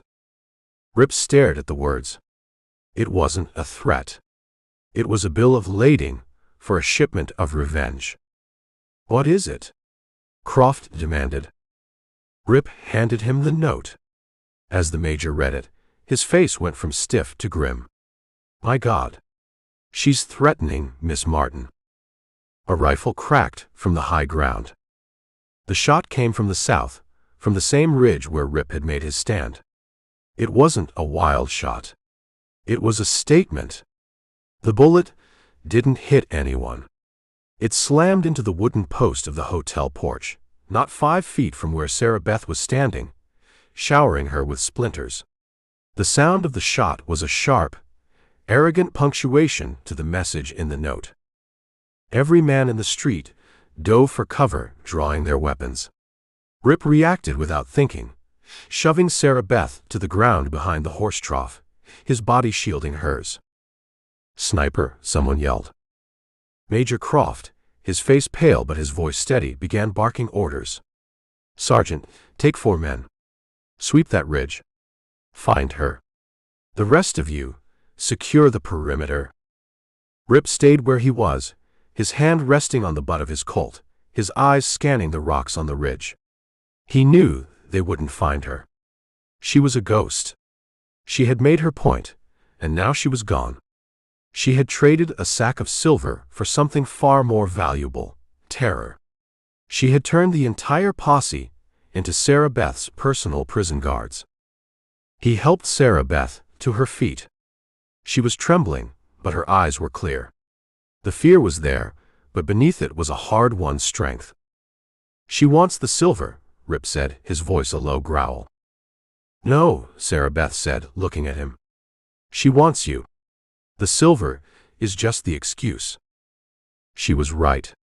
This wasn't about money anymore. It was personal. Catalina had lost her kingdom, and she blamed him. She was going to dismantle his world, piece by piece, starting with the one piece that mattered. The posse's search of the ridge turned up nothing but a single spent rifle cartridge and the tracks of a single horse, heading deep into the Badlands where no posse could follow in the dark. That night, Devil's Rest was an armed camp. Sentries were posted on every rooftop. Fires were kept small. Every shadow seemed to hold a threat. They would take the bodies and the silver back to Prosperity Wells in the morning. But tonight they were a garrison under siege, held captive by a single determined woman with a long-range rifle and nothing left to lose. Rip sat with Sarah Beth, in the relative safety of the assayer's office, the door barricaded.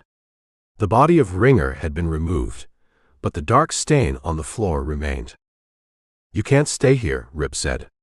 When we get back to Prosperity Wells, I'm putting you on the first stagecoach to anywhere. California. Back east. Somewhere she can't find you. And what about you? She asked. I'm going after her, he said. It wasn't a choice. It was a fact. This started with me. It has to end with me. You think she wants a showdown? Sarah Beth asked. A fair fight in the street. No, Rip said, looking out the grimy window into the darkness. She's not Ringer. She won't face me head-on. She's smarter than that. She'll stalk me. She'll wait. She'll try to take away everything I have before she comes for me. He paused. She'll come after you again. Because she knows. She knows what? He finally turned to look at her, the firelight from the street casting long shadows across his face. She knows that after all this, you're the only thing I'm not willing to lose. The admission hung in the air between them, simple and profound. He had spent weeks pretending to be a man with no conscience, no attachments. Now, in the ruins of his mission, he was faced with the one truth he couldn't lie his way out of. Catalina's gambit wasn't just a play for the money. It was a play for his soul. And the game would be played on a board of her choosing, with rules she alone would write. Chapter 24.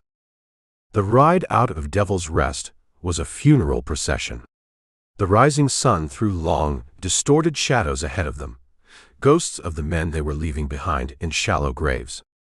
The posse rode with a grim, tight-lipped efficiency, their initial victory soured by the lingering threat of Catalina's rifle.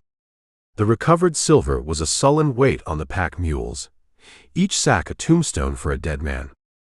Rip rode beside Major Croft, not as a partner, but as a man on invisible parole.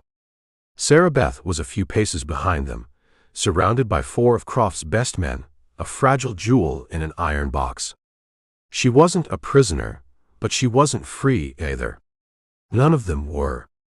Catalina's threat had put a cage around them all.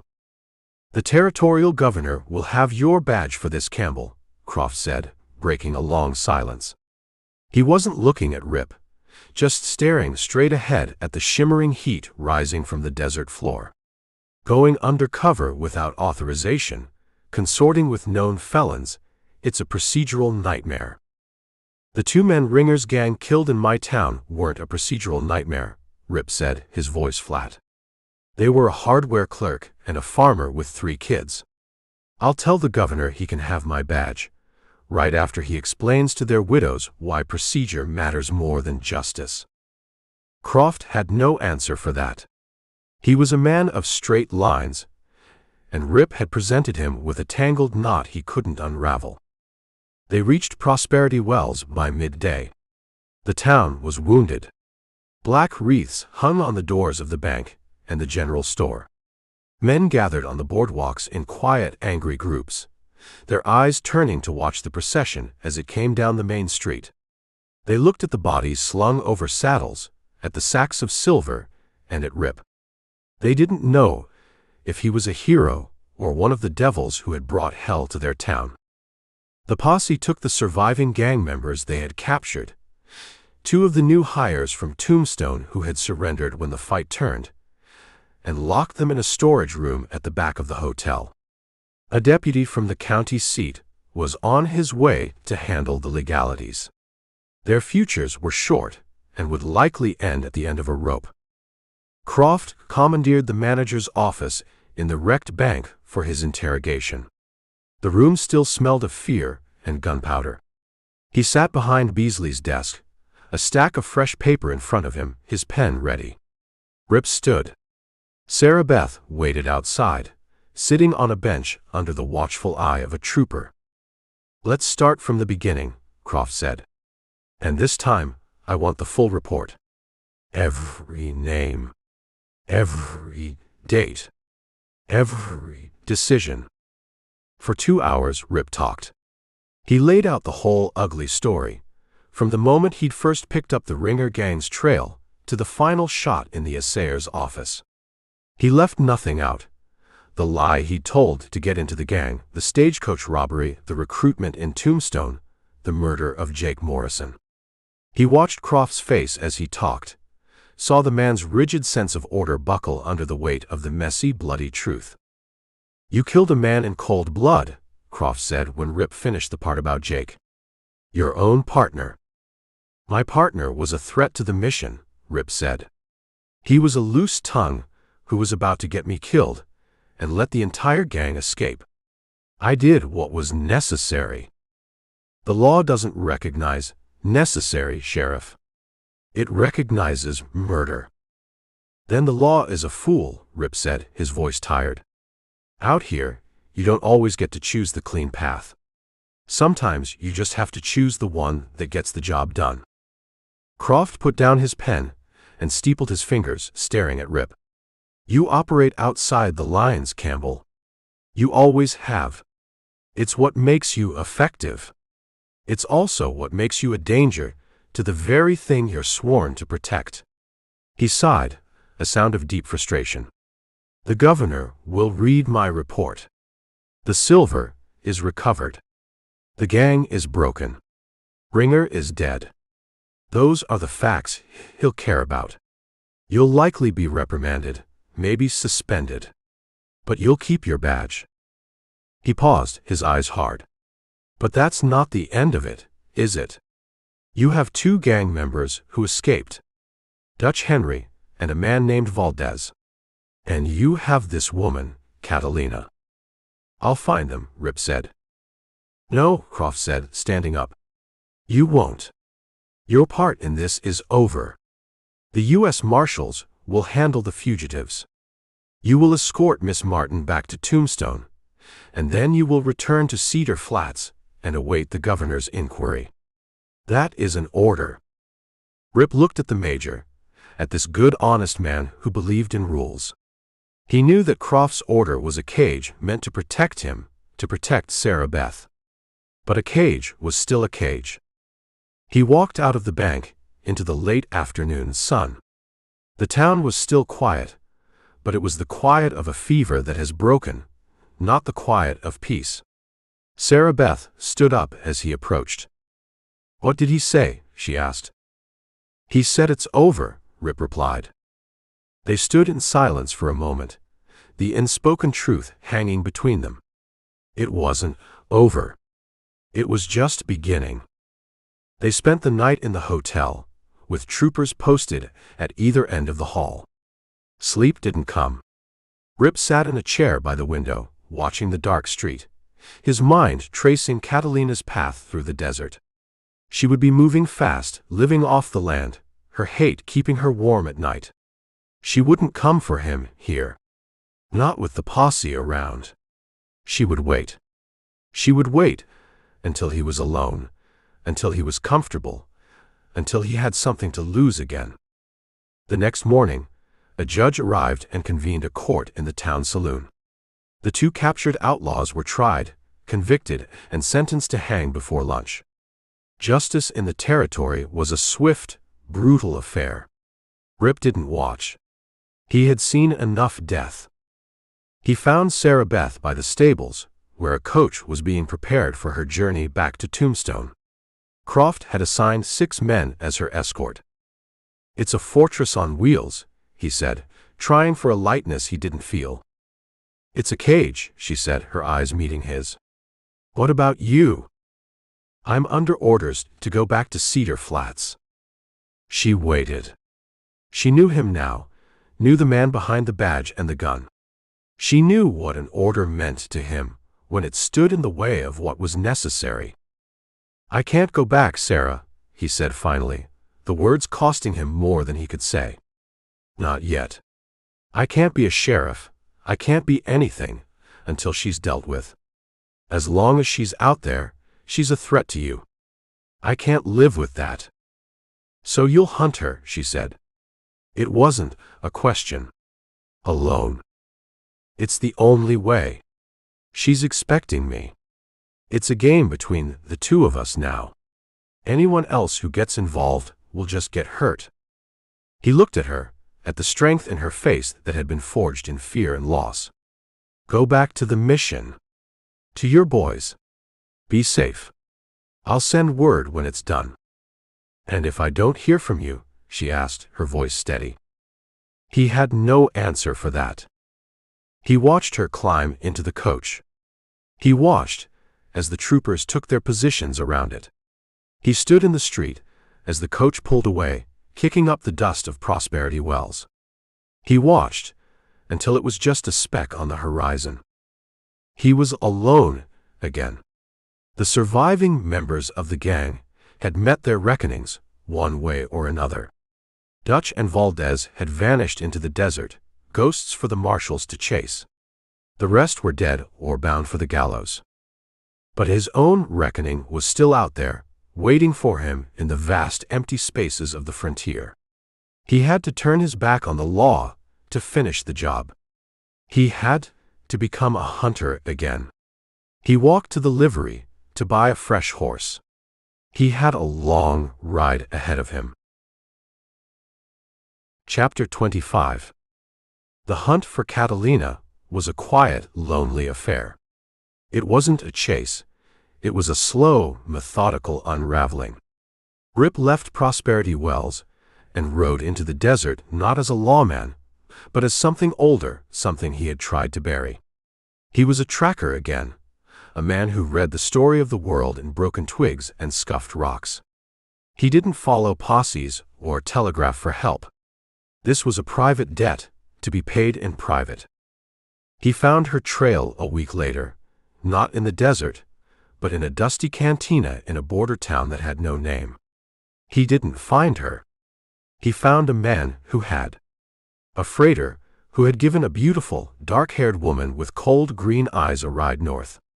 She'd paid him with a silver coin that had come from the Prosperity Wells Mint. She wasn't running south to Mexico. She was circling back. She was hunting the hunter.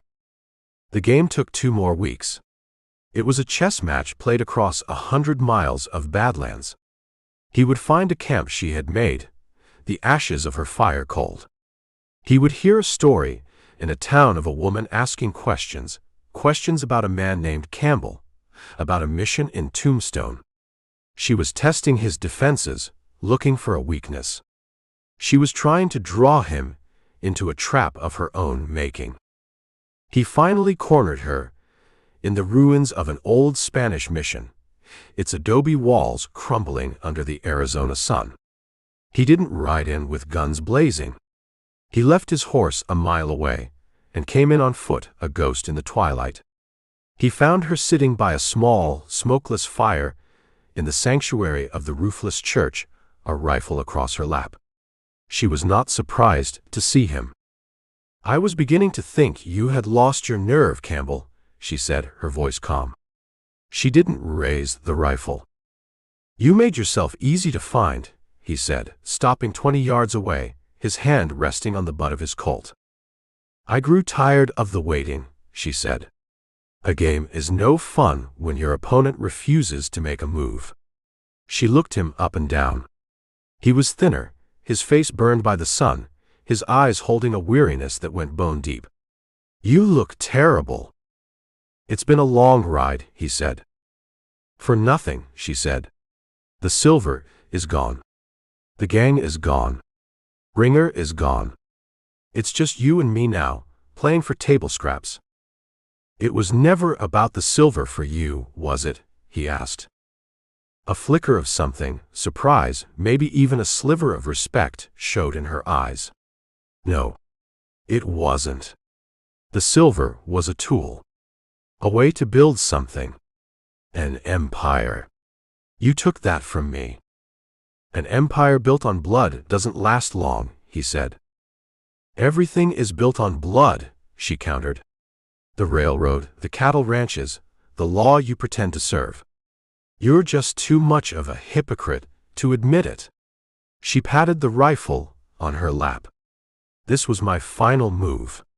I was going to wait for you to go back to her, to your preacher's daughter. I was going to let you have a week, maybe a month of peace. Just long enough for you to believe you had won. Then I was going to take it all away with a single shot from a half-mile away." "I know," he said. Her smile was a thin, bitter line. "Yes. I suppose you do. You think like I do. That's what I hate most about you." She started to raise the rifle then, a smooth, economical motion. She was fast, but she had been talking too long. She had made the mistake of believing her own story, of thinking this was a conversation between equals. Rip's draw was not a thing of thought. It was pure reflex, a muscle memory burned into him by 100 other dirty, desperate moments. His Colt was in his hand, and firing before her rifle was level. The shot was loud in the enclosed space. Catalina was thrown backward, the rifle clattering on the stone floor. She lay still, her cold green eyes staring up at the stars that were beginning to appear in the roofless sky. Rip walked over and stood looking down at her. She had been the smartest of them all, the most dangerous. And in the end, it hadn't made a bit of difference. He picked up her rifle and walked away without looking back, leaving her to the silence of the ruined church. He rode back to Cedar Flats a week later. The town hadn't changed. The same dust blew down the same street. He walked into his office, and the deputy he'd left in charge looked up, his eyes wide. "Sheriff, we heard, we didn't know." Rip unpinned the tin star from the inside of his coat. He looked at it for a long moment. It felt like a lifetime ago that he had first pinned it on. He placed it on the desk. "I'm done," he said. "But Sheriff." "I'm not the sheriff anymore," Rip said. "I'm just a man who's tired of burying people." He walked out, leaving the badge and the office behind him. He sold his horse at the livery. He took the money and bought a ticket for the afternoon stage. He found Sarah Beth where he knew she would be, at the mission in Tombstone. She was in the garden with two of the boys, showing them how to water the corn. She looked up when he approached, and a slow smile spread across her face. She didn't run to him. She just waited. "Is it over?" she asked, her voice quiet. "It's over," he said. "What now?" "I hear there's good grazing land up north," he said. "Colorado, maybe. A man could start fresh. Raise some cattle. Build a house with a real roof." "A man could," she agreed. "Could he use a partner? One who knows how to keep books and isn't afraid of hard work." "He could," Rip said. They left 2 days later. They didn't take a stagecoach. They bought a sturdy wagon and a pair of mules. They loaded it with supplies, with seeds for a garden, with the simple tools of a life they intended to build, not take. As they rode out of Tombstone, heading north, Sarah Beth sat on the wagon seat beside him. She looked at his face, at the new lines around his eyes, at the quiet that had settled over him. "Do you think we can outrun it?" she asked softly. "The memories? The trouble?" Rip looked ahead, at the vast open country stretching out before them, a land of new beginnings and old ghosts. He thought of the men he had killed, the lies he had told, the part of himself he had left behind in the dust of Devil's Rest. "No," he said, his voice as honest as the hard blue sky above them. "But we can make it work hard to keep up." He slapped the reins, and the wagon moved on, kicking up a small cloud of dust that hung in the air for a long time before settling back onto the hard, unforgiving ground of the frontier, a land that had long memories and even longer grudges. The end.